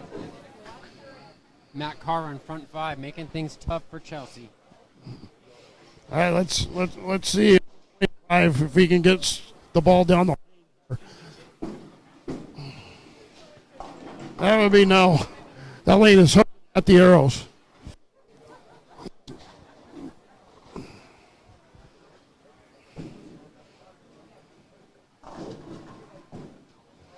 But that said, Willard's now struggling, so Tyler's able to bite into the lead a little bit. Tyler Cruz trailing by 65 pins halfway through this three-game match to Ian Willard. Oh, solid 9 on the front 5.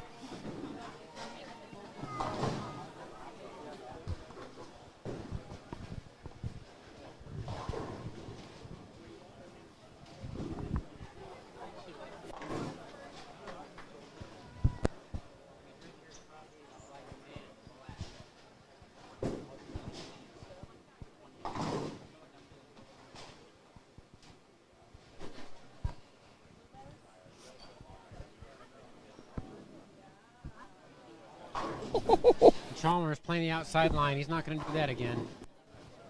That's the second time he's done that in this match. He did it in the 10th frame first game. Willard gets it through the fronts.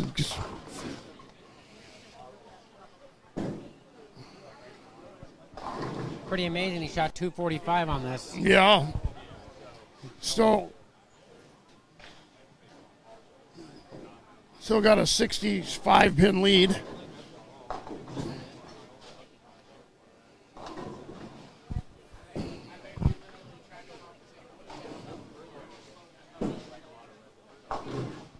You can see the frustration on Chelsea's face. She's got to absolutely be perfect to hit the pocket. Yeah.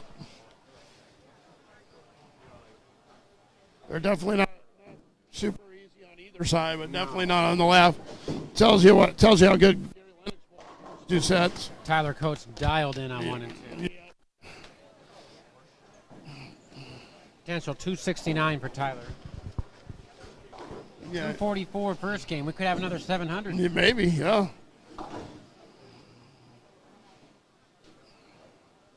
Okay, Chalmers now after an open. He's got a small lead.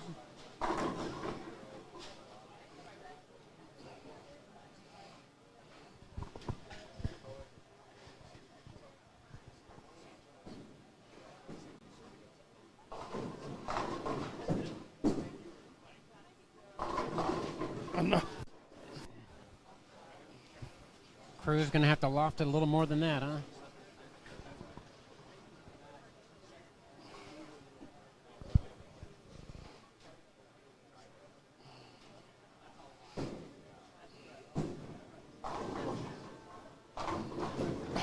Ouch.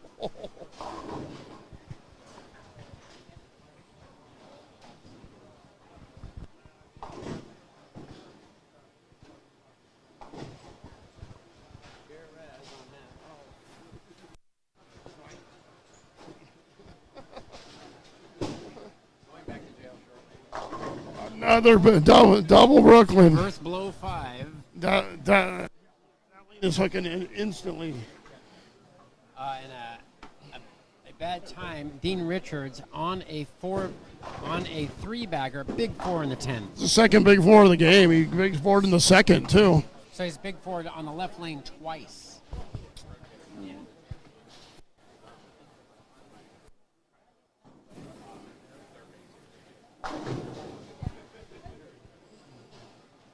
.206 for Dean Richards.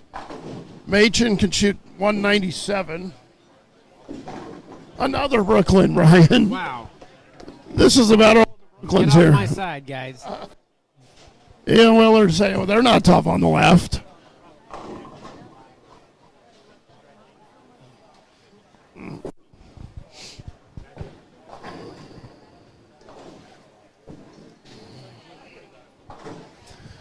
Kind of nice, Mike. When I bowled, they didn't have all these little portable fans. I see that Chelsea's got a little portable fan for her hand. Yeah.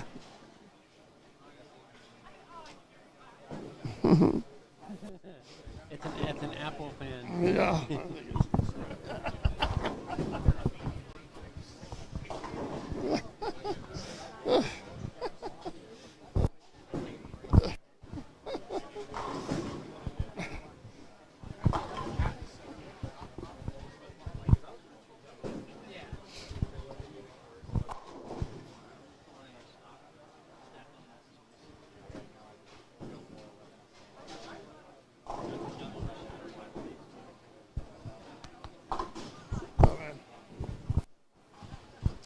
Oh, Lechuga's struggling, so Chalmers opportunity to extend it. He's throwing some kind of a pearlized hammer. I know it's not a blue pearl hammer. That Lechuga? Yeah, Yeah, no, that- Chalmers. Oh, I don't know what he's throwing. Yeah.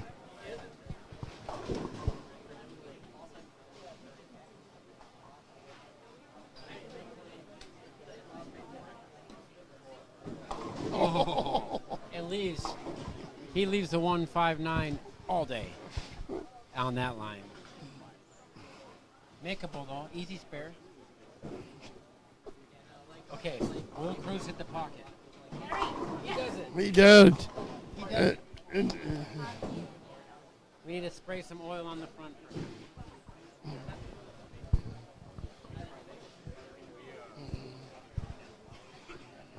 All right, 206 for Richards, 197 for Bill Machen. So it's a very narrow 420, 431 for Machen, 427 for Richards.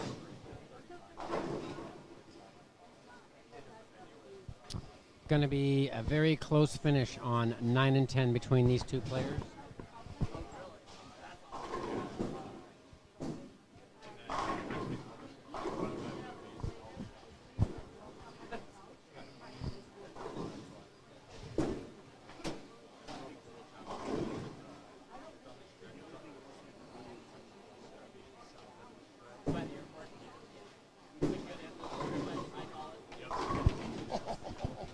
almost goes Brooklyn again. He could shoot Making up some 217. good ground, Yes. though. He's cutting the lead in half. Yeah.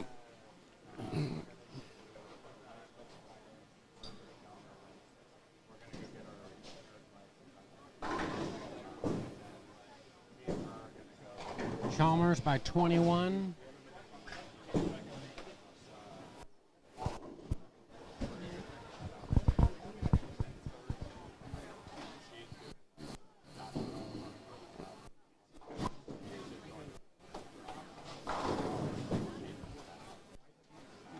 Oh. It'll be 238 for Tyler Coates.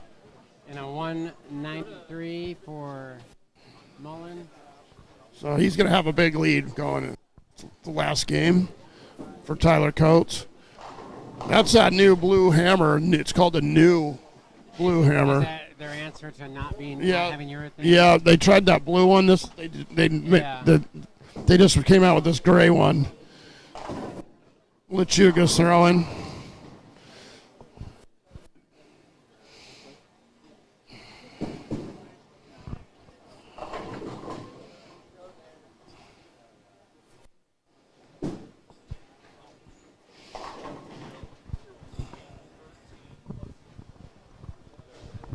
Down on 13-4, we got a 401 for Scott Howell and a 385 for Jerry Jennings. Fairly close, 16-pin lead for Scott Howell. We've got a 486 for Scott Halverson and 388 for Mike Hansen. Scott Halverson with a gargantuan 98-pin lead. So two Masters champions going at it. Two senior players on 11 and 12. Two Hall of Famers. But it looks like Halverson may prevail.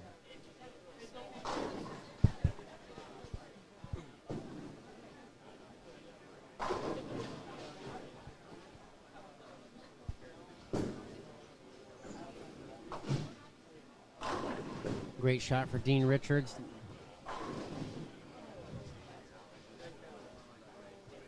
Definitely our closest match is right in the middle of the house. Richards and Macon, they are trading blows right now.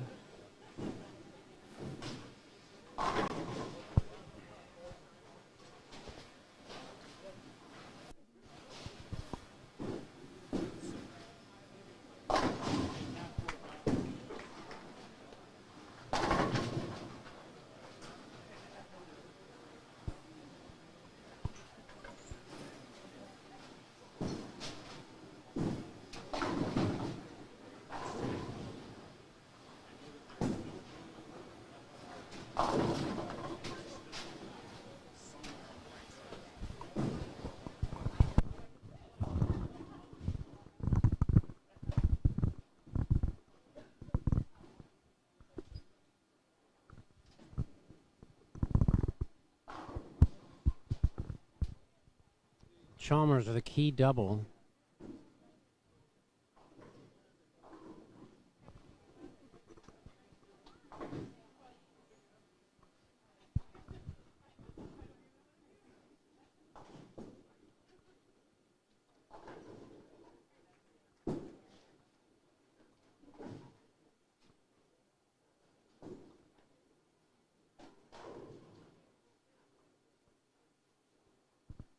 All right, over on 7 and 8 right now. Huge shot here for Chalmers, the lefty.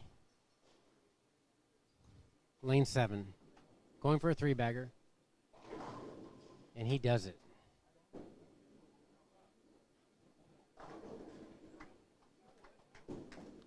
So once again, the 8 losers of this round will go out with a 0-2 record and finish 25th through 32nd place in this year's Masters. After this round, we will have a lunch break after this game, and we are going to re-oil the lanes. So the bowlers will come back round 5 on a fresh pattern.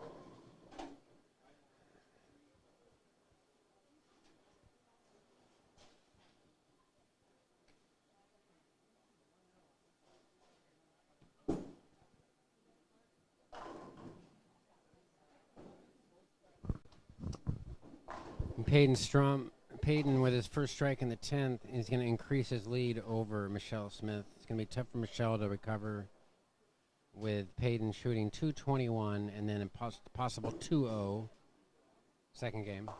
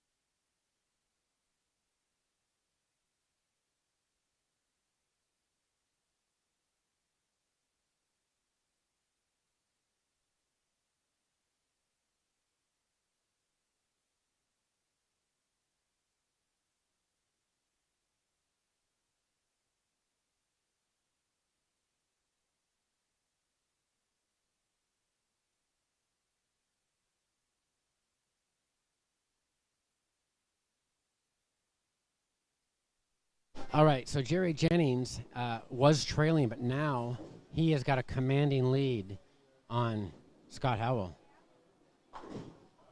29, 28, 57. So Jerry Jennings has a 43-pin lead on Scott Howell with 4 frames remaining. It looks like Peyton Stump is going to defeat Michelle Smith, ending her run. A barn burner going right here with Dean Richards and Bill. Yeah, exciting. Right in the center of the house. And huge comeback. Jerry Jennings over here taking the lead on Scott Howell, game 3. Looks like Scott Halverson's figured out something. He's got a big lead. Scott Thomason. Bill Machin, big shot here. He's got a small lead. Great shot. Great ball speed. 37 in the 6th, strike up in the 7th. He's got a 15-pin lead. Does he still own Woodburn Lanes? He does. All right.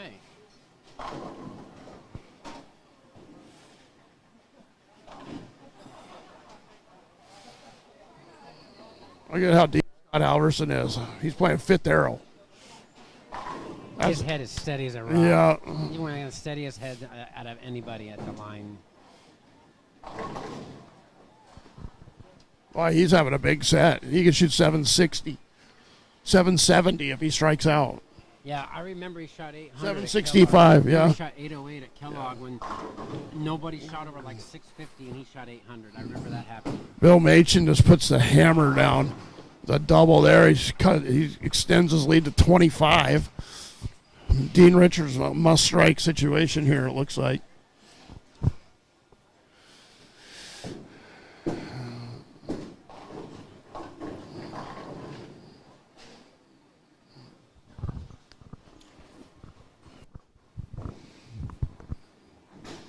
Oh, look, he misses the 10. Oh, he's missed like 7-8 spares in this match. He's going to look back at that. He should have probably won this match. Yeah, I mean, Chalmers is going to shoot like 550 maybe and Yeah. come away with a win.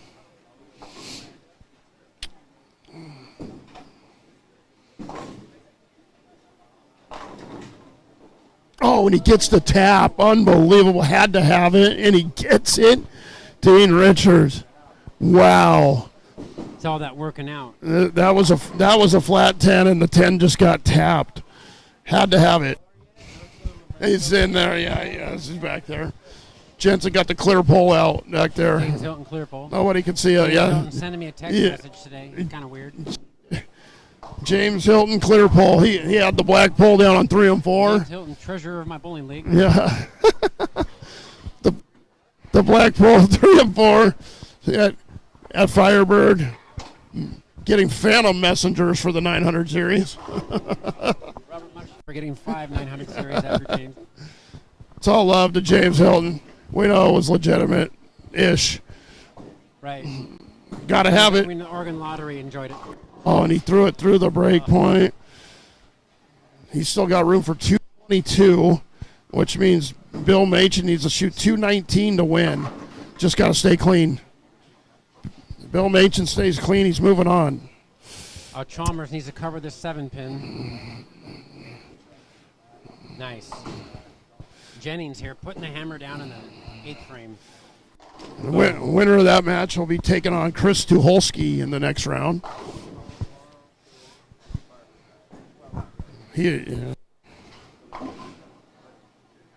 Oh boy. That's all she wrote. Yeah. Yep.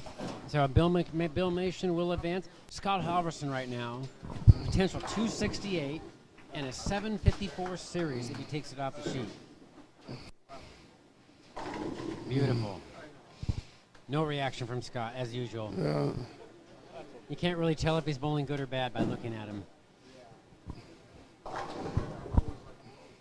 So it looks like Jennings is going to upset Howell.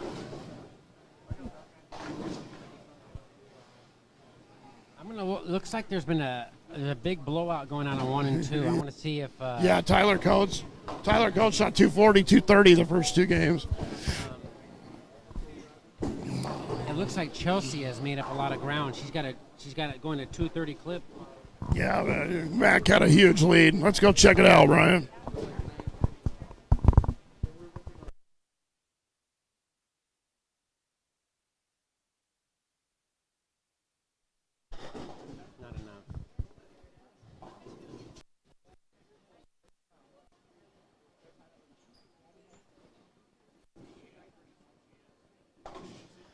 It looks like Tyler Coates is going to defeat Josh Mullen.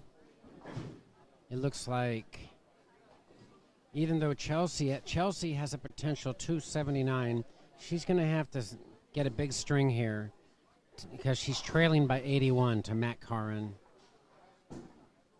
She's made a ball change, and that's probably it for her. So Lechuga with a ball change.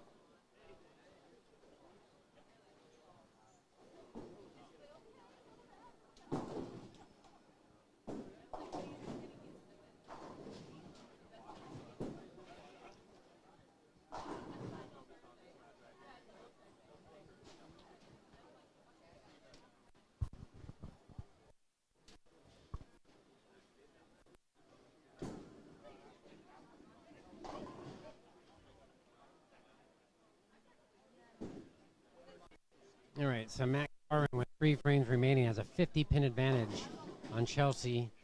So I would say, barring any disasters, Matt Corin moves on in the losers bracket. Tyler Coates survives, knocking out Josh Mullen.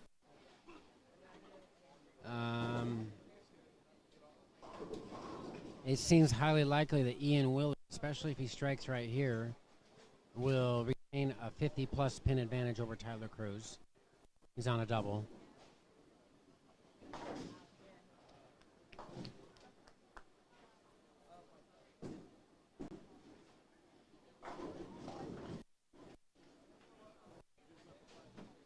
So still 259 out there for Chelsea. She's going to need some help from Matt. Matt Corin's going to have to open a few times.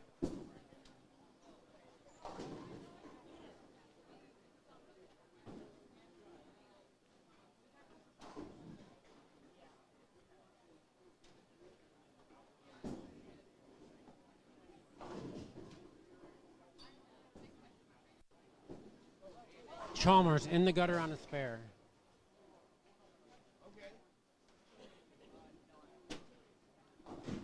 That is a costly mistake, but he still has a lead, although his lead has shrunk. So Chalmers now 38-pin lead after that gutter ball. Probably a good idea to try to get a spare here. That went in the gutter quick. I think he got a little quick with his feet. Oh, and there's the break he needed. Matt Corin leads the 5-8 and misses the whole package. So there's still a small chance for Chelsea.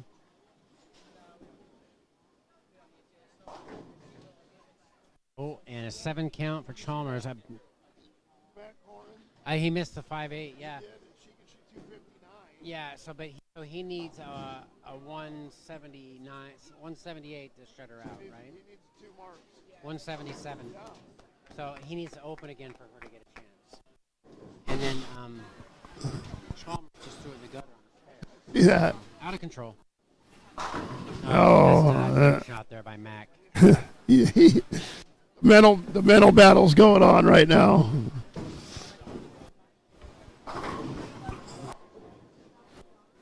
Tyler is way in front of the ball return now. Yeah. Chelsea can put some heat on Mac, though. Strikes out. Oh, boy. Oh, the fairhead killer. He doesn't care. He doesn't care.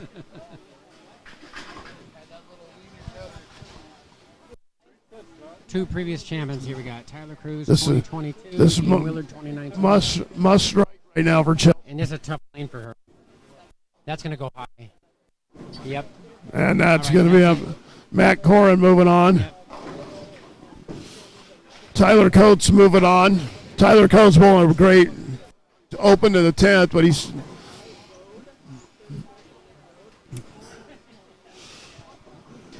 $670 to $600, Tyler Coates. Yeah. 210. Oh, Ian Willer's got to shoot 161. He needs a mark. He needs 1 mark.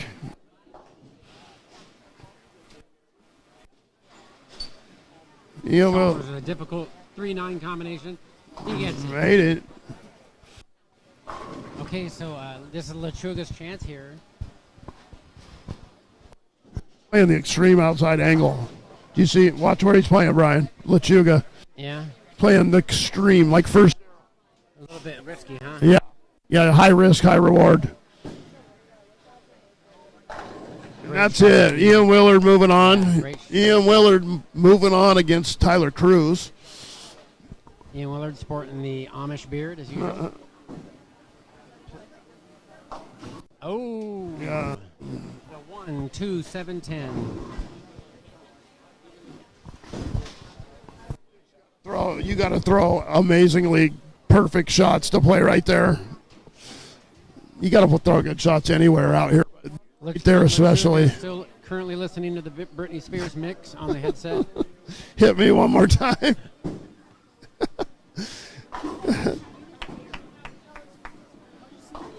Oh, Diesel 1, 7, 10. that's $25 in Monte Carlo if you make that. So it's a you take it, I don't want it type of match here. So we got Tyler Coates moving on, 1 and 2. We got 655 for Bill Macon. Defeats Dean Richards, 623. Tyler Coates, 670. Jacob Mullen, 598. Jerry Jennings, 629. Scott Howell, 557. Huge 730 for Scott Halverson over Mike Hansen, 572.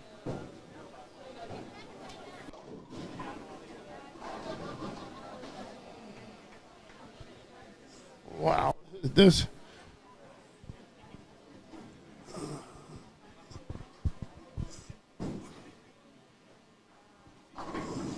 Still, all things considered, Chelsea shot 597, a decent set on what she has. oh, that would have beat both bowlers on 7 and 8. Yeah. 7 and 8 looks just treacherous, Ryan.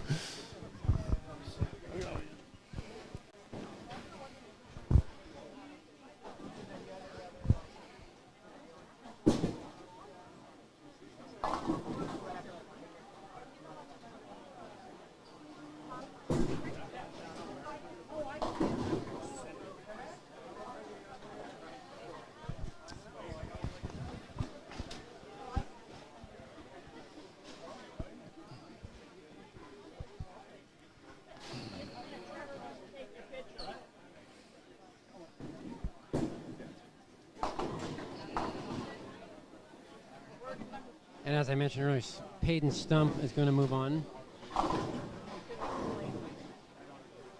Michelle Smith will head back to Bend, Oregon. Nice ball on Michelle.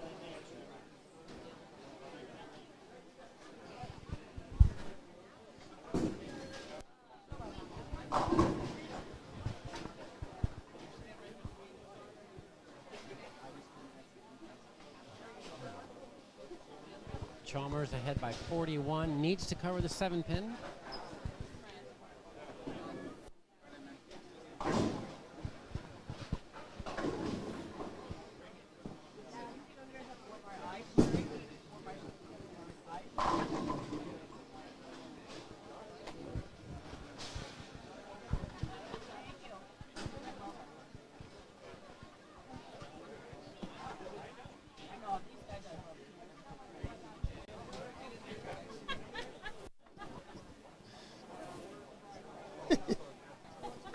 Thank you. Hey, your picture's still my profile. Hey, thank you. Yeah.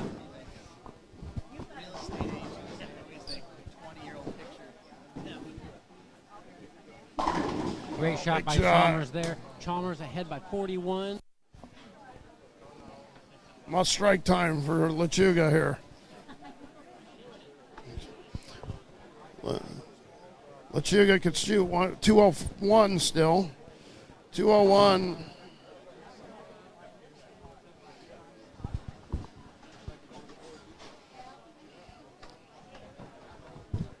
For any chance at all, Lechuga's going to have to go off the sheet.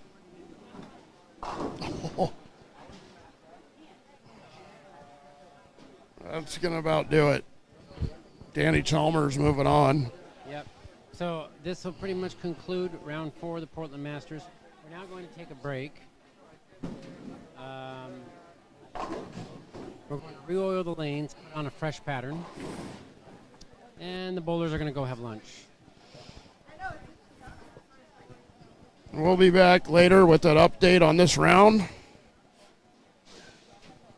We're going to have another losers round, is that correct? The next round is a mix. So it'll be It's a 8 mix, winners yes. and 8 losers.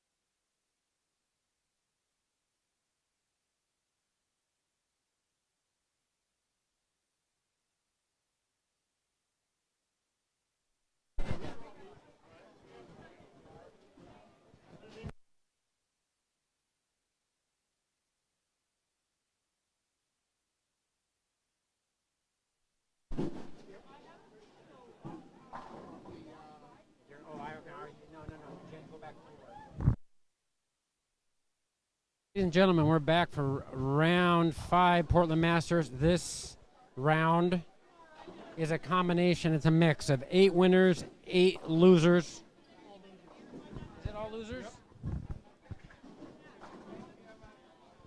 You're right. 3 o'clock's the first combined. You're right. Never mind. Mike corrected me here. This is all losers. We're going to lose another 8 people here. So we're down to 24. We're going to be down to 16 after this 5th round. So here are the matches that we're talking about right now. In the losers bracket, we got Tyler Coates versus Alex McNab on 3 and 4. That's going to be in your upper left YouTube panel. And then on 1 and 2, we have Ian Willard versus Josh Mullen. All right, in the upper right-hand corner of your YouTube panel, we've got Corin versus Brandon Peace on 5 and 6. And we have Peyton Stump versus Alex Jensen on 7 and 8. Then in the lower left YouTube panel, we have Danny Chalmers versus Jeff Noggle and Bill Machen versus Nick Spellman. And then in the lower right-hand panel, we have Scott Halverson taking on Jason Hollingsworth.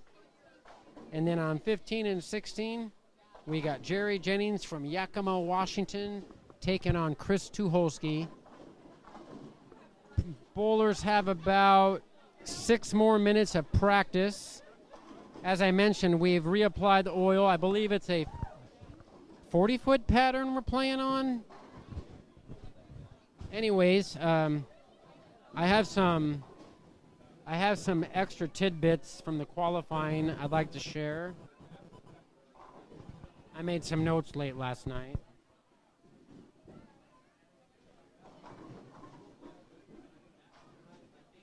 All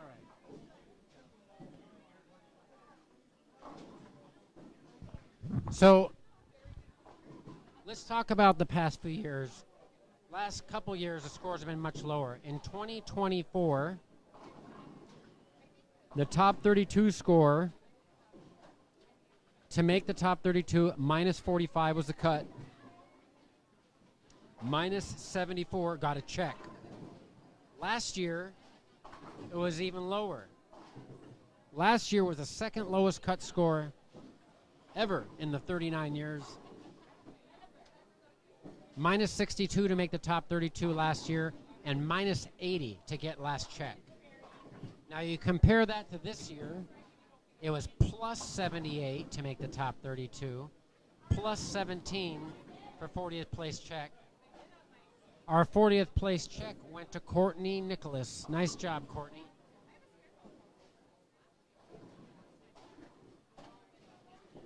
So it was a little more forgiving, the pattern. I already mentioned there was a couple 300s. And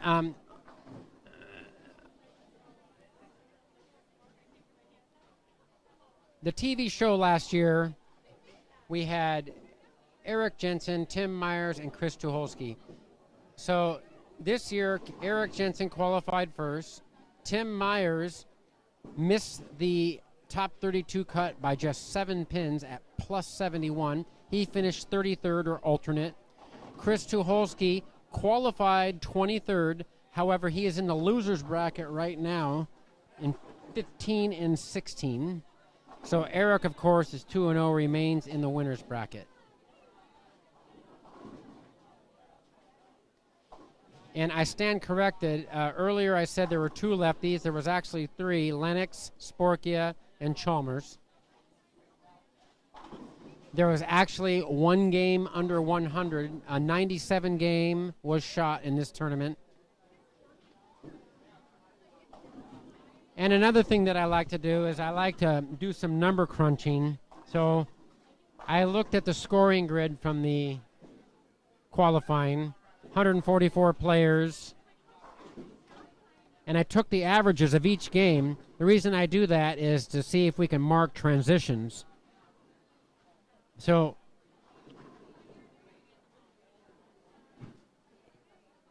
game 1, 192 average for the field. Game 2, 188. 192 game 3. But game 4, the average jumped to 201 for the field. And then game 5 also averaged 200 for the field. But then they took a break, and then they came back on the long pattern. Now, the short pattern was 35 feet. So when they applied the long pattern, the scores plummeted. So they came back from lunch. The field averaged 178, 184, 183, 187, and 184. So the averages were significantly lower on the long.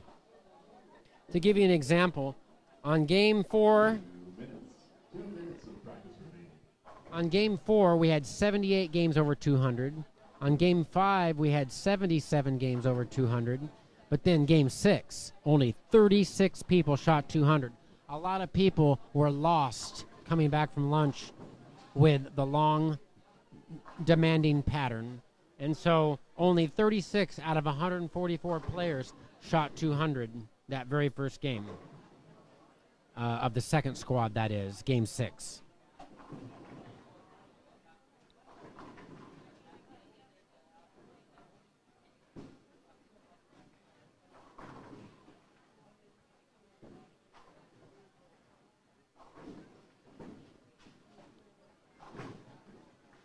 And I'd like to also mention the other casters who just missed the finals. As I mentioned, plus 78 was the cut, but we have Tim Myers at plus 71, 33rd place cashed. Nick Losley shot a 300, ended up at plus 69. So Nick needed a 170 that last game and fell just short with a 161, but finished 34th place for a check. Lucas Cobb, something very similar happened. So Lucas Cobb, he reeled off 5 games in a row, well into the 200s. Going into the final game, Lucas Cobb needed about a 180 to make the cut, but much like Nick, hit a bad pair, shots at 163, and finished 35th place. Another one, Aaron Hendren, he was in the cut easy, but then he shot 179, 170, 177, fell to 56 over, but he still cashed 36 plays, another senior player. Tanner Acosta made a late run with a 232 and a 224 to get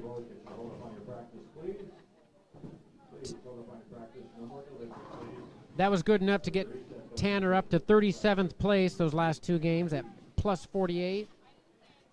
Brian DeLuca Anderson, plus 42. Also got a check. And another one. Those who advance, be sure to check the board. We'll try to have the checks ready for the other folks as soon as possible. Average up, your next shot counts for score. Okay, so 2 more people to mention here that got checks but did not make the finals. John McGinnis. John McGinnis was looking really good after 7 games, but then he went 160, 155, 190, but managed to slide into a check, 39th place, 24 over. And as I mentioned before, Courtney Nicholas, which was close to making the finals, but then she went 192, 164, but still got a check, 40th place, 17 over. And another thing that I'd like to mention is our 2016 champion, Daniel Jackson, also was a victim of the long pattern. So Dan looked like he was cruising into the finals after game 8. Dan was close to 100 over with 2 games to go, shoots 168, 138, and fell to 7 over. It's very rare to see a quality player like him have this kind of trouble, but it's just a testament as to how difficult that long pattern was.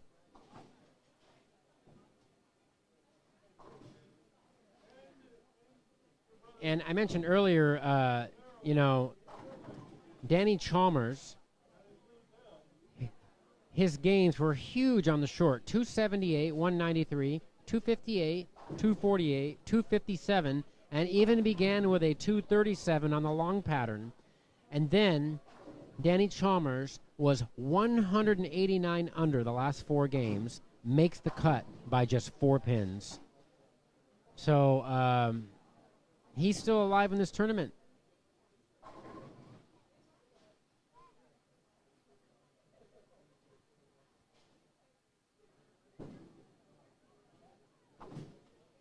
People who really came through in the clutch, looking at the scores. Alex McNab shot huge on the long pattern. So Alex McNab was under on the short, and he was 110 over on the long. So he went 20 under and then 110 over. This is the player who recently moved from Chicago to Everett, Washington. He's moving back to Chicago now. Cruz Tuholski shot 269, 226 the final 2 games to get to 101 over. So he was looking like he was going to miss the cut. Brandon Peace had a lucky runaway Brooklyn last week, 7-bagger to shoot 240 to squeak into the finals. And Jeff Noggle was under after 6 games, and he goes 225, 257, 257, 218 on the long pattern, makes the cut easily. Anyways, we began this round 5 now. This is the loser's bracket. 8 of the players here will be done with the tournament. The losers will be 17th through 24th place after this round.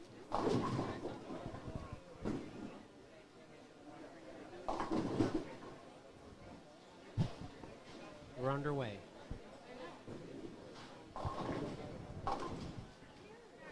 All right, so on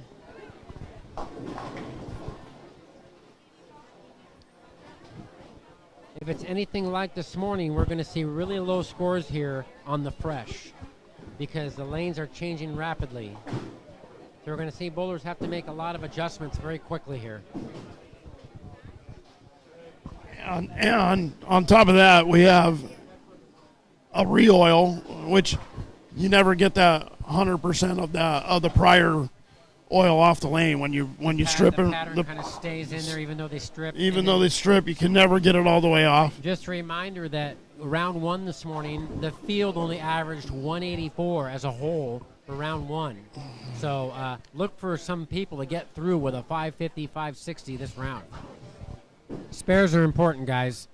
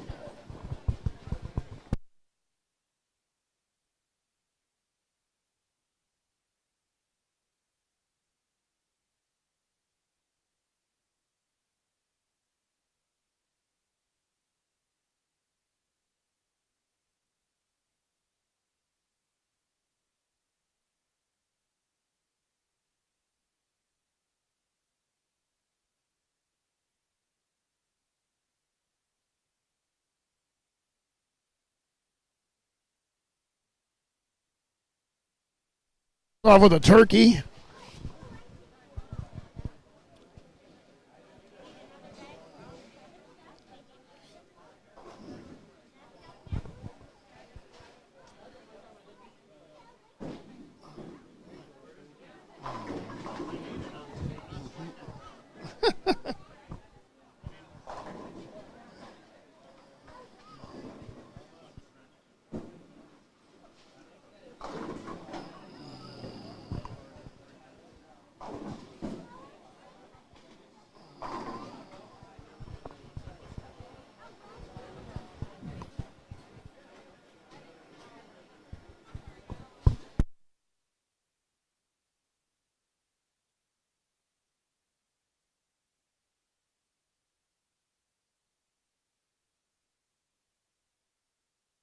Jason Hollingsworth missing, what did he miss, a 2 or a 3 pin, and then a 10 pin, or 7 pin?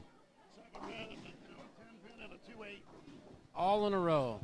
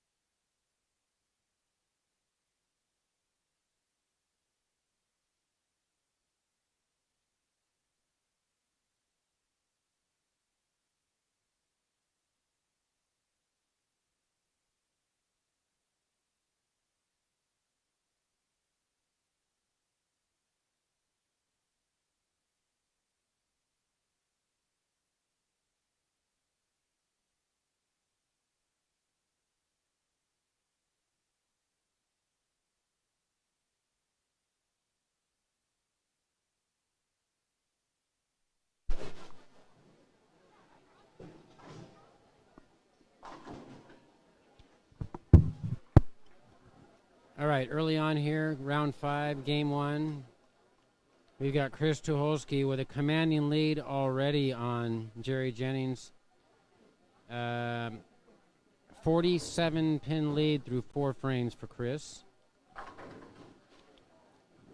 Almost a pocket 7-10 for J-Ho. Scott Halverson with a 1 pin lead over Jason.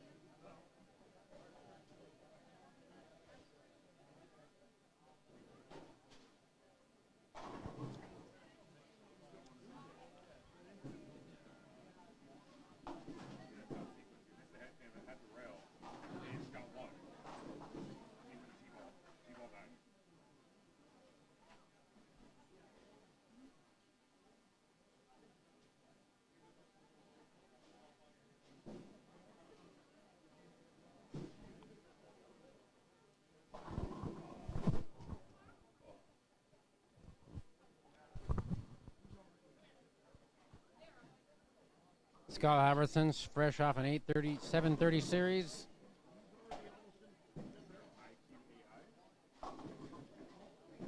Greek Church for Chris.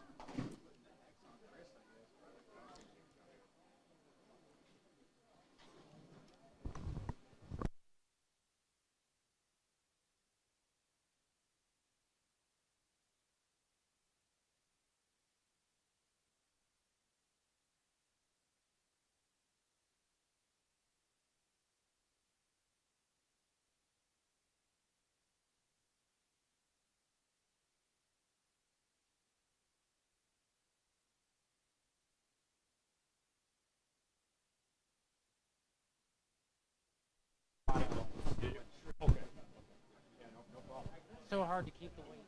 He looks like he lost weight. I've lost a little weight. Yeah, just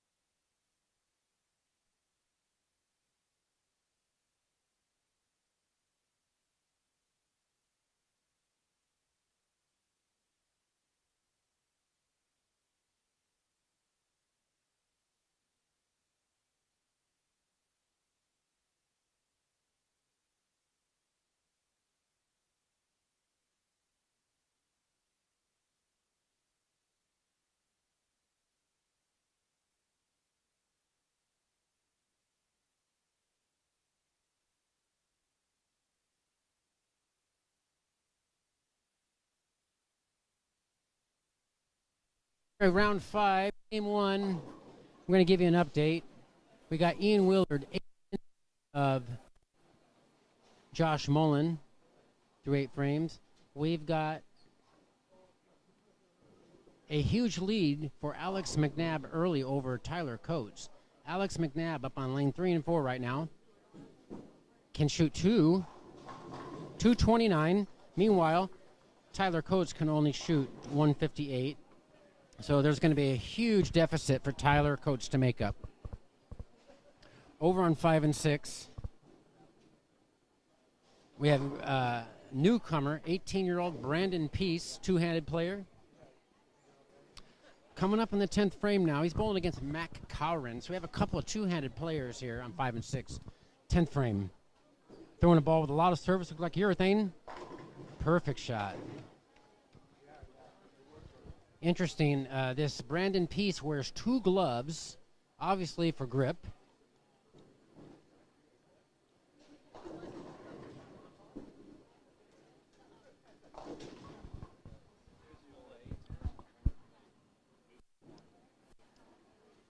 Have you ever seen anybody wear 2 gloves when they're bowling like that? Is he the only one? I think it's cheating.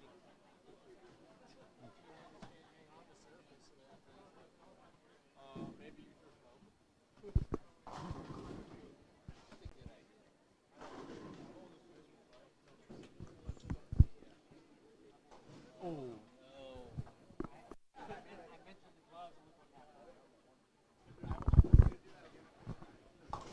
All right, so Brandon Peace just went 5-bagger, take the 10-pin off. Wow, they are slick on the gutter.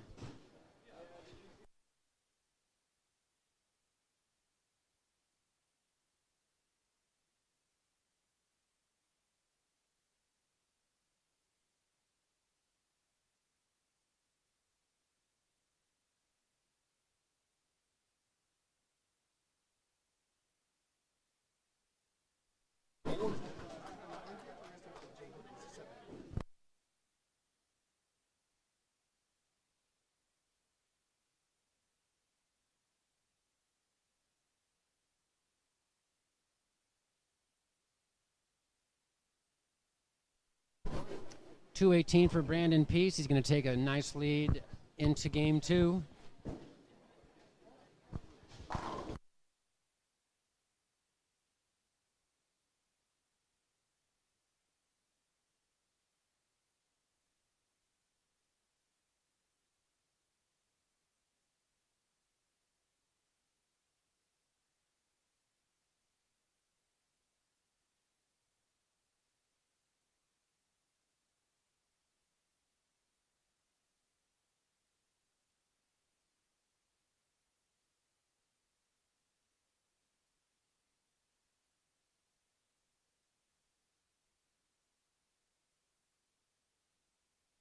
Here on lanes 5 and 6.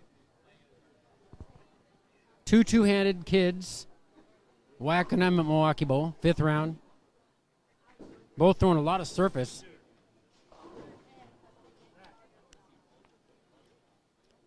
So it looks like 218 for Brandon and 184 for Matt Corin.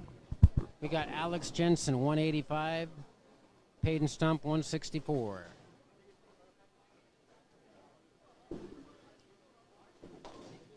$196 for Jeff Noggle. Danny Chalmers up in the 10th frame has a potential 183, so Noggle will take a lead into game 2.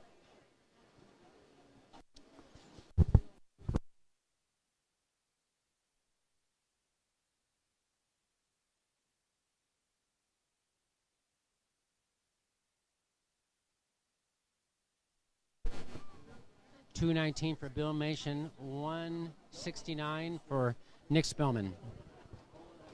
And a gutter ball again for Chalmers in the 10th frame on a spare. Just getting a little quick with the feet.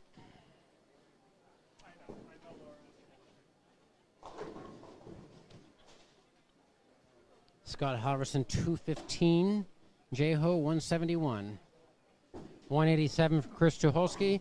161 for Jerry Jennings, 26-pin lead for Tuholski heading into game 2.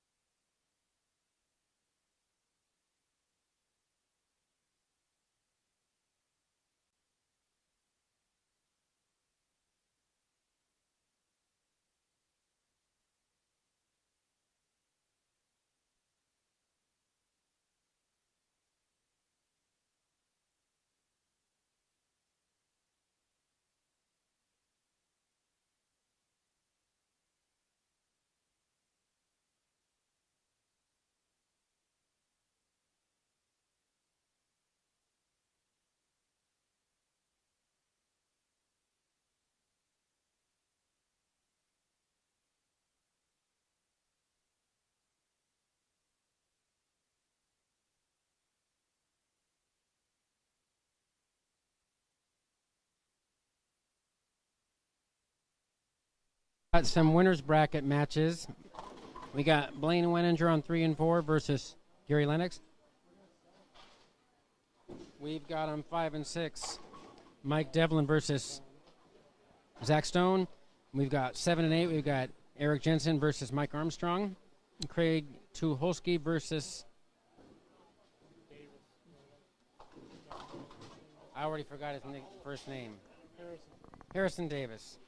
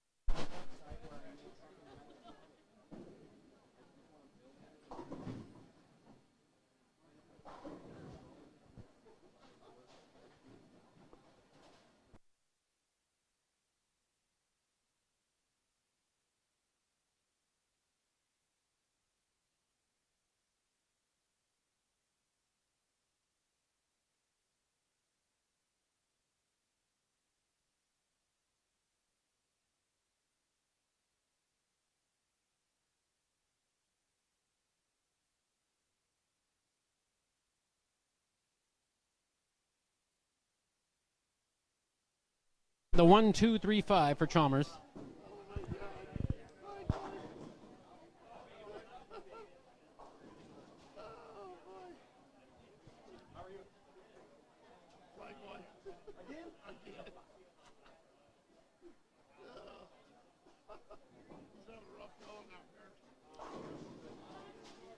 Okay. Jerry Jennings currently trailing Chris Tuholski by 28 pins.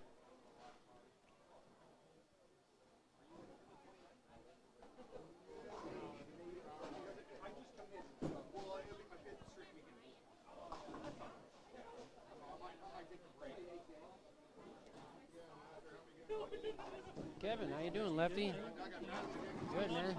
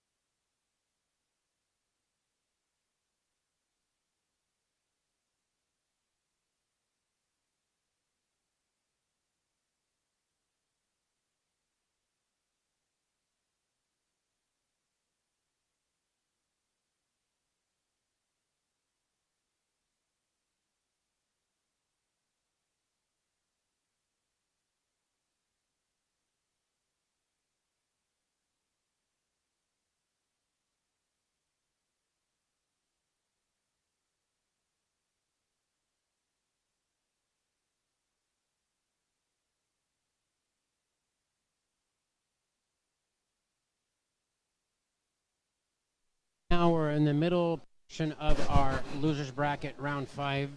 8 of these players will be eliminated from the Masters, leaving the final 16. So the line is right now that Chris Tuholski has a somewhat comfortable 50-pin lead on Jerry Jennings. Jason Hollingsworth, lots of problems with spares. Looks like he's going to lose to Halverson, but he still has time. He's down by 77 pins to Scott Halverson. Scott Halverson has the best ball reaction in the building right now. Yeah, he's just so steady at the line. Meanwhile, Nick Spillman flagging a 4-7, and he needed that because he's trailing Bill Macon. He had a good chance there to make up some ground, but now he doesn't. So now Bill can get up in the 9th and maintain his 50-pin lead.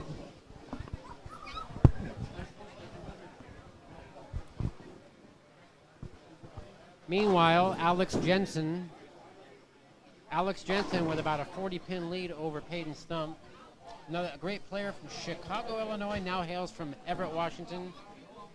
I asked about his history during the break, talked to him for about 10 minutes, and he transferred out here to work for Amazon. Oh, nice.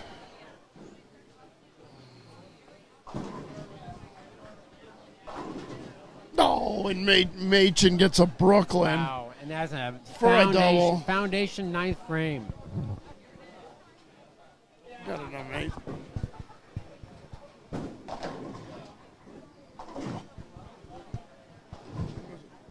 And the spare woes continue for Jason Hollingsworth. 130, he can shoot 160. Scott Halverson has a chance to shoot 190, 225, And over the 225 for years, Scott. Jason's always a shoe-in for qualifying, but he has his issues in match play. Man, Masters over the years. that goes for many players. This pattern they put out on this weekend is very unforgiving. All right, Chris Tuholski migrating in front of the ball return, lane 16. What's that ball he's throwing, Mike? I think that it's a no mercy rules hammer ball, I believe. I don't think he might not throw it again, though. Scott Halverson up in the 9th can really slam the door here on Hollingsworth after the open. Oh, solid 10-pin.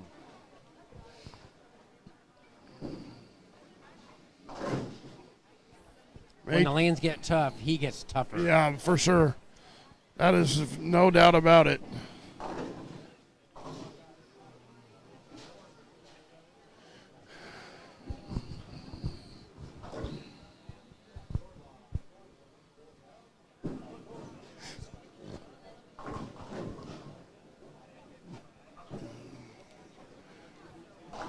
Oh, Jeff Noggle with a Brooklyn for a 4-bagger.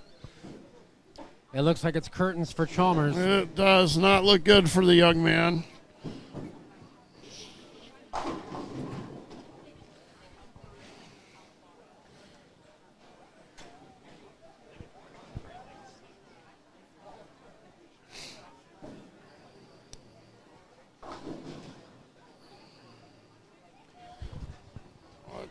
Scott Halverson coming up here in 10th frame, potential 205. Oh. Almost leaves. Oh, almost had a sour apple there for a second, but just leaves a 10-pin. Noggle on fire down there now. Yeah, he's a lot of pressure off with the way Chalmers is struggling.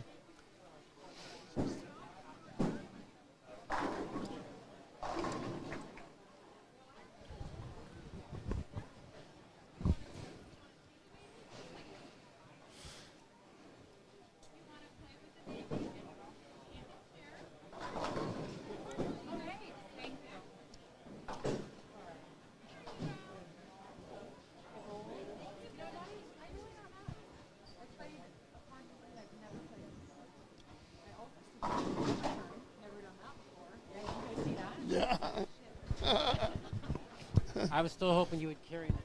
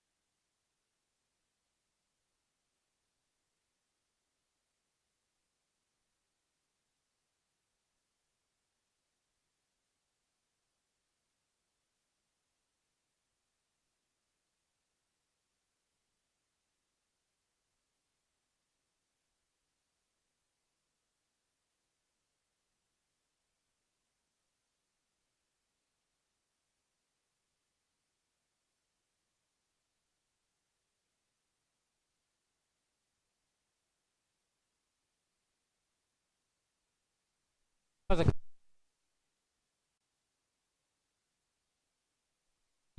365 for Tuholski and a 328. He's going to take a 37-pin lead into game 3. Over here we have 405 for Scott Halverson, 405 to 330. Jason Hollingsworth has a 75-pin deficit to catch up. 419 for Bill Machen, 366 for Nick Spillman. 53-pin lead for Machen. I'm going to walk down and see what's going on down here.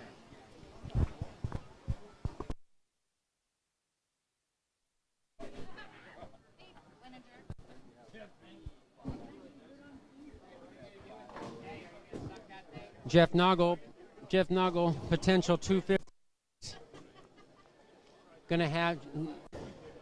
Noggle gonna have a 150-pin lead over Chalmers.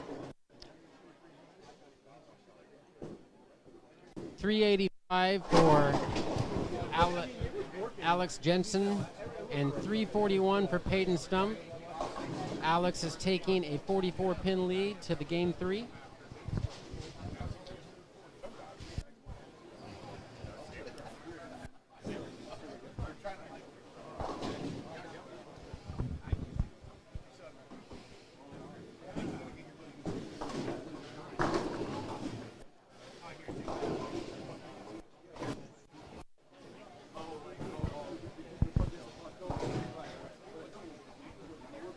Look at that. 158, 3 and 4. Yeah, it would be nice to shoot 158 and still have a 71-pin lead. Yeah.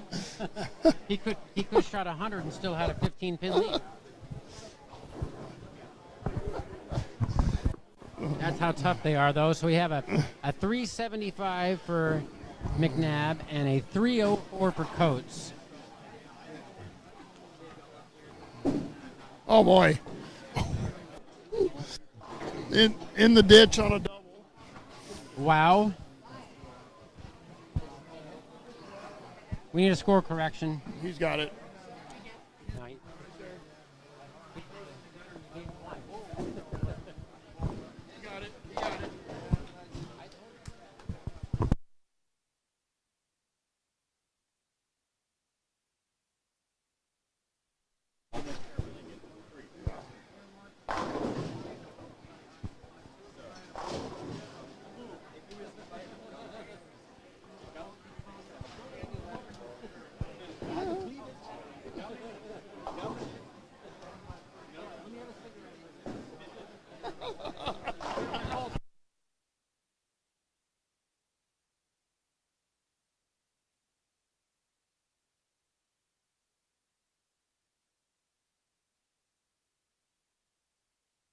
Mullen here, after he needs a mulligan. Mullen, after throwing it in the gutter on a double.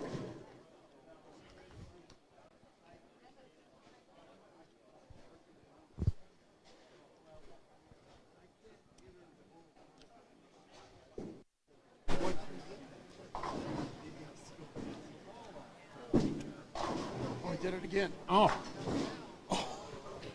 All right, he just turned a 200 into a 170 real quick. All right, so now Ian Willard with a 1-pin. Ian, look what happened. Oh my. Ian's like, I think he was pleased with that. So Ian has a 1-pin lead. It is 380. No, 360 for Willard, 359 for Mullen. We've got a tight match. It looks like Mullen's changing some tape. It looks like he has a problem with his grip. So he's got an excuse. Matt Corin throwing urethane now. 390 for Peace, 365 for Corin, 25-pin lead for Peace. So 1 and 2's close. 3 and 4, good chance that McNab will advance.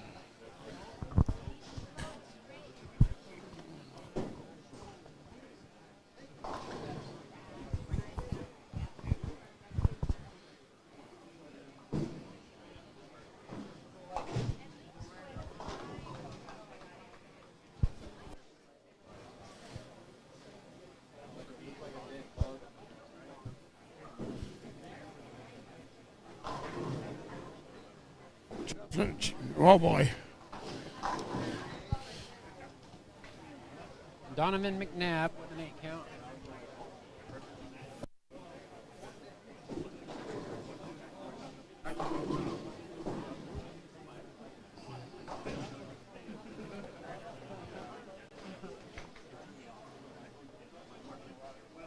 Jeff Noggle's up 136 after 2.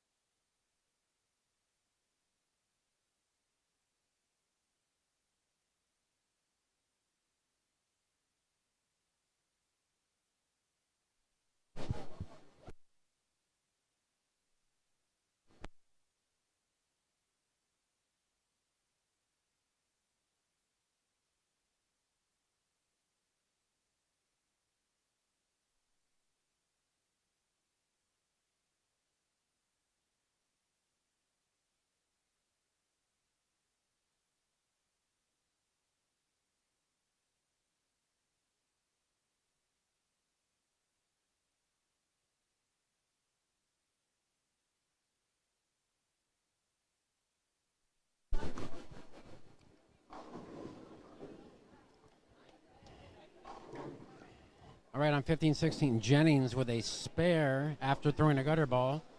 Currently trailing by 27 pins to Cruz Tuholski. 6 frames remaining. Scott Halverson up on lane 14 right now. He's on a strike.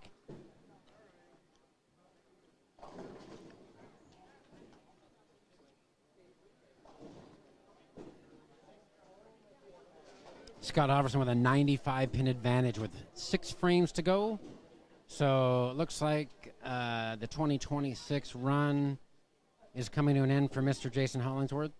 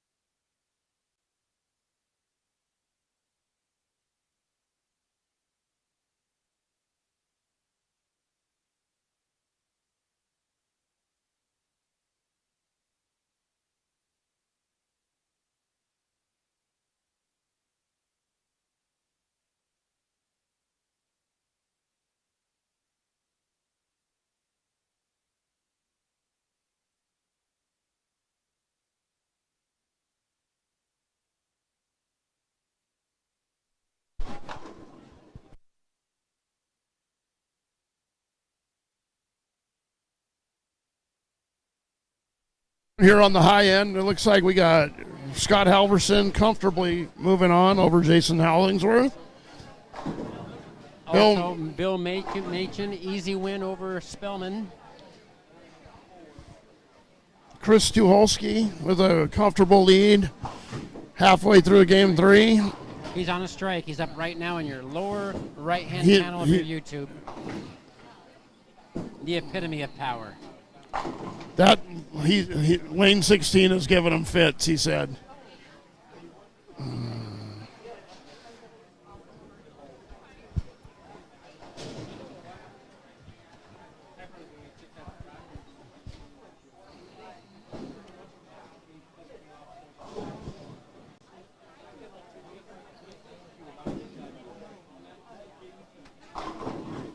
Roll out flush.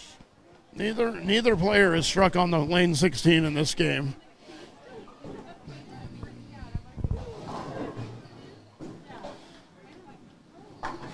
There's the play right there with the urethane. That's up 10. yeah.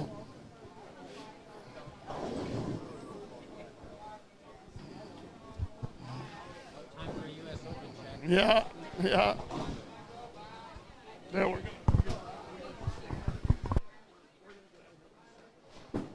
That happened 2 years ago.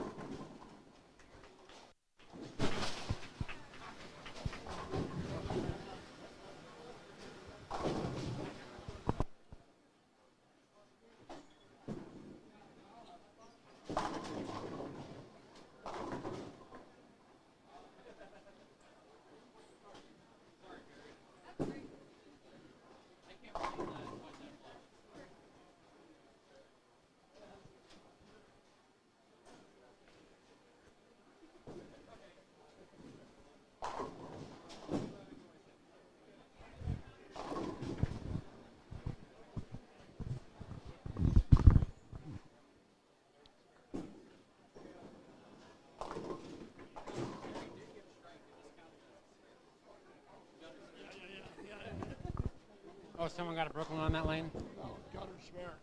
Oh, okay. We still have no strikes on lane 16, Brian. 0 strikes on lane 16. And the winner of the match is going to shoot about a 550.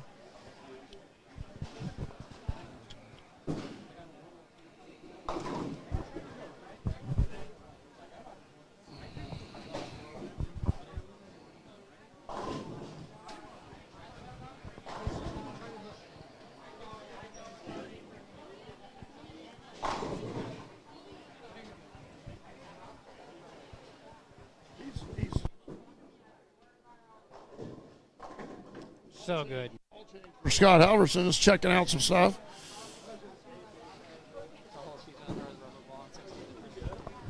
Now, does he drill both?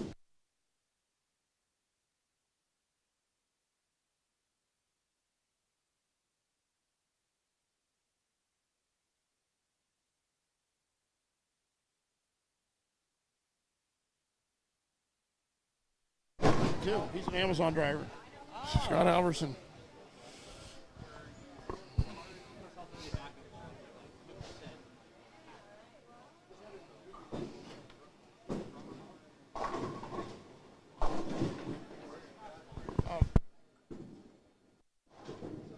On cue here, Brian. I guess we're going to walk down with it. On cue, though, Chris is going to throw the spare ball on Yeah. lane 16. Yeah, he's going to throw the Am flight. It's the Johnny Petraglia rubber ball. Oh, yeah, I had an LT 48. So, Absolutely. It's got the cork thumb hole. That's what he's got. He's got no thumb hole, but it's an LT When he 48. picked up the 1-2 with it, I called it, bro. Oh, I still can't get it straight.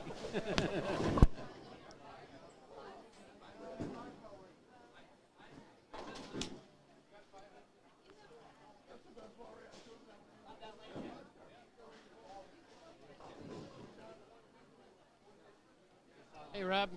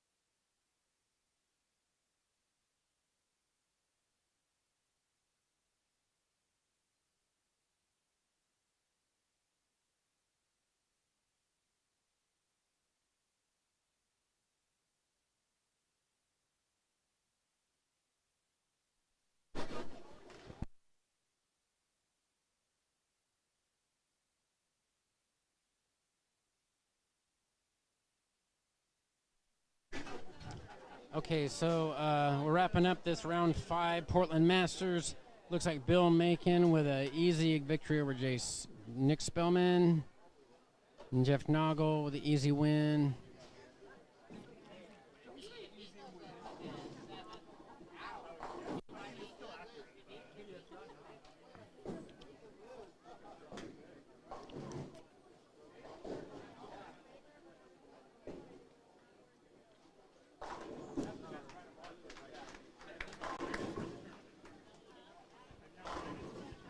And a huge comeback for Peyton Stump just defeated Alec Jensen, young man from Chicago, Illinois, 158.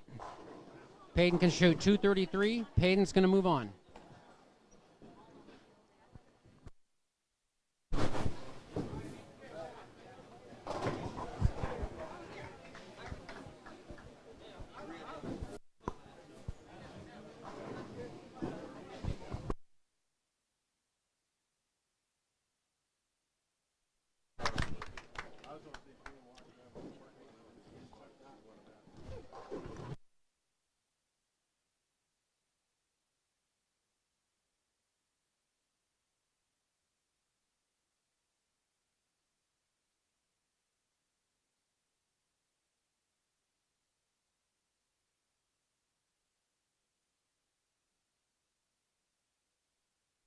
In peace with a clutch turkey to stay ahead of Matt Corin.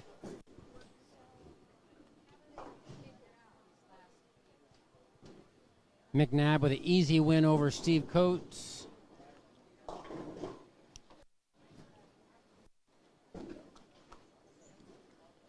Despite the disastrous 10th frame for Josh Mullen, he was able to get a few strikes this game. He started off with an open 7 count in the first frame, but then went turkey, spare, strike, spare.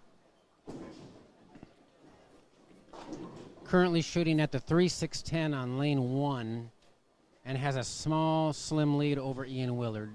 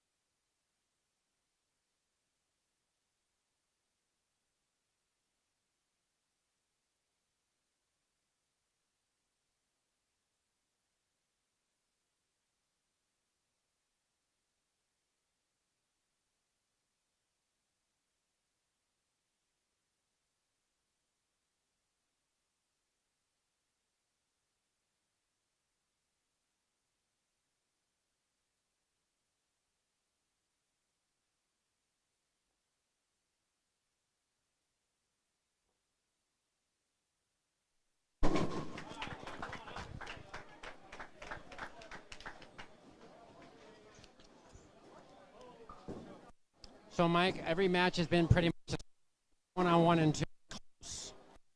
And right now, Ian Willard is pretty much in a must-strike situation. Yeah.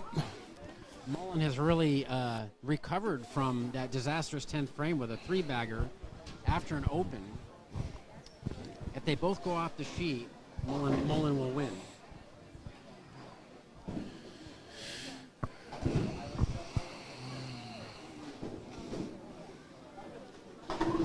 Oh, it trips the 4-pin. Caves the 4-6. The beak caver. The beak caver. Wow. Just when you needed it.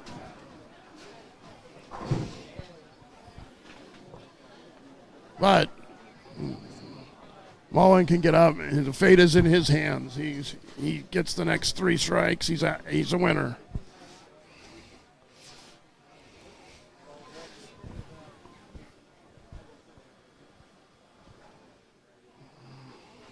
Ninth frame. It looks decent. Great shot. Oh, and he got it. What a shot. Tomahawk the 9-pin. So going into the 10th frame, this is exciting. Yeah. We have a 5-pin advantage for Mullen. He can control his own destiny. He can, if he fills 26, let's see, he needs 218, 219 to lock it out. Needs a double and 6 to lock out Ian. And he's throwing two. And he's throwing two different balls. One ball in the right lane, one ball in the left lane.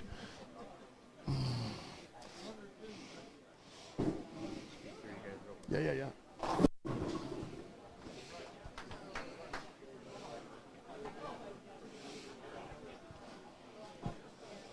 Frame right here. This is exciting on lane 1. Mullen, a chance to advance if he throws a double. That's going high. Oh, it almost struck. So here's the situation. With the spare, he's going to be in the 2 O's. Willard needs a strike. Needs a strike to win and count. Strike and count.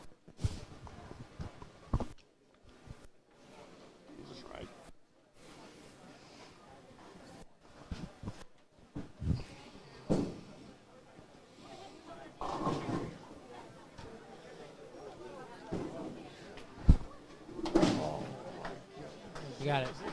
A darker bone?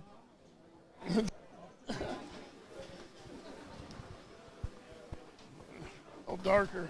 Lane's blowing darker on 3 and 4.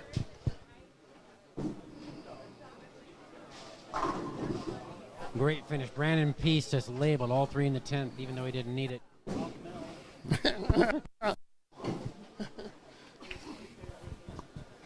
Rob.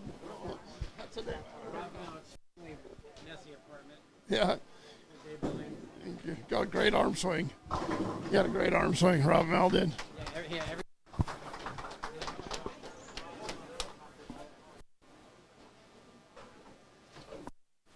So here's the situation. Ian needs a strike.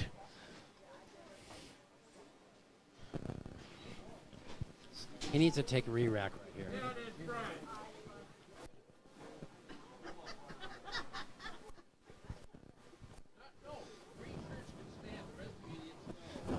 Okay, you got to.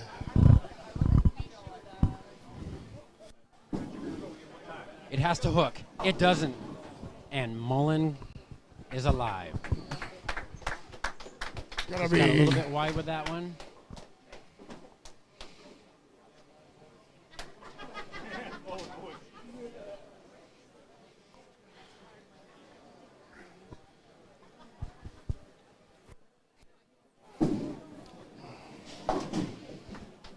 It's gonna be okay. So 561. Yeah, 561 to 539, and look at we have a 587 to 462. We've got some scores here that look like juniors. Yeah, the lanes are very difficult to say the least. And that'll conclude this round. We'll be back in a few minutes with the next round and some score updates. Next round will be a mix, 8 winners and 8 losers. We're going to trim the field again. Right now, there's 16 players left.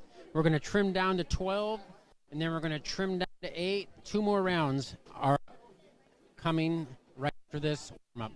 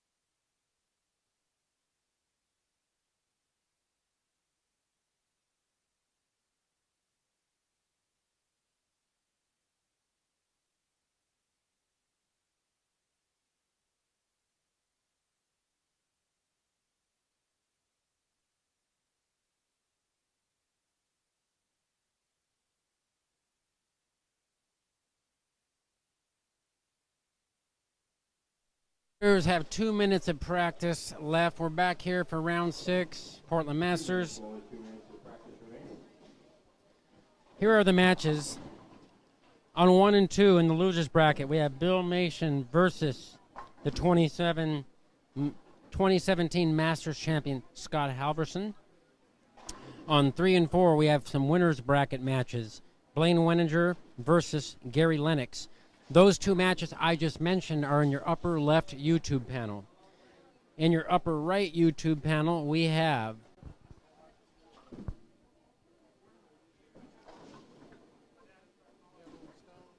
Mike Develin versus Zach Stone. Nick Develin, sorry, Mike. Mike's the father. Nick Develin versus Zach Stone in the winners bracket. And we have Eric Jensen, our defending champion, on 7 and 8 against Mike Armstrong Jr., another winners bracket. And then on your lower left-hand YouTube panel, we've got Craig Tuholski versus Harrison Davis. 11 and 12, we've got Chris Tuholski versus Peyton Stump. That's a loser's bracket match. Also on your lower right-hand panel, we have 2 more loser bracket matches. We've got Josh Mullen versus Jeff Noggle, and Alex McNab versus Brandon Peace on 15 and 16. Bowlers will be starting their scoring in about 1 minute.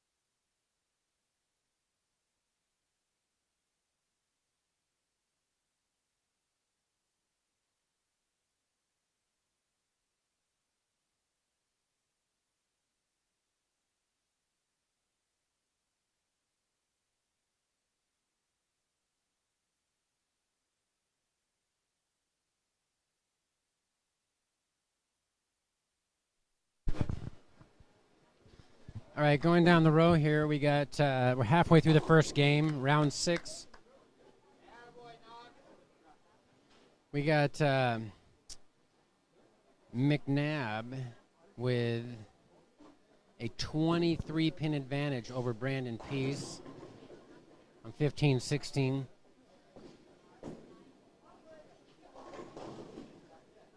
On 13-14, Mullen has an early lead on Jeff Noggle. Mullen right now going for a 3-bagger on lane 14.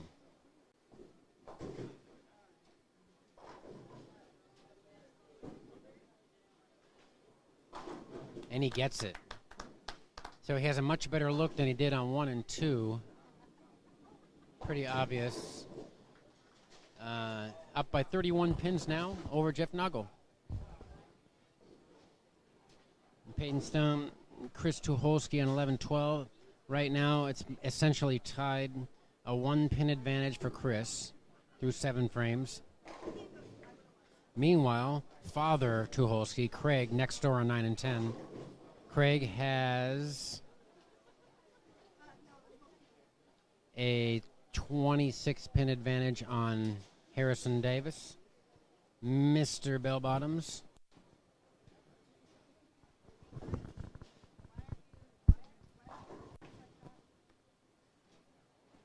And on the much anticipated match on 7 and 8, we got early lead for Mike Armstrong.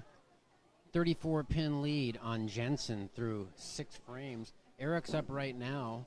He's on a strike. He's up on lane 7.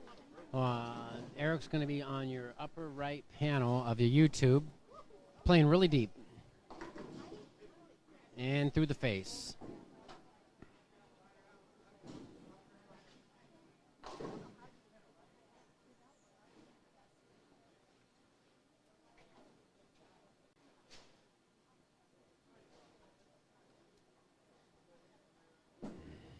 Zach Stone with a 36-pin advantage.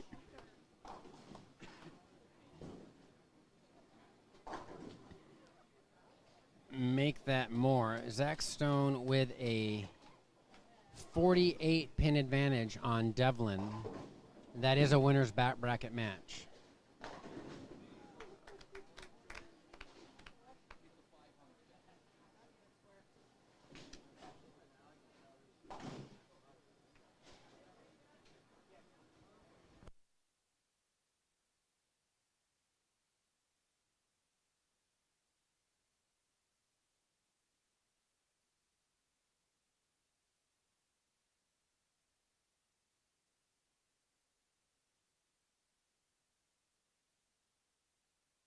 Here at the low end, we've got Scott Halverson and Bill Macon. Halverson has a large lead.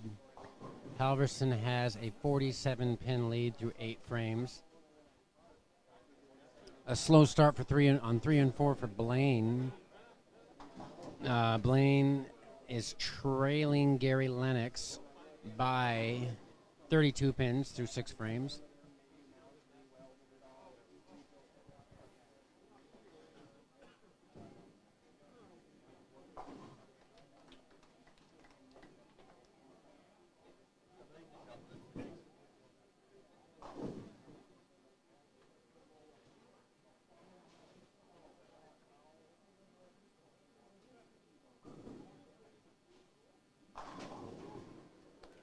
Great shot by Gary there.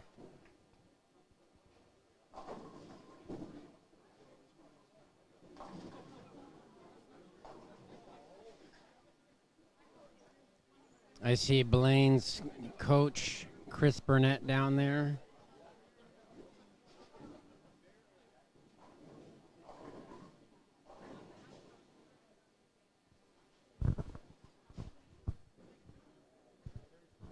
.45-pin lead for Zach Stone early on Nick Develin.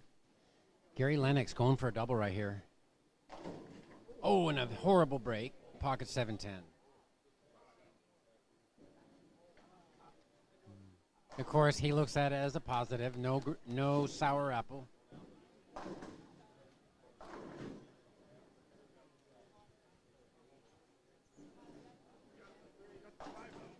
Yeah. That might have been a bad rack, huh? So, Brian, Do they bounce out anymore? they here? bounce out a little bit, but not like they used to. But this is makeable. I like it when they bounce out a lot. You know, he needs to have Mitch Hoope shoot. Yeah, yeah. Oh, Not his fault. That was a good shot.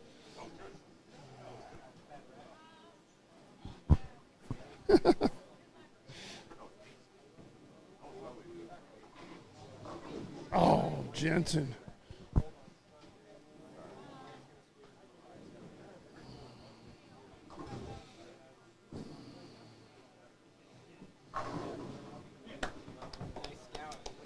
Lined up. Oh, he's for sure lined up.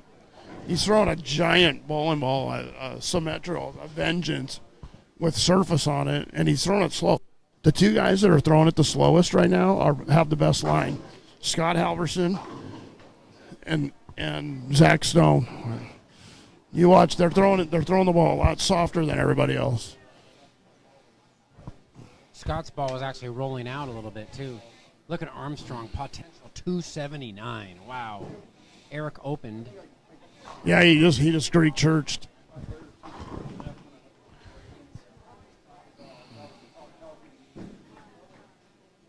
Well, this could be Mike's year. I mean, he's kind of struggled at the Masters, and this might be his golden year. You know, he could go 3-0 after this. Wow. Oh. Solid 9.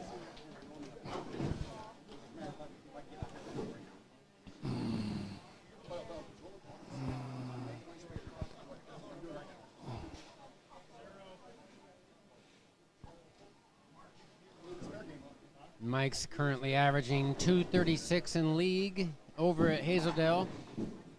He had a 245 book recently at Hazeldale for a season. Pretty impressive stuff. Yeah. Wayne Wininger has got to get lined up now. He's having a hard time on this 3 and 4. Goes Brooklyn. Take care, buddy. Yeah. Hole in one, baby. Oh, and what?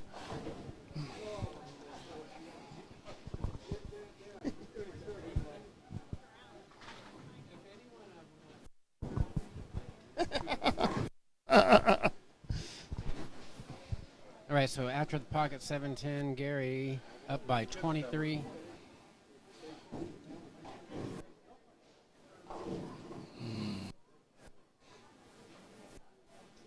Potential 217 for Halverson, leaving a bucket in the 10th frame on lane 1.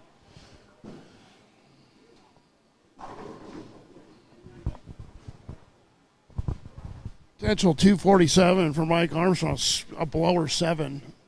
Oh, Rob Grimes. Virgin.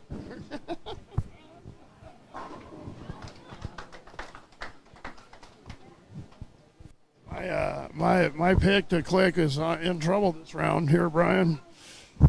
Yeah. So Halverson opened the 10th. so was mine. Now that you mention it, Yeah. it's early. It's a 3-game match. Oh, and a bad break there for Gary. 2 in a row, 7-10, and now the 7-8. Would have liked the 4-pin to stand there. Now he's got a difficult spare.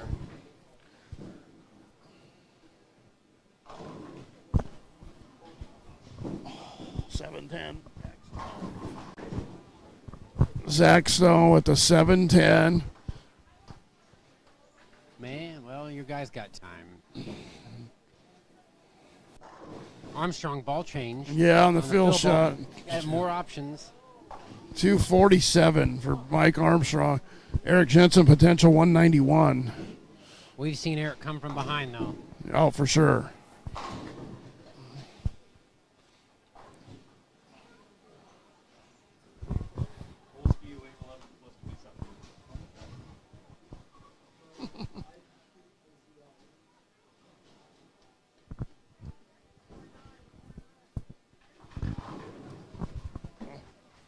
Oh, boy, Jensen missed the head, been right. Wow. You don't see that very often out of him. He's usually locked in Lanes are very difficult, Brian. So Halverson chopped the bucket in the 10th, but he still shot 205. Bill Machen 163, 42 pin lead after one. I trained you well. Yeah.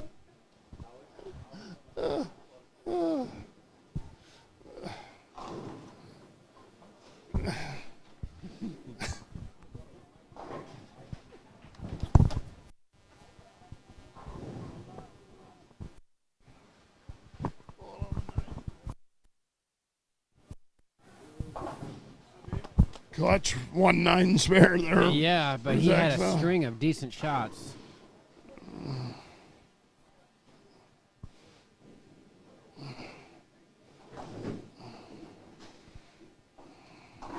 So now with a couple opens, Blaine can strike out and actually take the lead over Gary Lennox. Gary has a potential 171. Blaine can go off the sheet 179.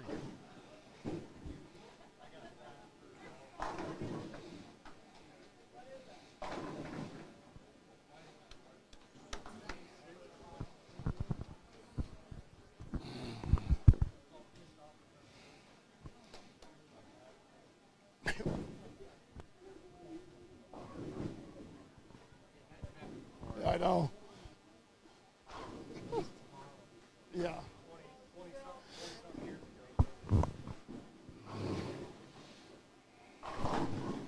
Was there?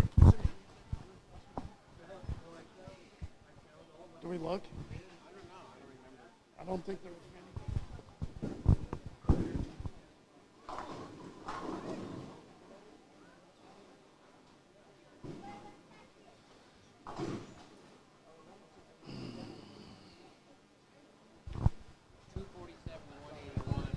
Armstrong over Jensen. Jensen trailing by 66.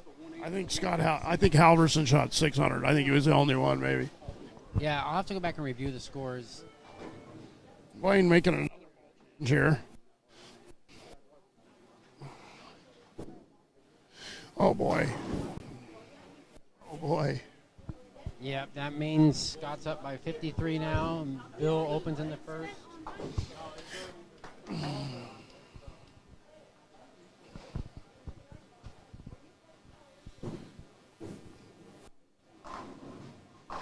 Oh, Gary, baby. 10 in the pit. Brooklyn. He's playing Gary's side of the lane now.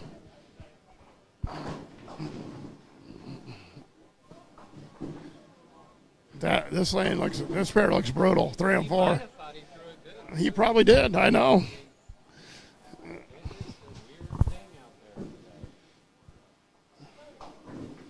Boy, my guy's in big trouble.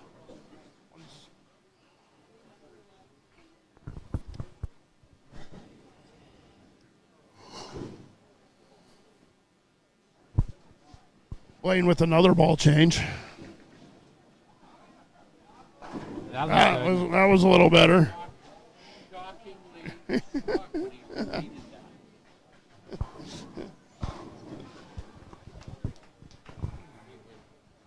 master of playing fallback, for sure. Fallback with no hook.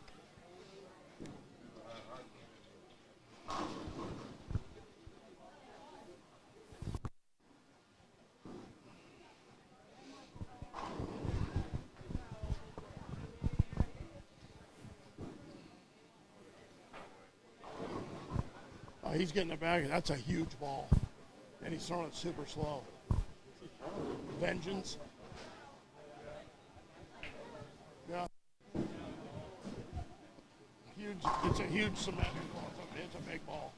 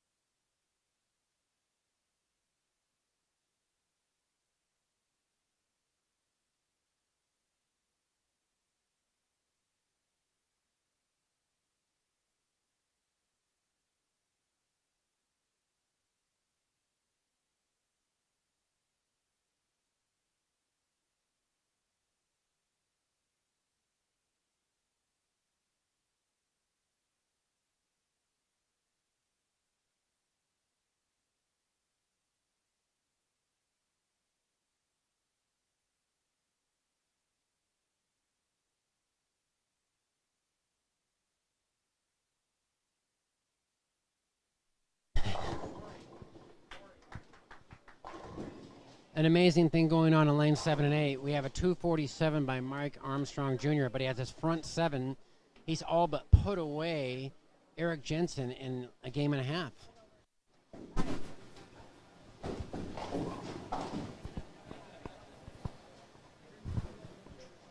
Unbelievable focus. And have they all been flush? Yeah. Oh, yeah.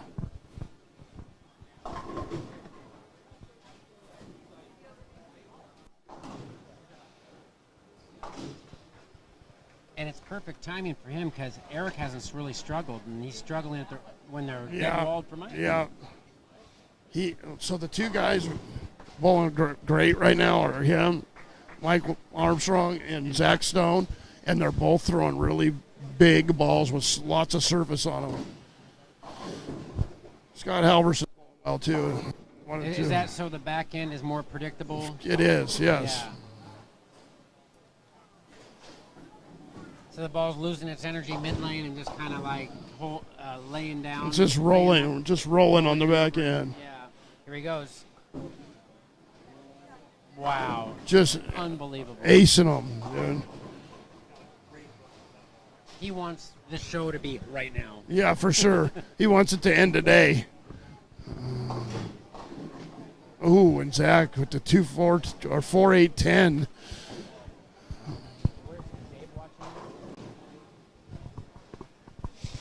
Dave needs to be watching this. I don't see him. Oh, it held. It held. Oh, wow. He got that left a little bit, and it held and scouted the Ladies and 9. gentlemen, look in the upper right-hand corner of your YouTube screen because we have a potential 300 game by Mike Armstrong Jr. Mike struggled in this tournament, but you can't say that now because he's going to be undefeated after this one. And he's one match away from coming back tomorrow undefeated.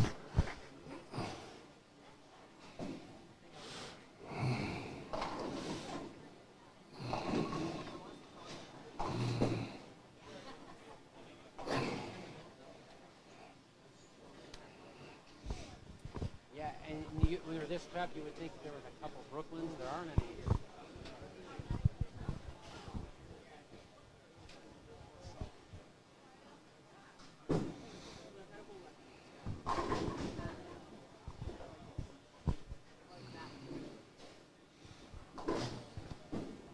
I'm going to go tell Dave to come out.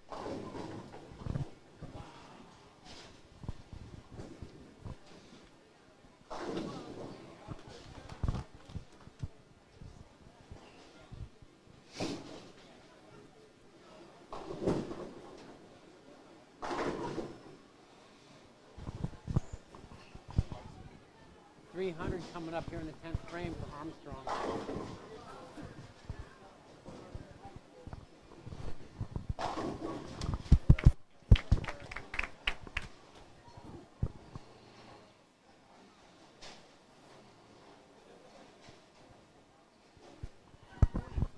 All nine's been dead flush.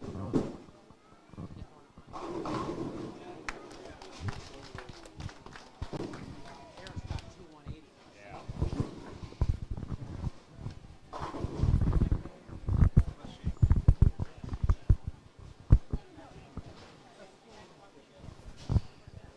I just went and got Dave Houston. I wanted him to witness this.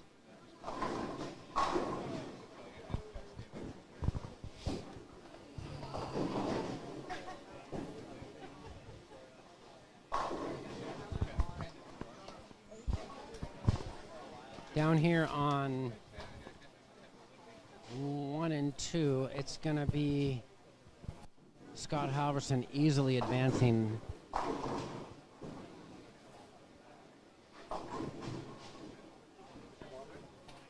Meanwhile, Gary Lennox with a decent lead over Blaine, a little bit of an upset.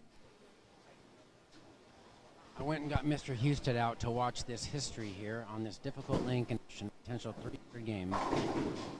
Round 6, Portland Masters. Okay, here we go. Everybody, the upper right-hand quarter of your screen, Mike Armstrong right now in lane 8, going for 300. First delivery. Go. Front 10.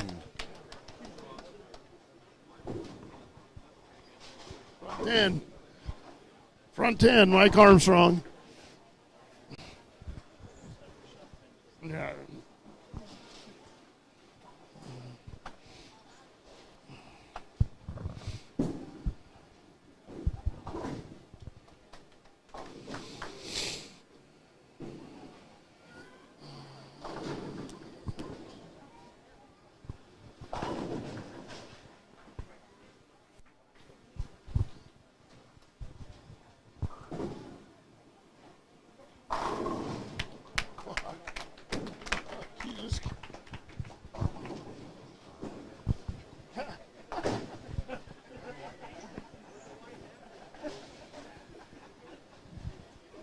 Front 11, Mike Armstrong Jr. About to do 300.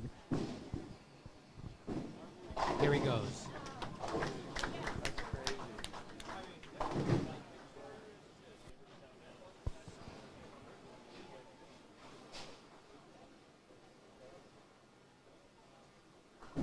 For 300. Oh, 297. Great game, Mike.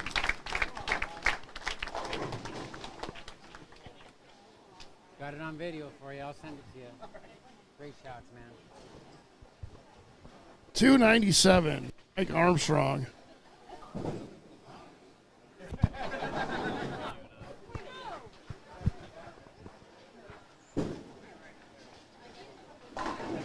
Oh! Oh! Oh!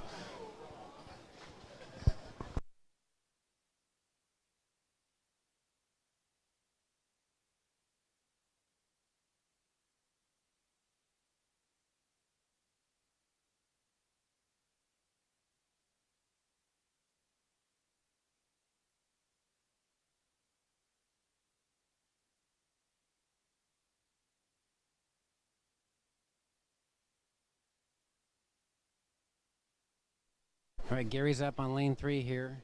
He's got a decent lead now on Blaine. From Studio 54. Great shot from Gary right there.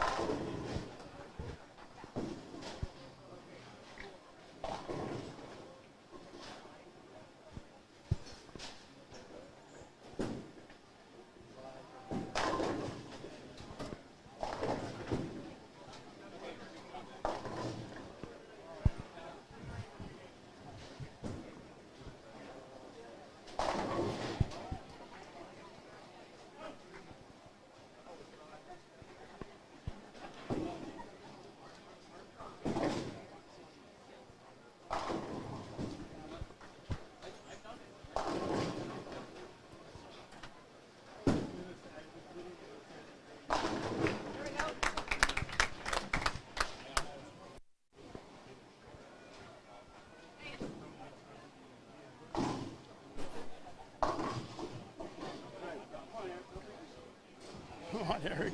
Come on, Eric.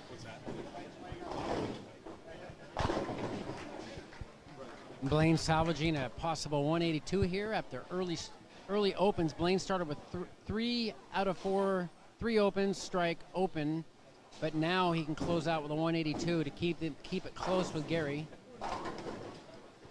Scott Halverson, the striking machine on 1 and 2. Tough as nails.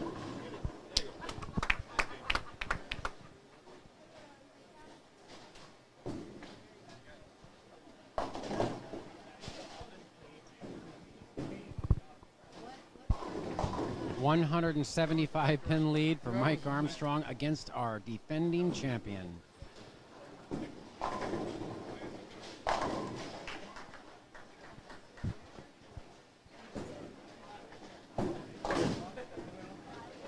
Yeah, he just bowled a 247 and a 297. Oh, shit, he almost got it, too.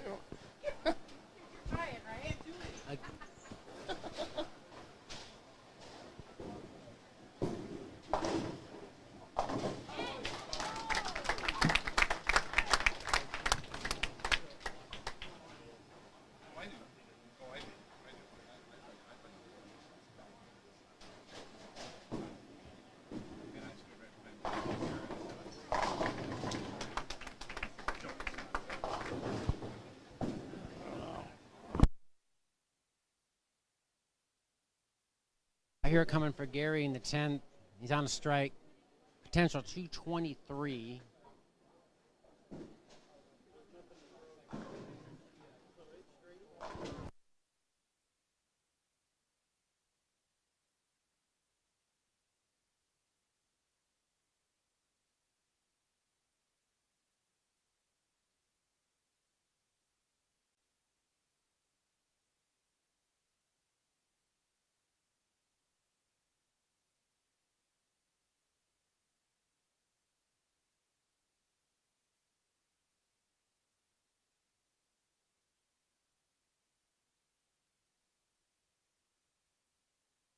Tenth frame. Great shot. Wow. I think he's got the right ball in his hand. That really was good motion. Finally changed in the 10th of the last game.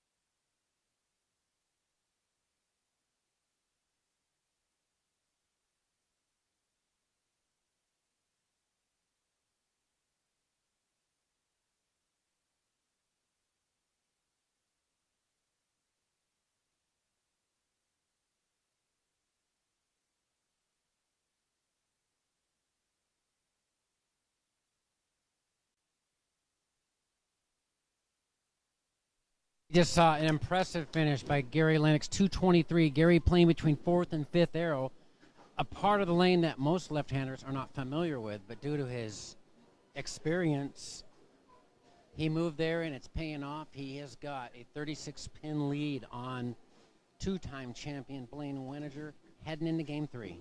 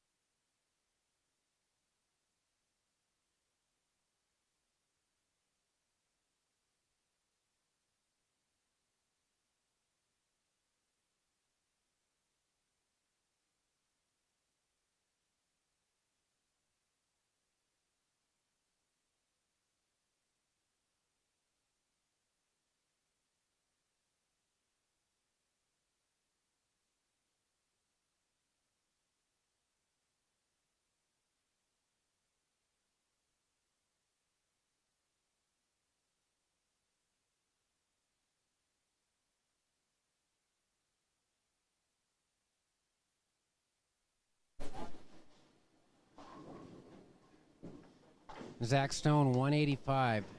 Develin, 184. We got a 38-pin lead for Zach Stone heading into game 3.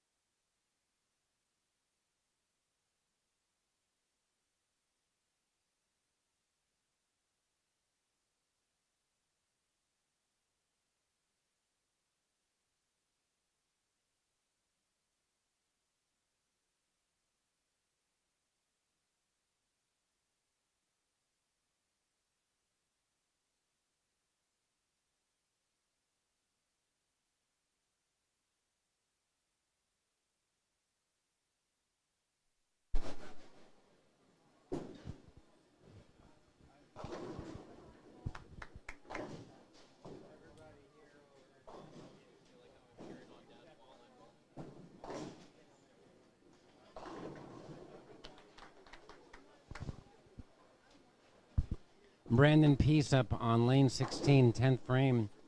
Potential 192. McNab with a 199.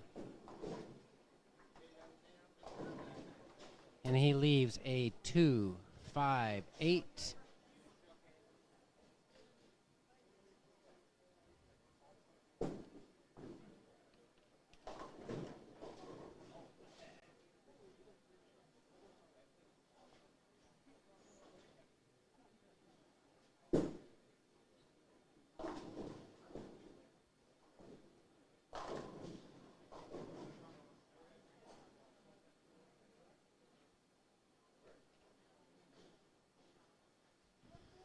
Well, Eric's going to lose this one, but he will fall to the loser's bracket, but not out of it.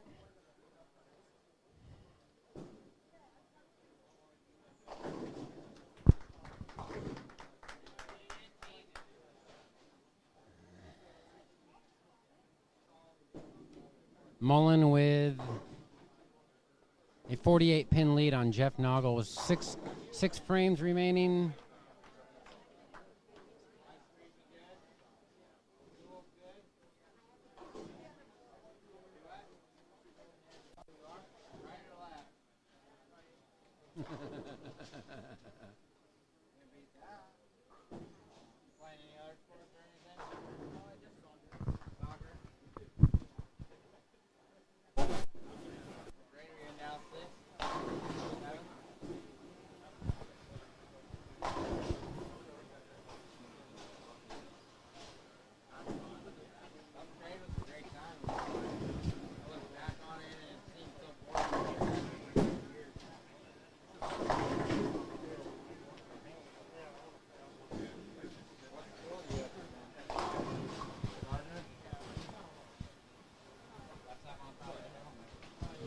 Brandon Peace trailing by 21 pins to McNab going into game 3.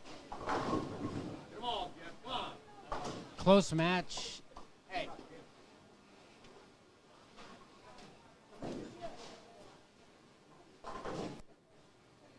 Yeah. We got a close match right here. Chris Tuolski and Peyton Stumpf. Yeah, very close. 426 to 425 heading into this game. Right now, Chris has got a 13-pin lead. Both players struggle in this third game a little bit.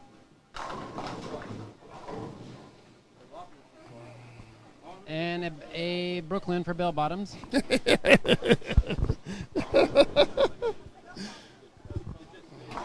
Eric Jensen's dialed in now, just a little bit too late. Yeah, but I have a feeling that his next match, he's going to bowl a lot better. Yeah.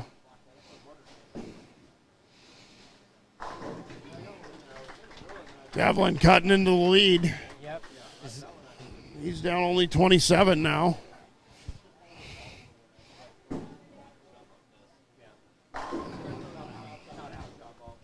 And with that, Stump cuts the lead back down to 3 now. 3-pin lead for Chris Tuholski. This is going to be an exciting match down the stretch. Yeah.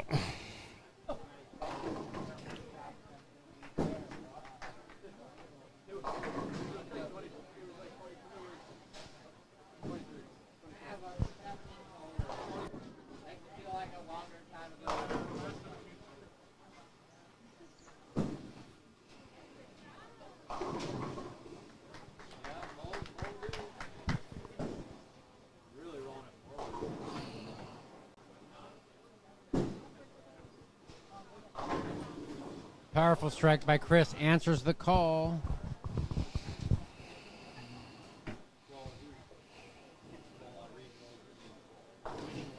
Brandon Peace carrying the beak hit. Let's see if he can double here early to cut into the lead.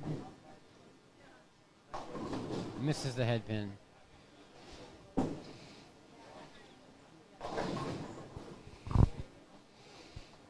Craig Tuholski trying to end a 26-year drought, trying to become a second-time champion. Looking pretty solid.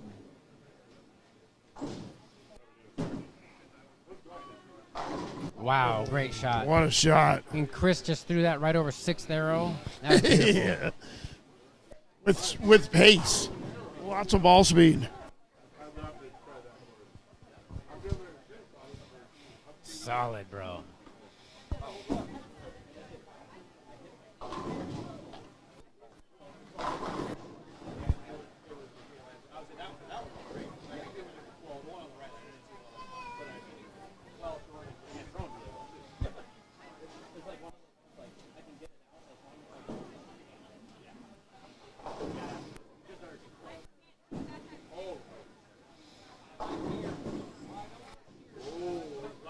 Oh, and Peace misses Missed the the 1, 2, 4, 1, 2, 8, the whole package.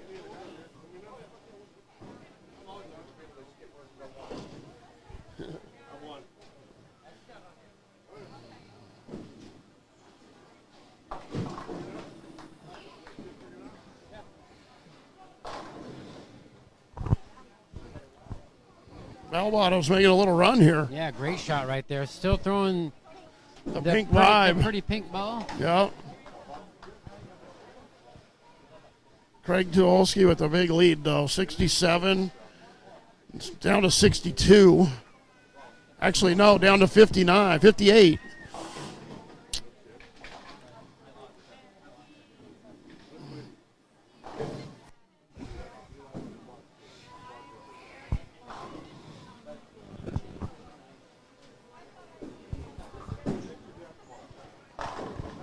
Boy, Jensen is dialed in now, man. You can shoot 268. Which means Mike Armstrong would need a... He's down. He's up 175, so Armstrong moving on. He still has a potential 768 series, Mike Armstrong. Yeah. Craig Tuholski's not having any of this. No. Actually, both Tuholskis are whacking him. Wouldn't it be amazing to have the father and the son on the show together? That will never happen again. Good shot by Payton there.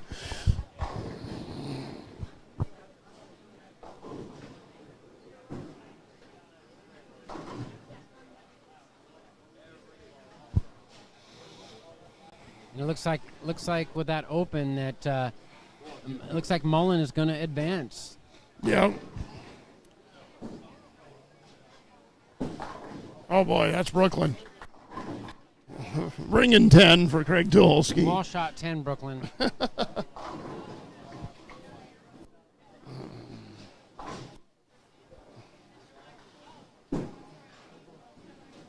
Oh, wow, he's...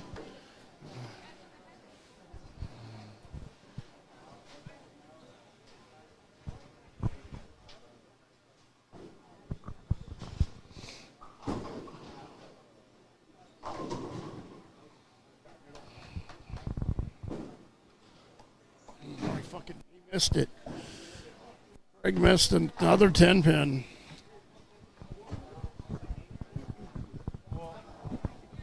Let's see if Harrison was to go off the sheet, Craig would need a double. Yeah. It's still theoretically possible. Oh wow, that hung up for him. Wait, he doesn't. Does he use a thumb? No. The 1, 3, 8, 10 for Chris. Needs to cover this. He's going to throw the spare ball at it hard and straight. Big shot here for Harrison Davis. Yeah. Last two have been perfect. That's going to have to hold. Oh, it's close. He's just a little in. So close.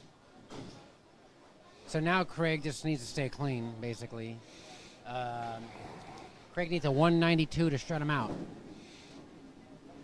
What a Perfect spare. shot. What a spare. Perfect shot.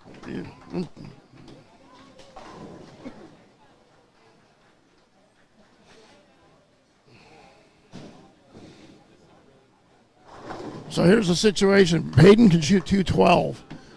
Cruz Tuholski's going at a 211 clip. Oh, and That'd he missed it. that'd be a tie. Wow. This would be. I'd like to see a roll off. You know. Is I it had one- roll-off is it against a Doug one game- Wallace, is Doug, it- Doug Muckler? Is it one game roll off? Yes, I had a Doug Muckler for the top seed. We tied 9-20, and he beat me. In the Oh, and he doesn't get the hit. No. So Payton can shoot 192. Means Chris needs a mark. Actually, Chris needs a count. Good count.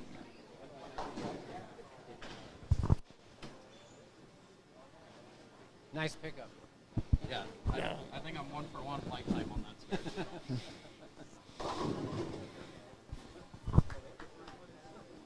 All right.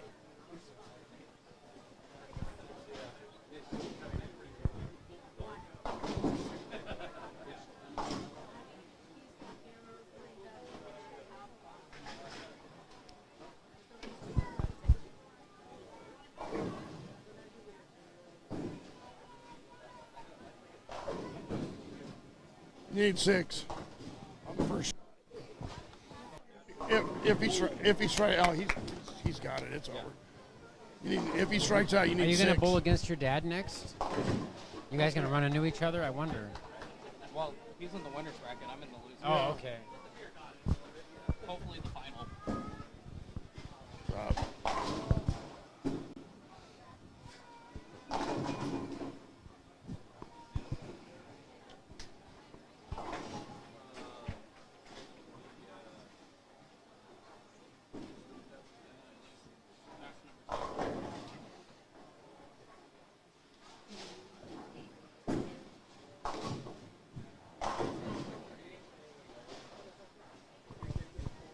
Okay, so it looks like Craig's undefeated. Mike Armstrong Jr.'s undefeated.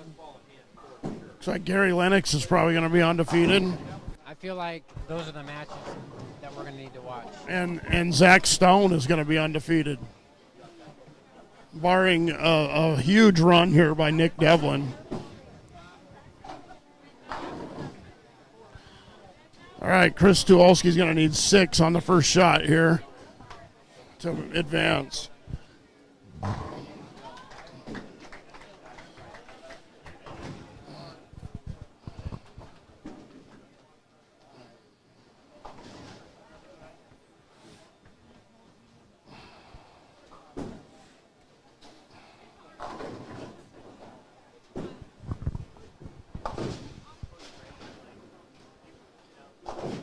Nice cover of the 2-4 by Lennox.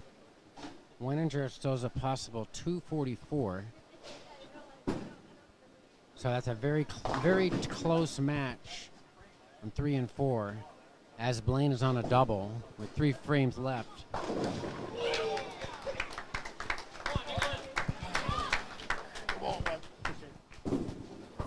And just like that, Develin has erased the lead with Zach Stone. Have Schmidt check out and see what year was the last year I made it to Sunday. Yeah. It's probably been 2 very close matches. Are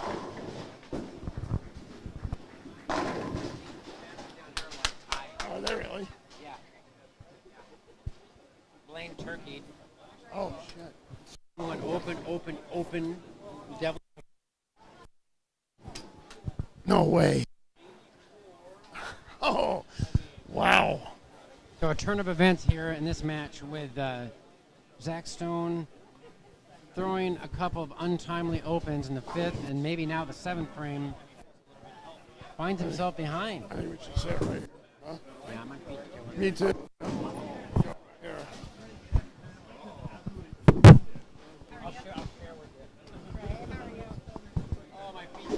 Stone made the 210. I have bad feet, so standing a long time. The bottom.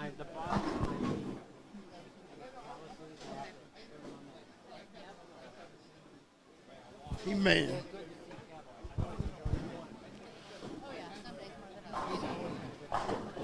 Oh, Blaine is unbelievable. I know. We just celebrated 19 You- years last month. I know. I'm at.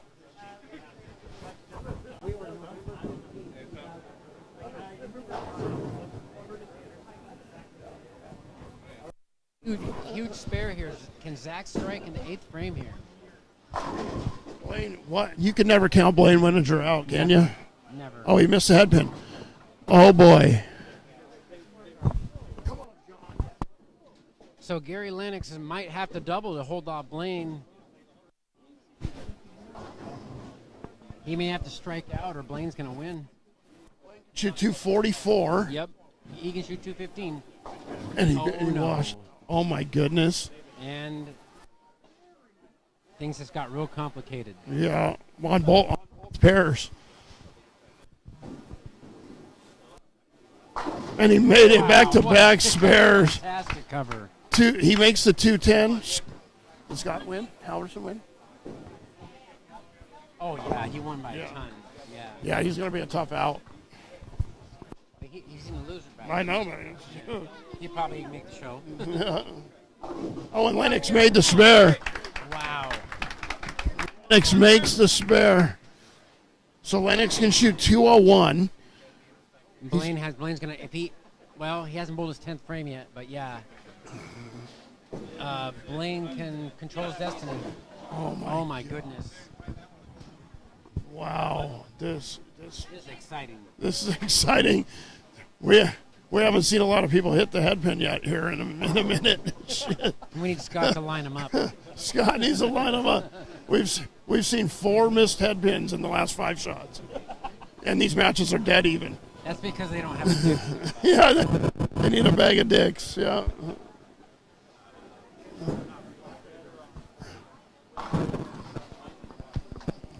All right. Nick has to make this. Paramount to cover this washout. Wow. Is Zach going to have another less than 10-pin victory? This would be his 3rd So clutch victory. Devlin he pulls can. this off. It's amazing. Nick can shoot 200 even. Zach's got a 38-pin lead. He needs 163. Yeah, he's got to have 2 marks. Wow. If he strikes out. Those marks will probably be spares based on the condition they're bowling on. Hey, look, there's a big delay on 3 and 4, a little icing situation. Oh, yeah, Gary's playing my. That's not going to work against Blaine. Maybe his ball's not coming back. Okay, 9th frame after the open. Develin. Oh, lucky he didn't leave a 2-4-10 there. So he could shoot 190 now. Zach's going to need 1 mark in 2 frames. 1 mark in 2 frames. And it looked like he was going to come back, didn't it? He made 2 spares Yeah. to 210 and the PBA washout back to back. That was impressive.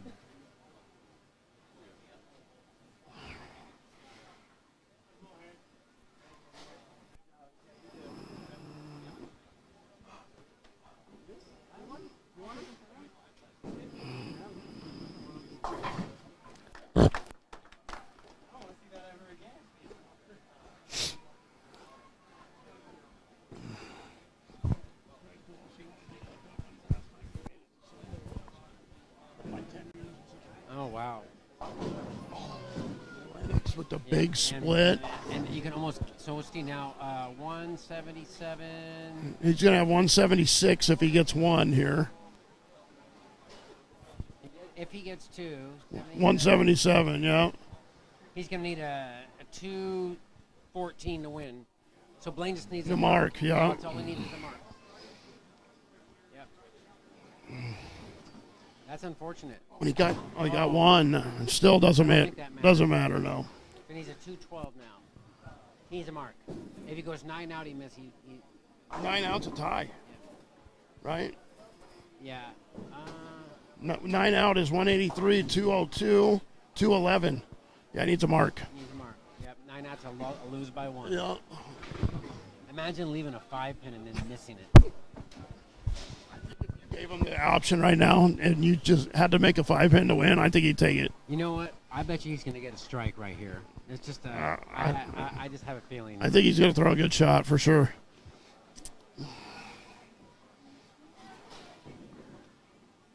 And that's a winner for Zach Stone. Zach's going to advance. 48. He's going to get another chance maybe at the show. He lost to Mike Hansen in 2024. 2nd place finish. All right, Blaine in. At least leave a double spare here.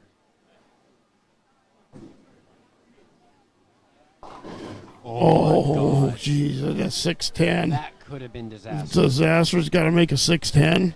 And you know what? They're spread out. This is choppable. This is choppable. Got to cover both with the ball. That's a winner. 156. I don't think that Zach. Third- I don't think he knows that he won. 34. Yep, that's a winner. Yeah, That's a he winner. doesn't think that he won. He doesn't even realize it. That's how focused he is. Yeah. Yeah. It'll be interesting if he misses this, if he gets upset, because I think he thinks he needs a spare. Yeah. That's why you always look at the score. Always got to know the score.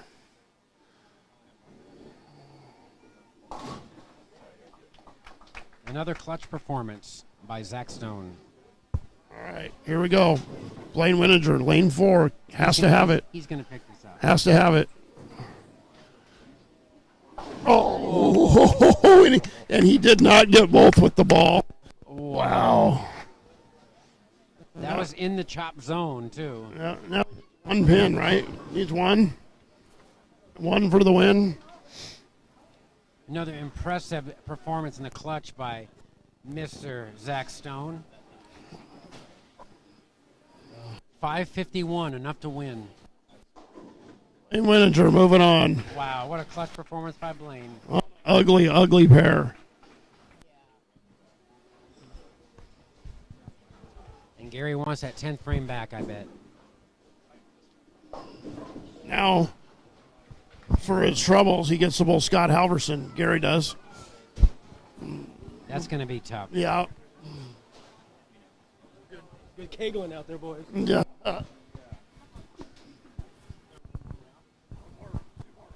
One more. Bro, it's 5:15.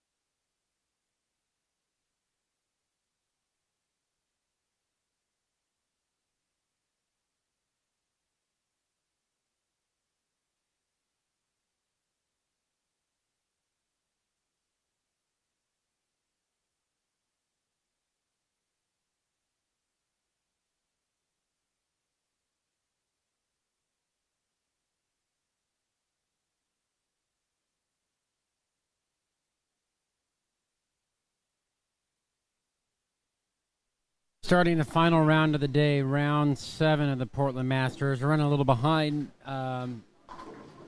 In 2 minutes, we're going to begin scoring. To review what just happened, Scott Halverson 604 defeated Bill Macon 491. Bill has been eliminated from the tournament. And a thriller, Blaine Wininger 576 defeats Gary Lennox 568. On 5 and 6, another winner's bracket. Zach Stone 551 over Nick Develin 516. On 7 and 8, winner's bracket. Mike Armstrong 744 over Eric Jensen's 593. And the final winner's bracket, Craig Tuholski, our year 2000 Masters champion, trying to do it again after 26-year wait. 631 over Harrison Davis's 566. And then we have 3 more loser bracket matches. We had Chris Tuholski surviving 647 over Peyton Stump 616. Peyton Stump's been eliminated. We have Josh Mullen 668 over Jeff Noggle 619. Jeff Noggle has been eliminated. And on 15 and 16, we've got Alex McNab 513 winning with a 513 over Brandon Peace 467. So we just have 4 matches here on round 7. I told him to look it up. See if we can look it up. He was just here.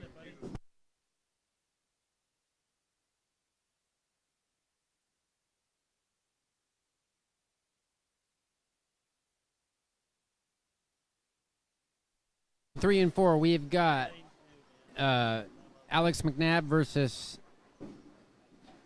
Nick Develin. We've got Jacob Mullen versus Harrison Davis on 5 and 6. We got Scott Halverson versus Gary Lennox on 11 and 12. And on 13 and 14, Chris Tuholski.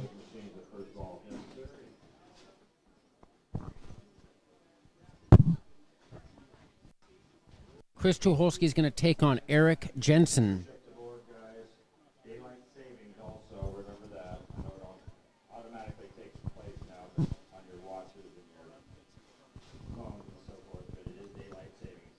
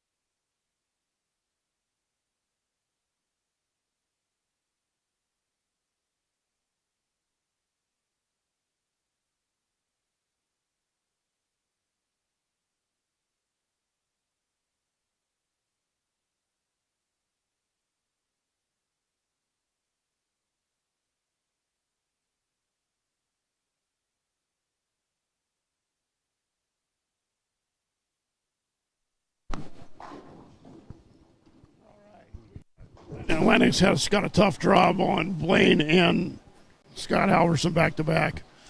Yeah. And it's unfortunate that he didn't mark in the 10th frame because that may have been a winner.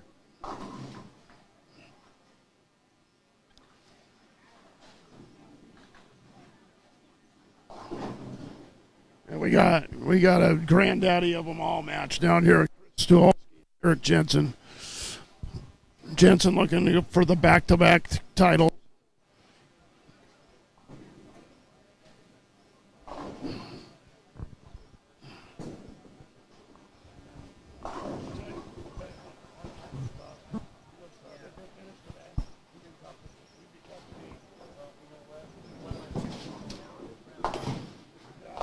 Yeah. So's mine. Maybe both of them. Maybe both of them. Yeah, maybe we should have picked Mike. That's what you do. That's what happens when you go against experience.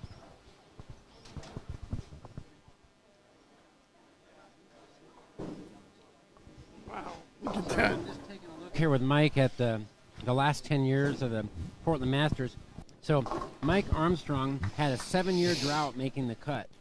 He made the cut in 2018, qualified third, and didn't make the cut again until 2025. So, yeah, he's kind of underachieved at the Masters, and maybe this is his golden year.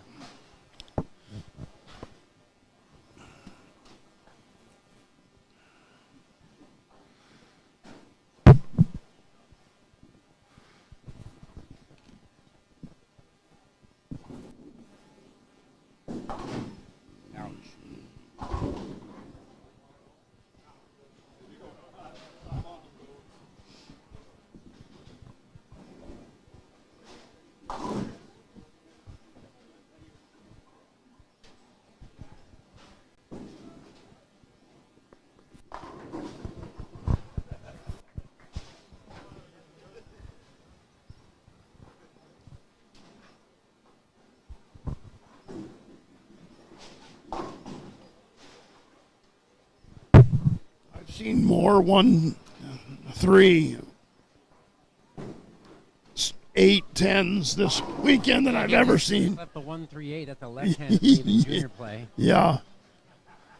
We got a no 9-pin on lane 5.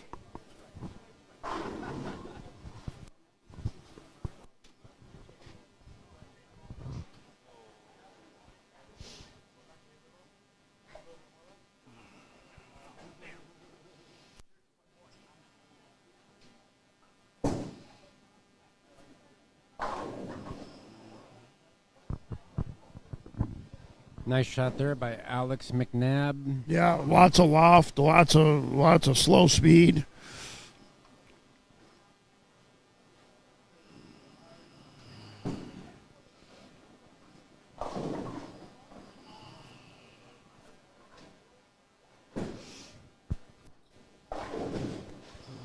Which one is that? That's Jacob.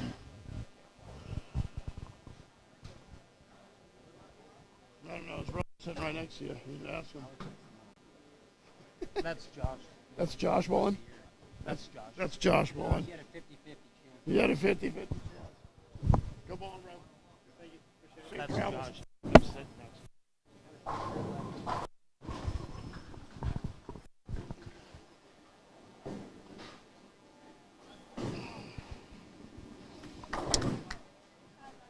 No 9-pin on 5.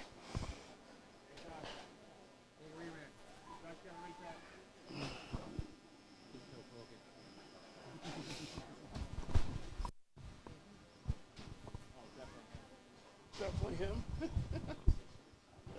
Yeah.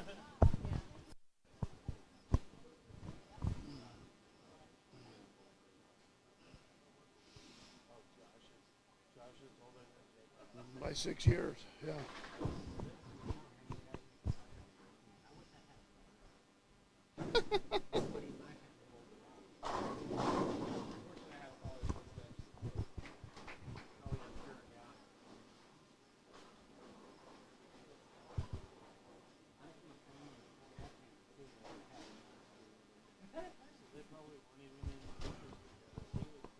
No.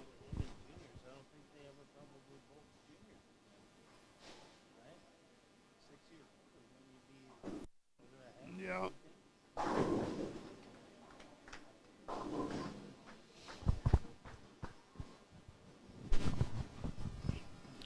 PBA washout for Josh Mullen. Slow start.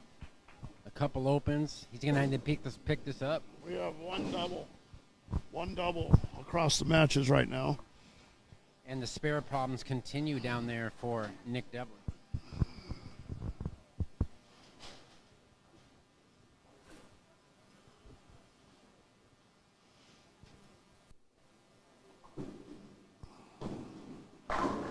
Oh, Horrible fake.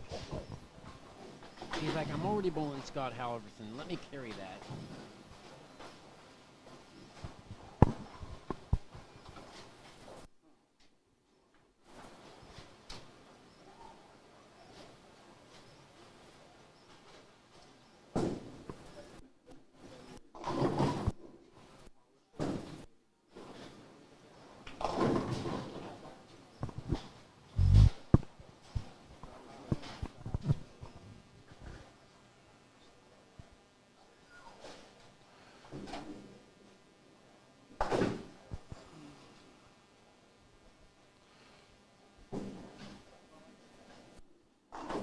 Perfect shot by Harrison Davis. Yeah, he throws it good. Oh, and Eric Jensen missed a 2-pin to the left. Is there something off about Eric this afternoon? Wow. You never see that.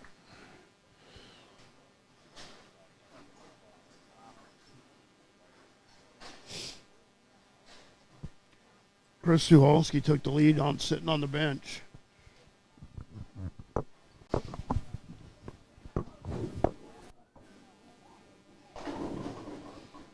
Halverson with the double. He's got a big lead.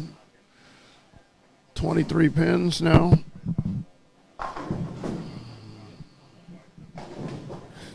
Chris gives it right back with the 210. It's going to be a grind fest. Vape time. Jason about money. Is that what, that's what Rash was talking about, huh? Yeah. Oh boy. Oh boy, threw it in the gutter. Threw it in the gutter from fifth arrow. On a double. Oh, nice. Nice effort there by Chris. Cutting the 2-pin in front of the 10.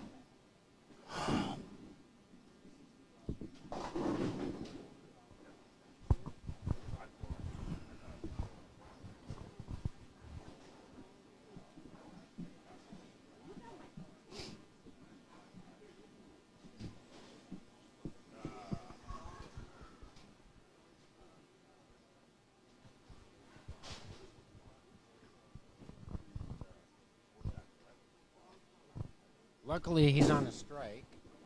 Oh, he did it again. Just over to the right. I've got decent count there. Got it.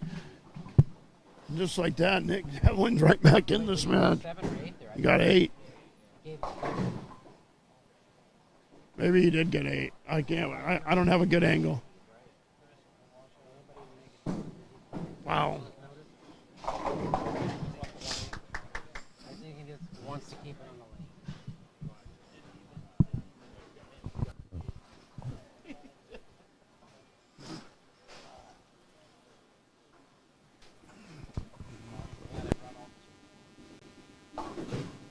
Boy, Chris PBA washout 5-2. And he gives it right back to Jensen, takes the lead, sitting on Right the now, bench. just Halverson and Davis are the only 2 lined up.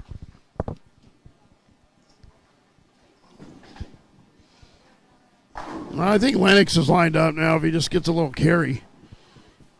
He just boned a 9 or an 8-pin. Otherwise, he'd have a triple.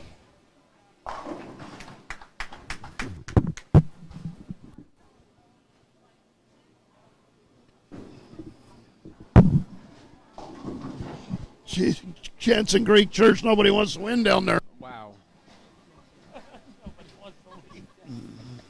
It's night and day compared to his focus. He did.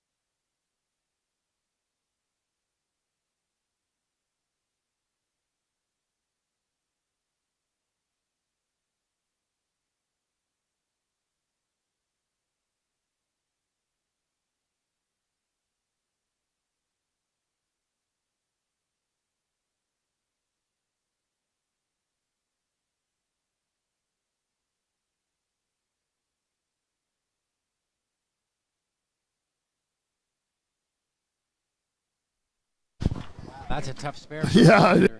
Meanwhile, Scott's putting on a clinic. Yeah, he is. Gonna have to get a hotel room.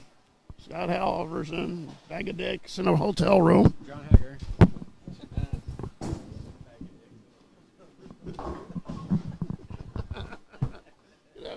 Yeah.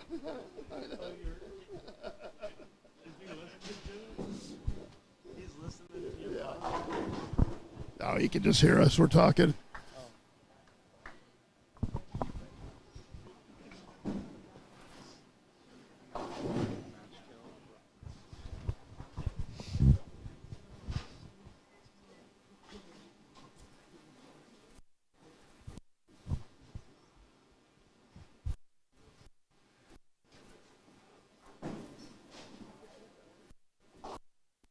Went high on that 14, lane 14 again. We've got no doubles in that match so far. Yeah. No doubles on 13 and 14. Both going at a 170 clip.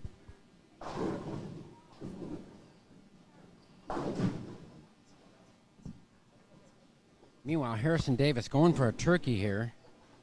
That's high. 6-9-10.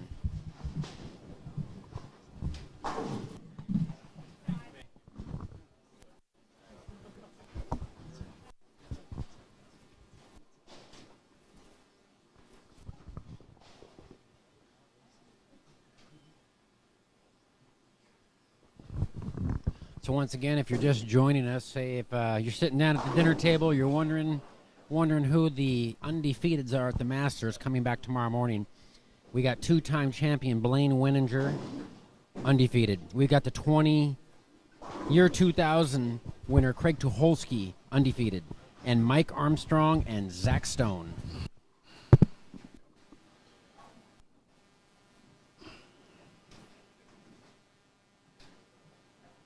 This is round 8. This is round 8 or round 9? Round 8. I think this is round 7.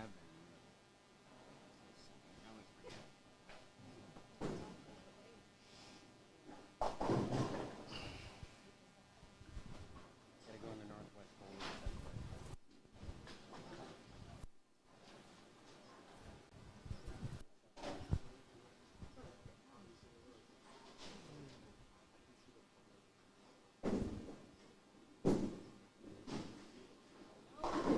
Yeah, 7 rounds, and then 8, 9, 10, 11, 12, 13 tomorrow. Round 7. This is a loser's bracket matchup. 4 winners of this matches will move on till Sunday morning.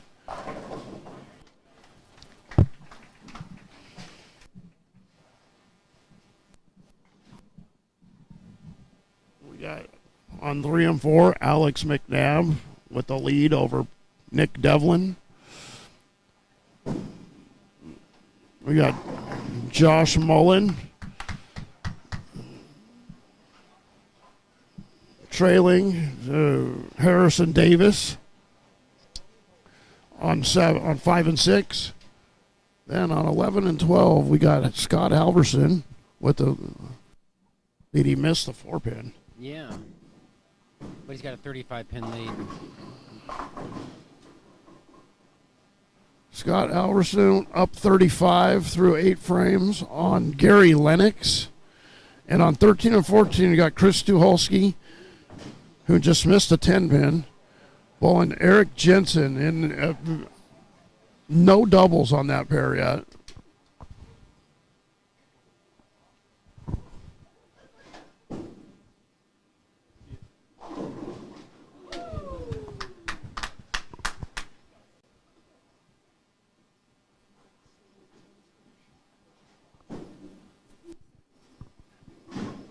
And Scott narrowly covers the 1-pin there. Easy spare. Look where Chris Tuholski's standing. Chris standing on the 70 board.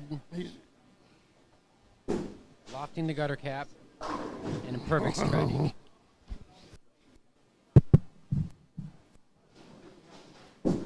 Oh, boy.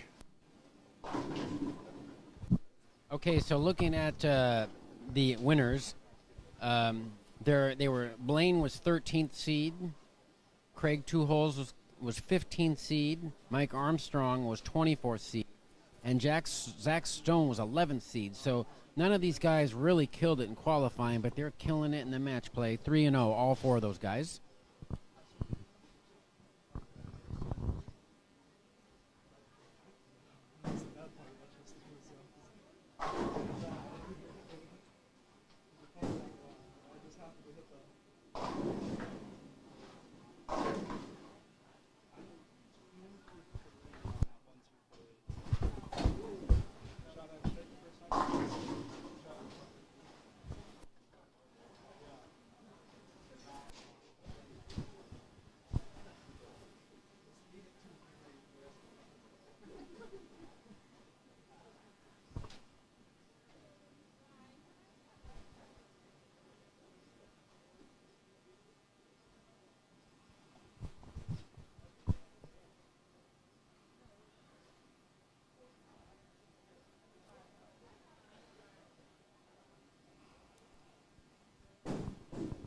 Eric, 10th frame.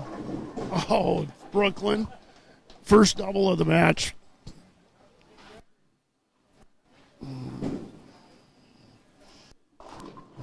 Eric can shoot 190. Chris Tuholski can shoot 182.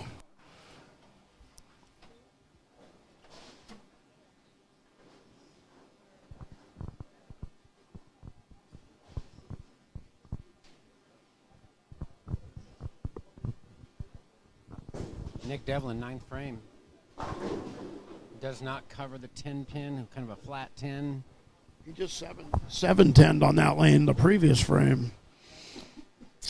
Trailing, though, if he covers, trailing by 15.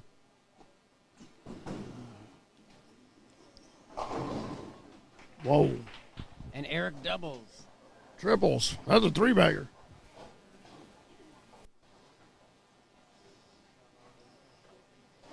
Harrison Davis with 3 off the right. Working on a strike, though, so didn't lose the count. And a clean game, which is a clean game is difficult right now, and he's got it. Lennox with the ball change, going to the concept. He is A clean 211 for Harrison Davis. yeah, that's impressive. Yeah. Blaine told me he bowled a clean set round 2 today. Yeah, he Well, mentioned that. that's 620, amazing. 620. That's amazing. That's 629 clean, yep. Doesn't surprise me with Blaine, though. Oh, and it looks like there was a disaster. Nope, he didn't leave a split. Nick Develin left a 248 in the 10th, but a disaster split in the 10th for, well, in the 11th for Gary Lennox. So he leaves the 2467. Josh Mullen through the face in the 10th. And a 190 for Eric Jensen. yeah. Chris can shoot 182, so it's going to be could be a small lead for Eric, depending on what Chris does. Gary Lennox is second one of these he's left. A 2-4-6-7 gets 2 of them. 168 for Gary Lennox. Scott Halverson could shoot 215. Chris 2 holes with a double wood in the 10th. Only a potential 160, so.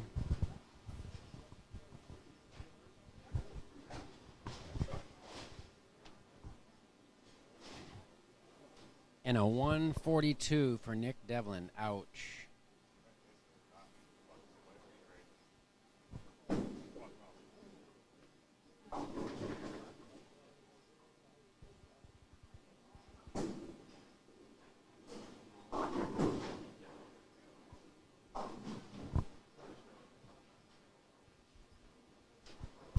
My horses are in trouble, Brian. Well, one of mine's going to make it to tomorrow. Yeah. Both of mine are trailing going into game 2. Okay, so we got Harrison Davis 211, Josh Mullen 190, 21 pin advantage for Harrison after one game. Got 190 for Eric Jensen, 160 Chris Tuholski, 30 pin advantage for Jensen.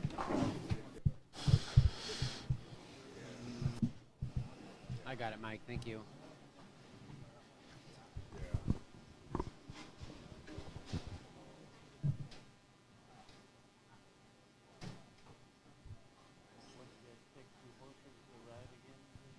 Yeah.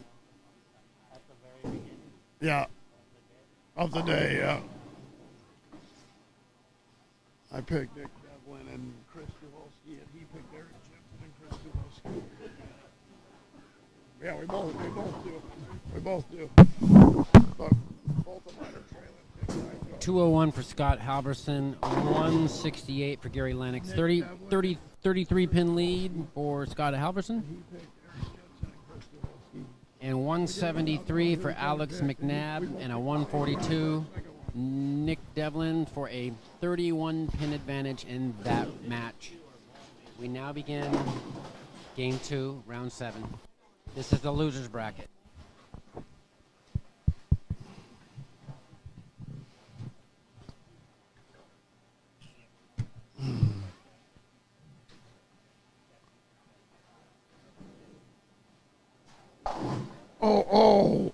He almost just 4-7-10 out of the pit. Yeah. Okay, Gary Lennox starting us off on lane 11, struggling a little bit. Just can't get the ball to push on that left lane. The left lane's giving him fits. That ball may have a little too much surface right now.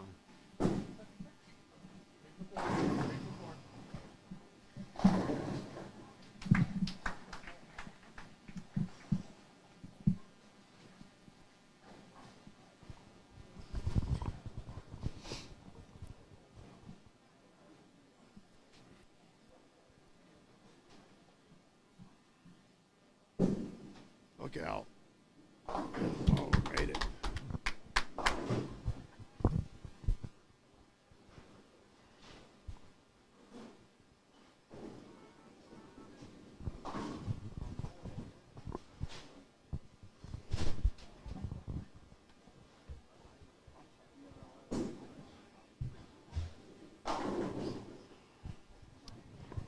So on lane 3 and 4, Alex McNab was originally our 28th seed, and Nick Develin was our 3rd seed in qualifying.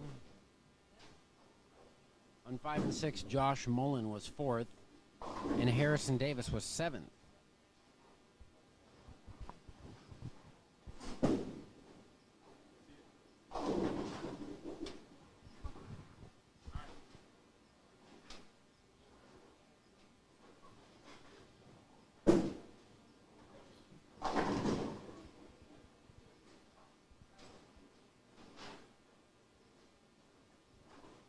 Eric was number 1, wasn't he?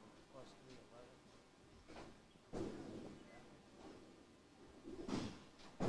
311. And McNab flags a 10 pin. So that closes the lead down to 20 pins again over Nick Develin.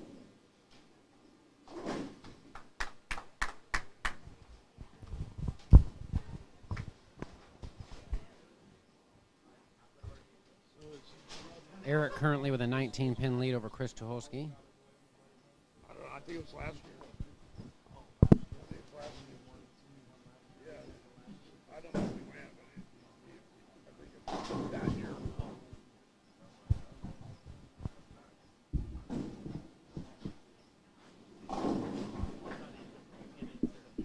I think it's the same season. I'm not positive, though.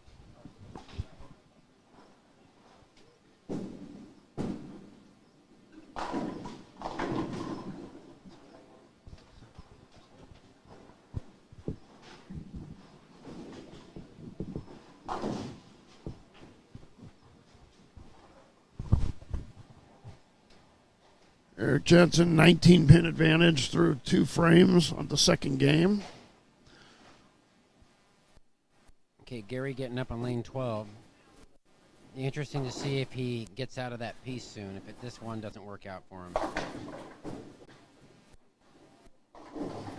him.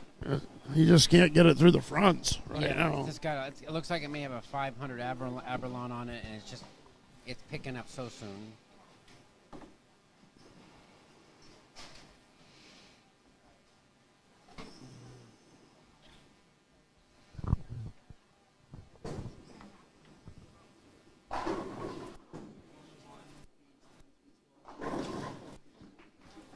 Nice shot by Eric there. So as a reminder, after this round, the final 8 competitors will join us tomorrow morning. 8 a.m. And don't forget, the clocks go ahead an hour. And Gary missed that 247. Gary's probably going to get out of that ball pretty soon.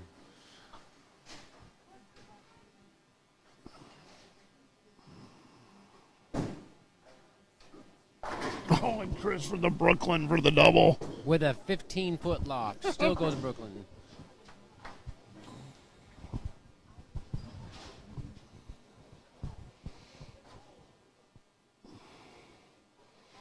Jensen sticking with this ball. I mean, Lennox sticking with this ball.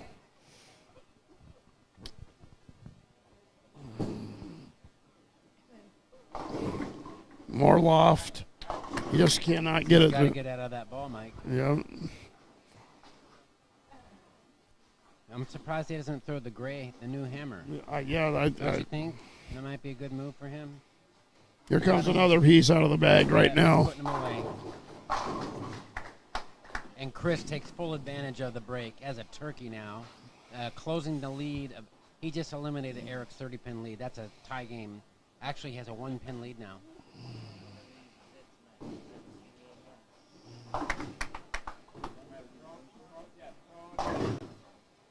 Meanwhile, down on 3 and 4, McNab had a 31-pin lead, but he just went open.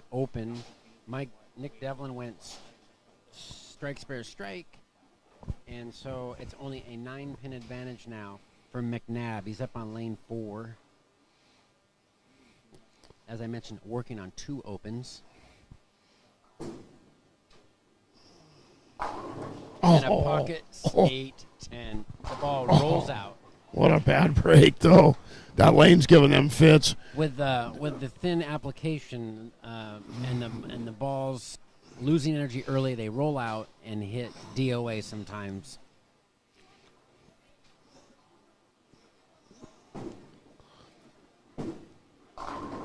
And the patented trip for Scott Halverson. Scott Halverson with the dead smooth release and perfectly still head at release.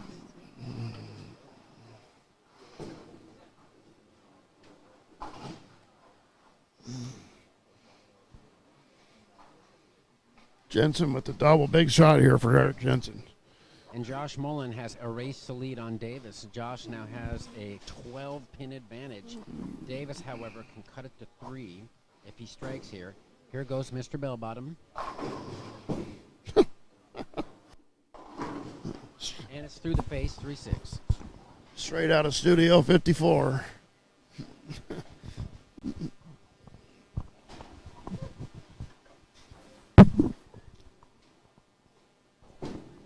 Oh, boy.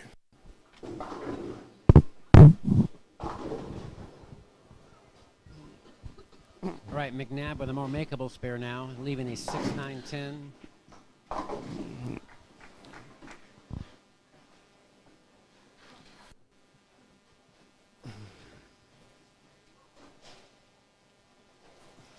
Scott Halverson missing the head pin, leaving the 1-2-4-8.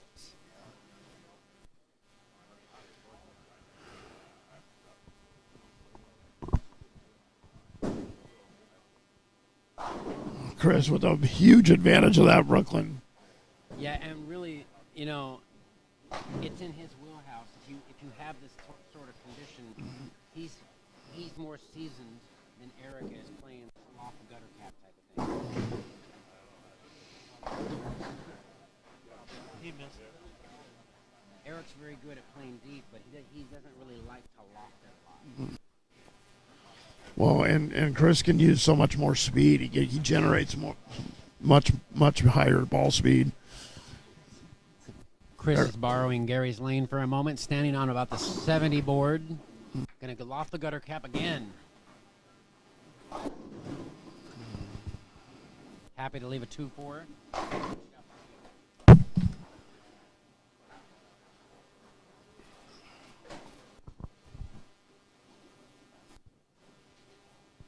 See from where you're from? He was like a Richard from Seattle, but then I think he is up from there. The Harrison.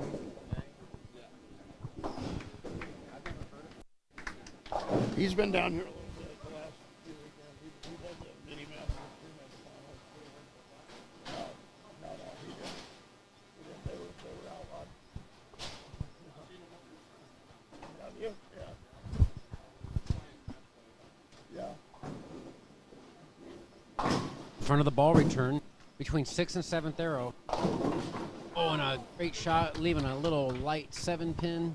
Looks like he has gotten lined up, though. And he currently is trailing by 4 halfway through this 2-game match. Nick Develin has taken the lead and carries a face hit. Through the face strike for Nick Develin. And fortunate that McNab opens with 3 open frames in a row.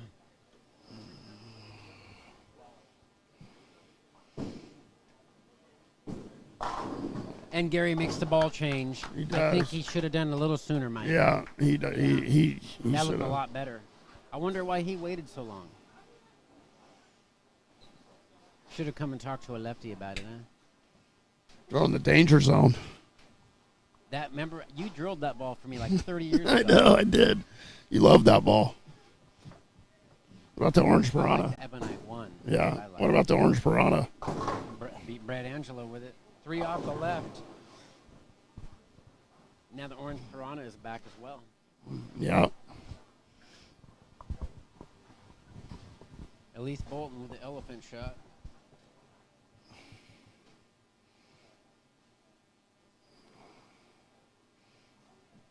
All right.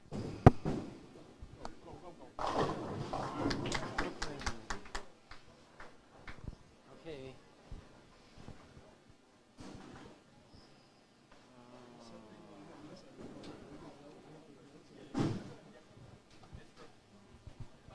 Wow.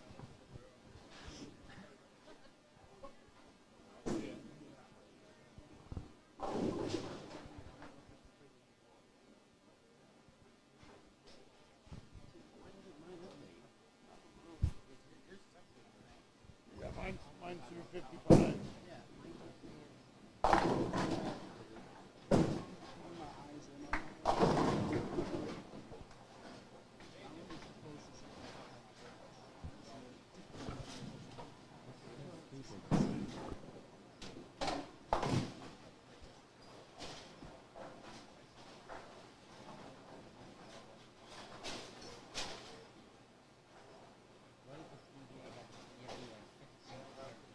Well, because they're using the. They can work together and make it Okay, easier. so we're done here, 56. Yep. So Anthony Simonson, our leader at the U.S. Open. Andrew Anderson sneaks. Thomas Alt Sr. Yeah. Yeah. So we got at the U.S. Open Anthony Simonson, Patrick Dombrowski, Chris Vaya, Timmy Foy Jr., and Andrew Anderson, with Toon Hakim as the alternate. And T.J. Rock gets 7th. Wow. Two one-handers and 3 two-handers on the show tomorrow. Yeah, Belmo in 8th and Ethan Fior in 9th. Oh, Belmo made a huge jump.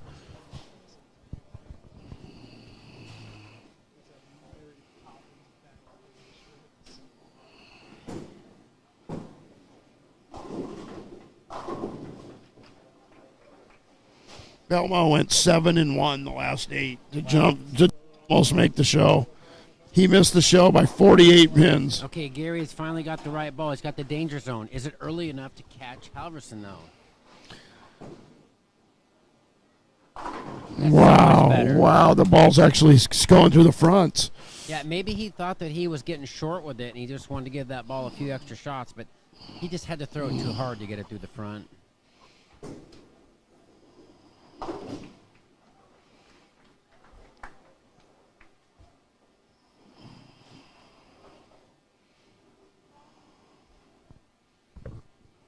All right, Josh Mullen here in front of the ball return.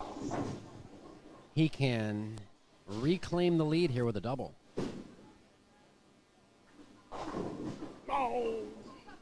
Ringing 10. Bad rap. Yeah.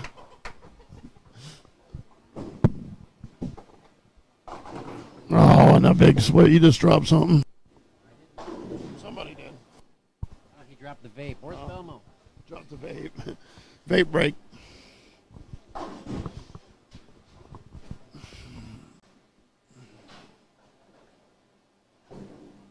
Uh-oh. Oh, and he made it. Clean is good. And it's a neck-and-neck match with Josh Mullen trailing by 4 pins to Harrison Davis. Chris Tuholski, potential 268. Wow.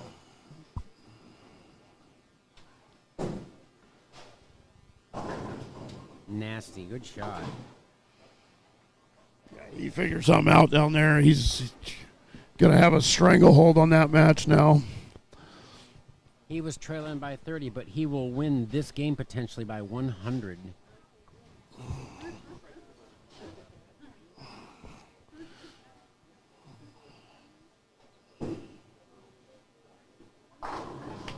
And a perfect shot by Josh Mullen right there. And disaster has hit Alex McNab with 49 in the frame. Strike up, though. Working on a strike here.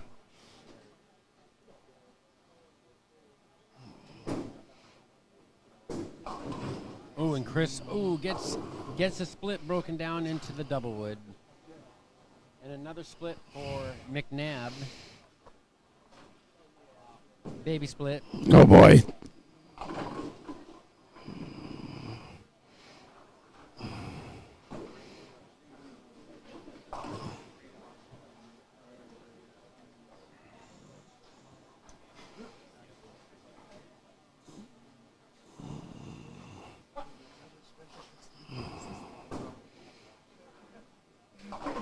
Nice double wood cover, potential 246 for Chris Tuholski. Another open frame for McNab. 77 in the 7th frame. Well, he's got Tom Doherty's 100 beat at least. Maybe. Got to have a mark.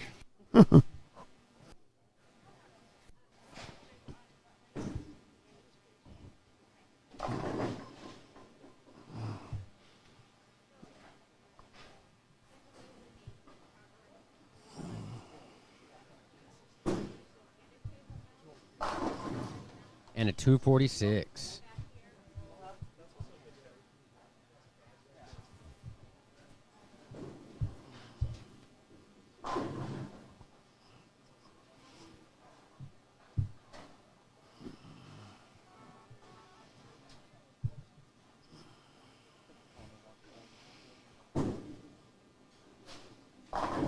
Oh, and that was uncharacteristic of Scott, my wasn't it? goodness. Wow, missing the 1-2. It's time for him to order a pizza. It's time for me to order a pizza, too. I can smell it. They're already cooking it. Yeah. Here I come.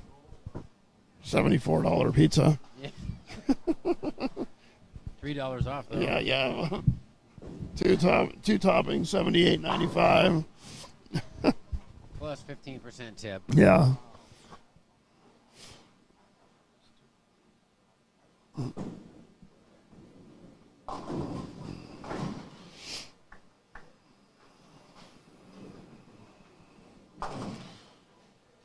Gonna be 161 for Eric Jensen. Wow.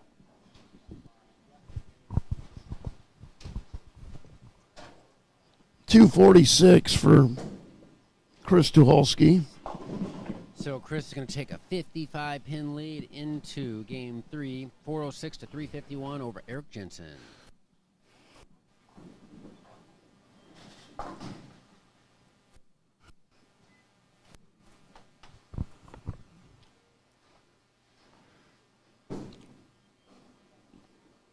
And a Brooklyn for Josh Mullen.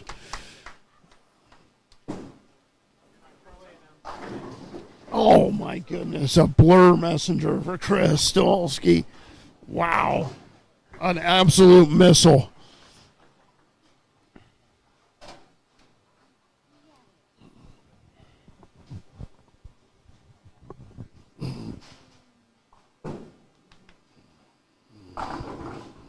Big time double for Josh Mullen just now. Taking the lead. Leading now by 9 pins in the match. Up in the 10th frame. Can extend the lead to 19 right here. Oh, and with a solid 9 pin. But he's lined up. He likes that lane.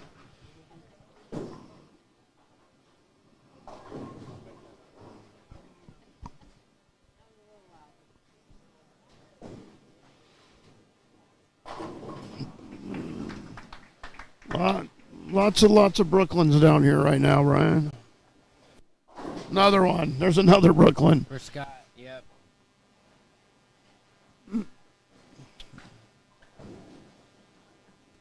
Oh, he missed the 9 pin. Oh, well, that was a little surprising, I suppose. 195 for Josh Mullen.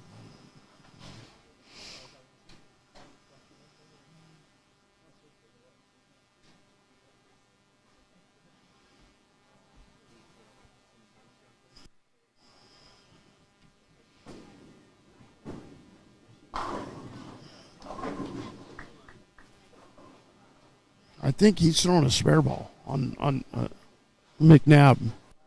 Yeah, well, he finally went flush. That was I know. I believe that's a spare ball.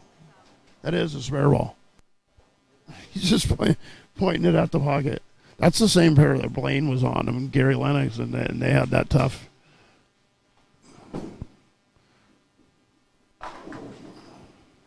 And Harrison goes back to the pink ball. I like his look with that ball. Yeah. Yeah, he's bowled his best today with that ball, for sure.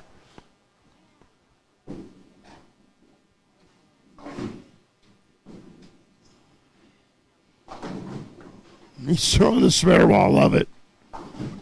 Yeah, I know.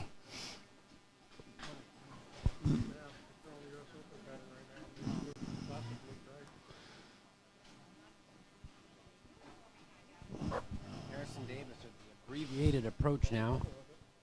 Potential foul with the bell bottoms.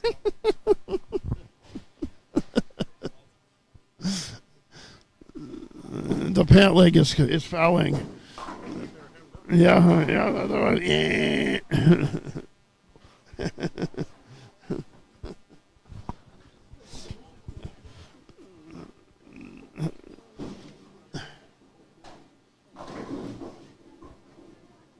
$181 for Scott Halverson.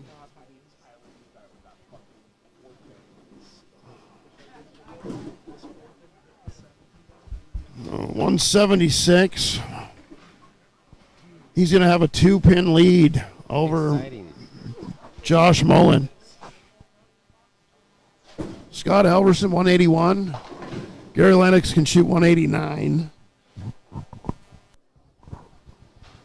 So we have 387 for Harrison Davis, 385 for Josh Mullen. That one is neck and neck going into game 3. 144 for McNab.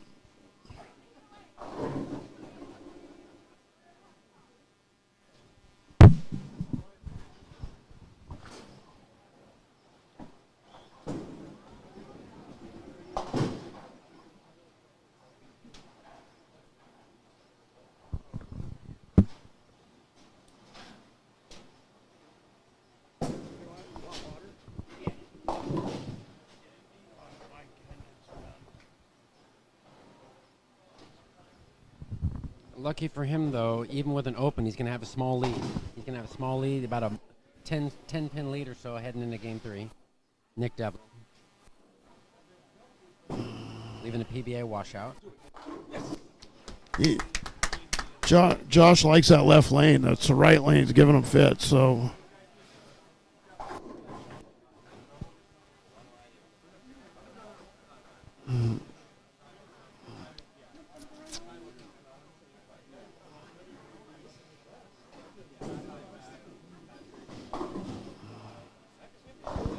So 181. That's a close one, too.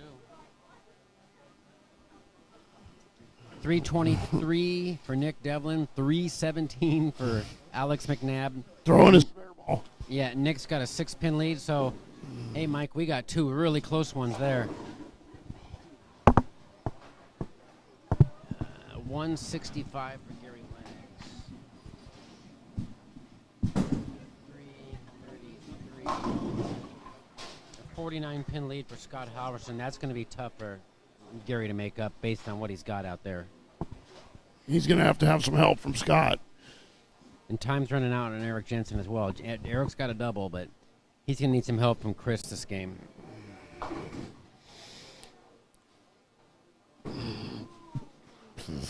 Oh, Scott is just lost on this left lane all of a sudden.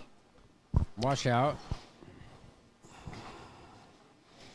Once again, I'd like to thank Edwards Construction, Milwaukee Bull, the Houston family,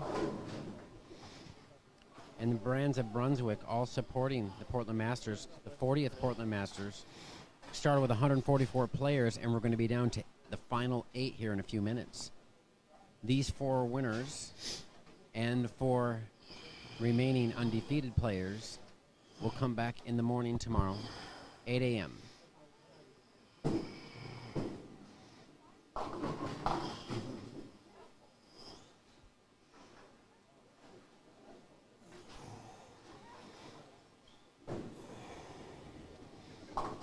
Chris open. Chris with an open. Eric Jensen has a little life. McNab with another open.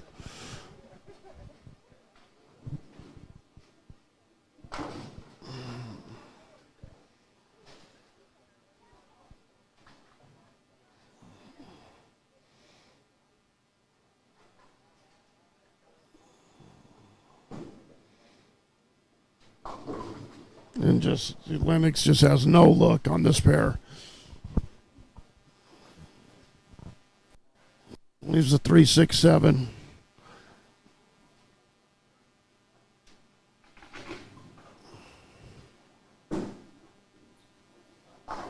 And a Brooklyn for Chris.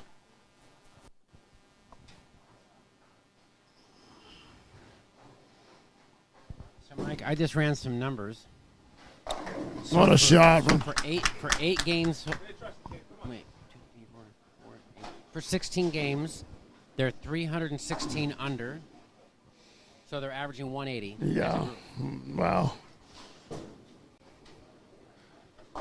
Lanes are stone walled, Brian. Yep. Especially they're really good. Averaging 180.25 to be exact. Wow. That's the lowest I've seen it in a long time.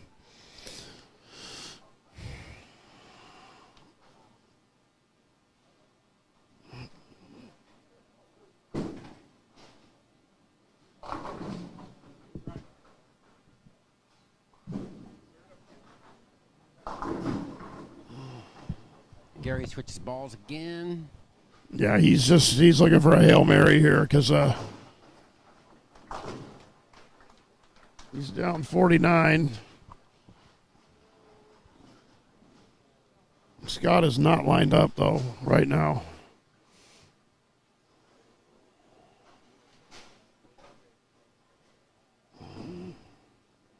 My one cat, every time she jumps on the trampoline, that one cat goes out there. Really?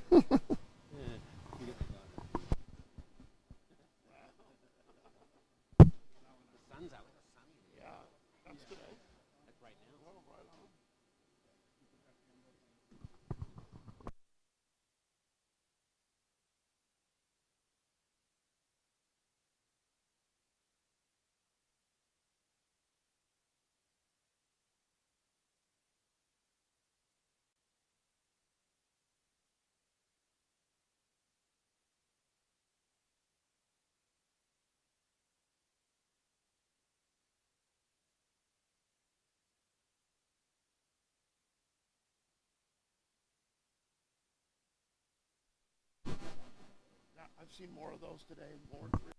It's today. Yeah, and Scott, Then I can recall. Scott missed it. Scott's by no means lined up either. I mean, No.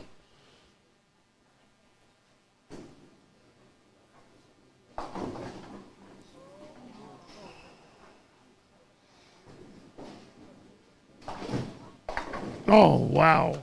That's one way to shoot it. Straight ball right down the middle.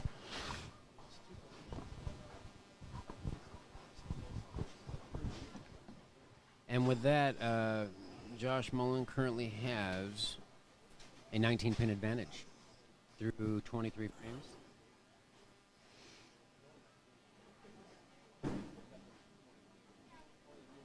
No, Brooklyn. Boy, these players, the 11 and 12 looks tough on both sides right now.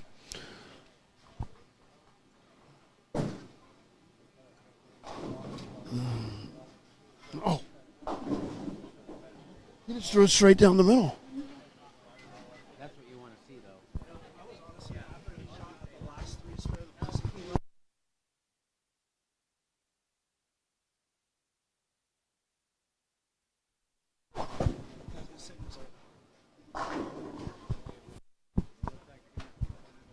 Wow.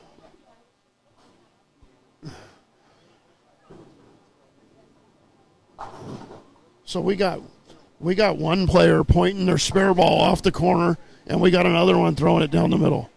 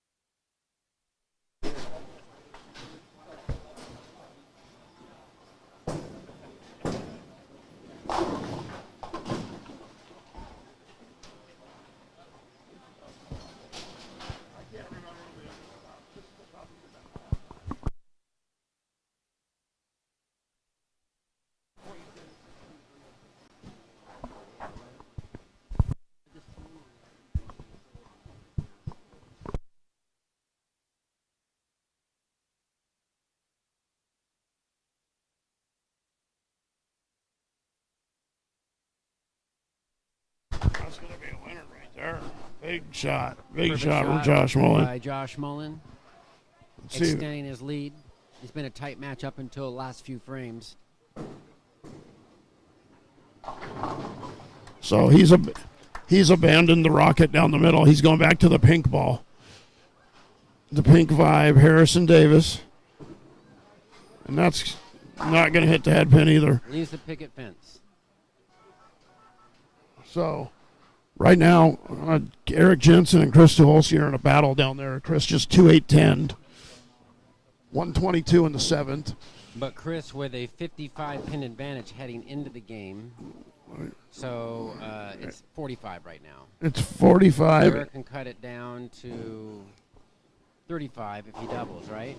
If he strikes here. Yeah, Eric can shoot 233 this game.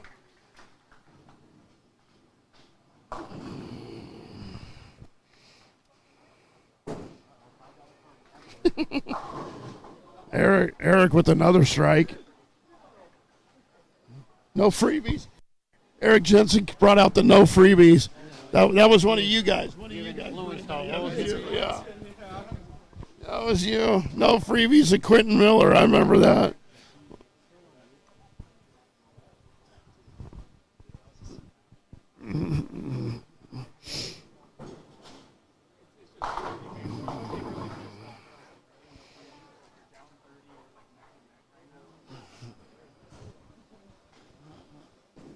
Oh boy.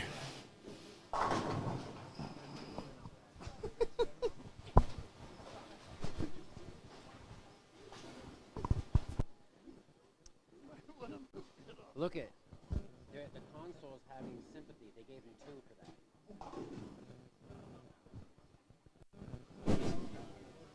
that. There you go. That's it. The classic two spare right there.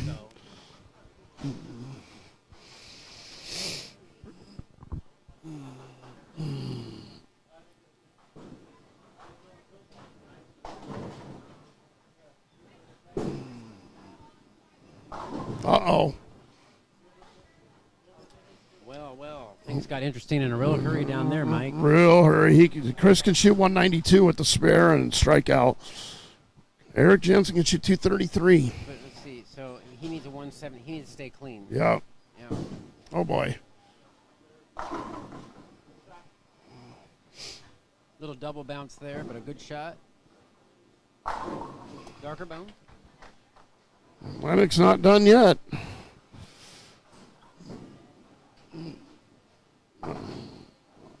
If this match could get interesting if Gary gets this strike here. Oh my God, he missed it. Chris just missed the 1-2. My goodness, Mike. This just got real exciting all of a sudden. Miss spares all around the building right now. The spare shooting has been subpar today.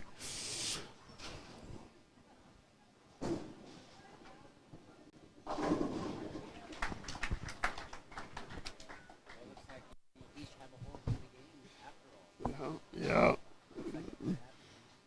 Well, this is a big shot here. Eric Jensen's got to have it. Oh, and he gets it. What a clutch hit. Wow. Incredible. So shut him out right now. He can. Uh-oh.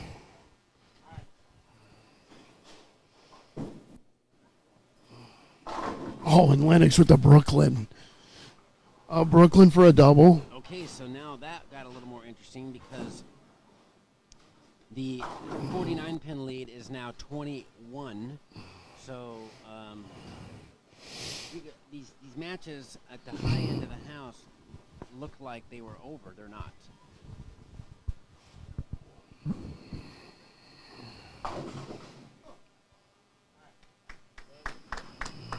All right, no worries for Josh. 133 in the 7th. Currently,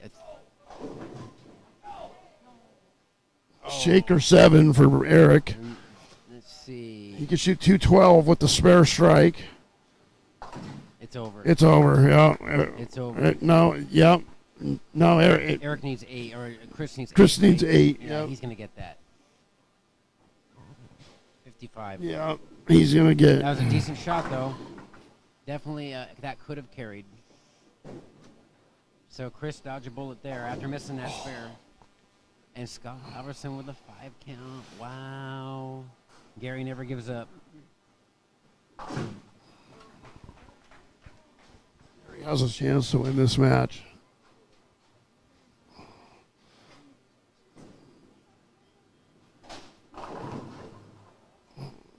There's a Brooklyn. The spare ball. This is an interesting spare for Scott. Yeah. There's no. I don't want to be shooting this right now. They got a half loaf up there. Oh, it's clutch spare. Brooklyn, nice. Clutch spare there. This is a big shot for Jensen to make him get 8 on the first shot. Well, in 2 shots. Well, yeah, but that's not a gimme on this. 5 through the middle is in play.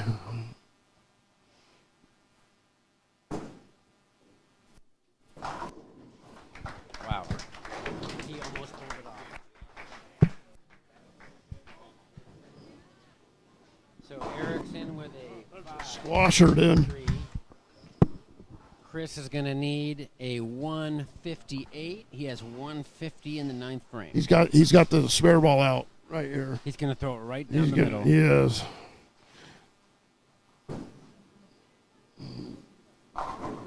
Great shot by Scott. Chops. That could have carried. That could have carried. That was And he got 83-10. He got 8. Good ball, Eric. That's a winner.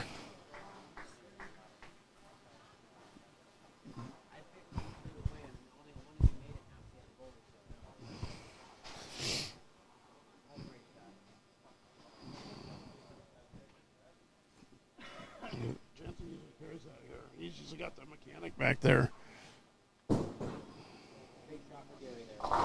Oh, what a shot, Lennox. Wow. That got interesting. Wow. That's down to 11 pins. It's a down to 11. This Wow. one cuts it to 1 right here. That's not over. Oh, no.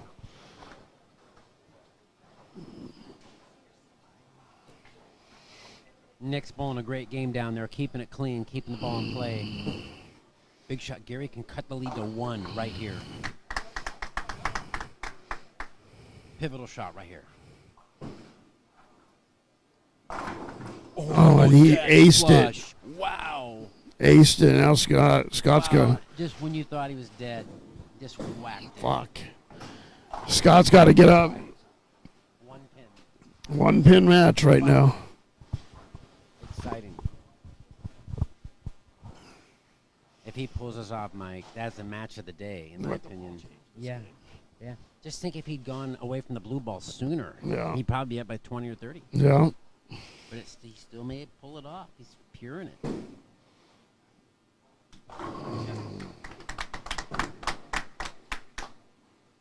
Whoa, great shot, Scott Halverson. Wow. No more. I'm gonna do the Hall of Fame thing and throw a double when I need it.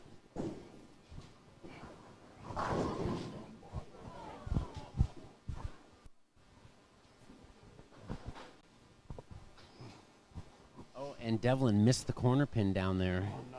So that's a close one. And now he's got to shoot another one. Yep, and it's a 10.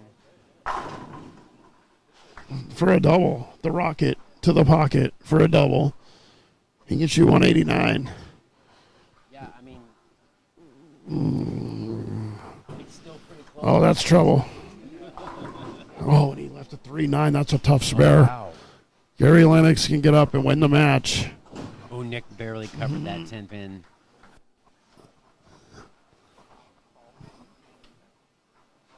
So I wonder if he's going to throw it down the middle or if he's going to throw an actual hook shot. he's throwing it down the middle. He's throwing it down the middle. Yeah. No doubt about it.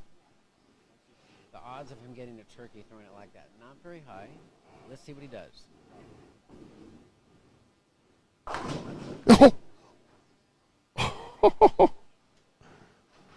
Almost carried.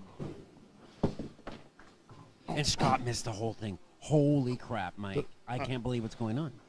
I can't believe it. I cannot believe it. So Scott can shoot 170, which means it 220. Gary needs So he needs another 220. strike. He needs another strike. But he may not if Scott doesn't double. Yeah. So, he just needs to stay clean. Gary needs to stay clean and force Scott to double. That's what he needs. I heard the vape dribble again. Somebody dropped the vape. Yeah. I heard it. They're celebrating the win. It's the phone. Oh, the phone.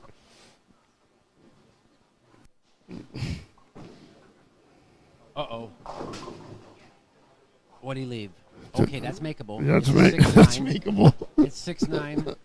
They're a little bit spread apart, so it's trackable. Yeah. It is paramount that he covers this right here. He has to, and then he can double to shut him out. He can double to shut him out if he makes the spare here.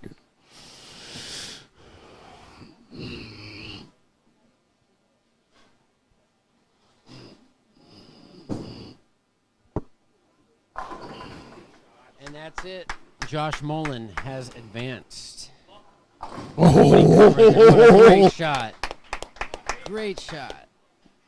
And now a 3-pin advantage heading into the 10th frame. He's been behind for 28 frames. Yeah. He takes the lead in the 29th frame. Huge. he can double to shut him out. All right. 10th frame, Gary Lennox. Gary Lennox in front of the ball return. That's a right-handed move.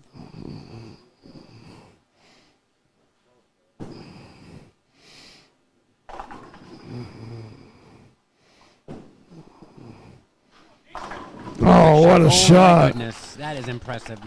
Very impressive. Has to have this one. This one shuts him out.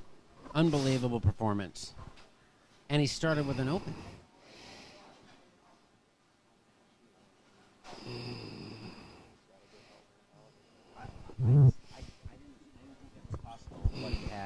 He just never gave up.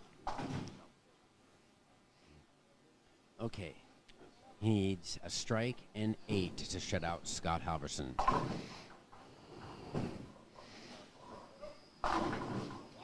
Great shot. Scott can win. Scott can double the win. What a match. 212, which means Scott needs 173. Or no, 163. Yeah, 163. Yep. Count doesn't really matter.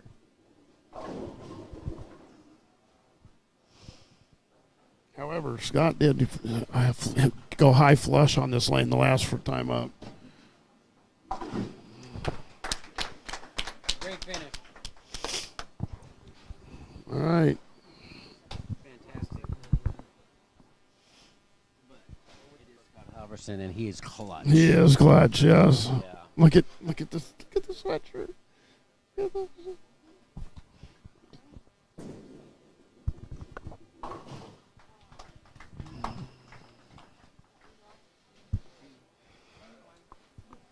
There we go.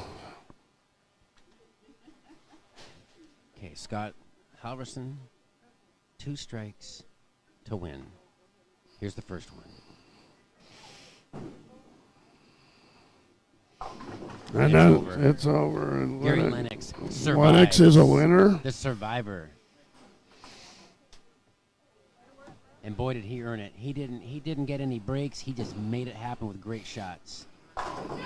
Nick Develin's gonna. Okay, so Mike and I, we have 1 each in the finals.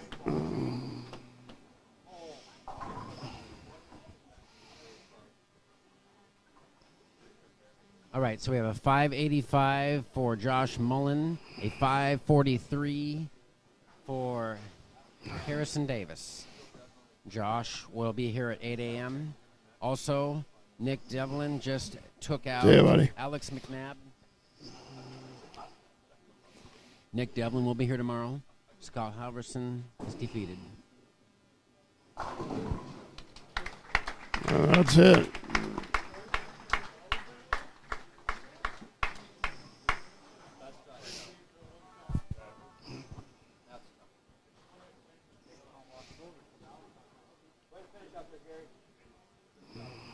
$545 for Lennox, $531 for Scott Halverson. What a grind.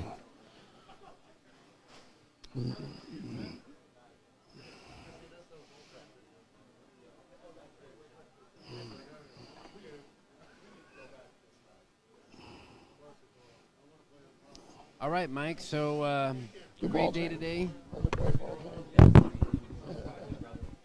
The blind ball change?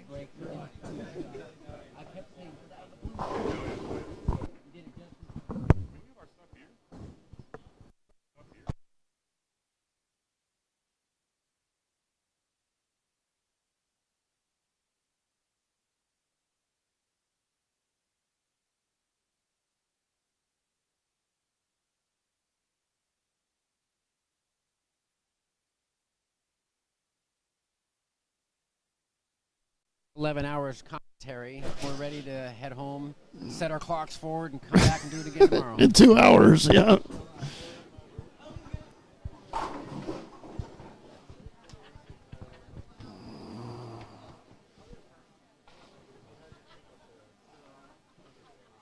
Nick Develin, 528, and makes it through. Wow. Do we have any 600s to set? No. No 600s. None. They're pretty difficult, ladies and gentlemen watching it. Okay.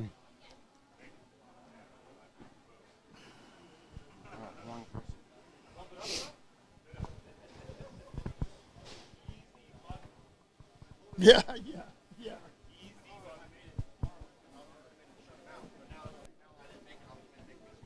No, you shut them out. Man, how are those matches at the end?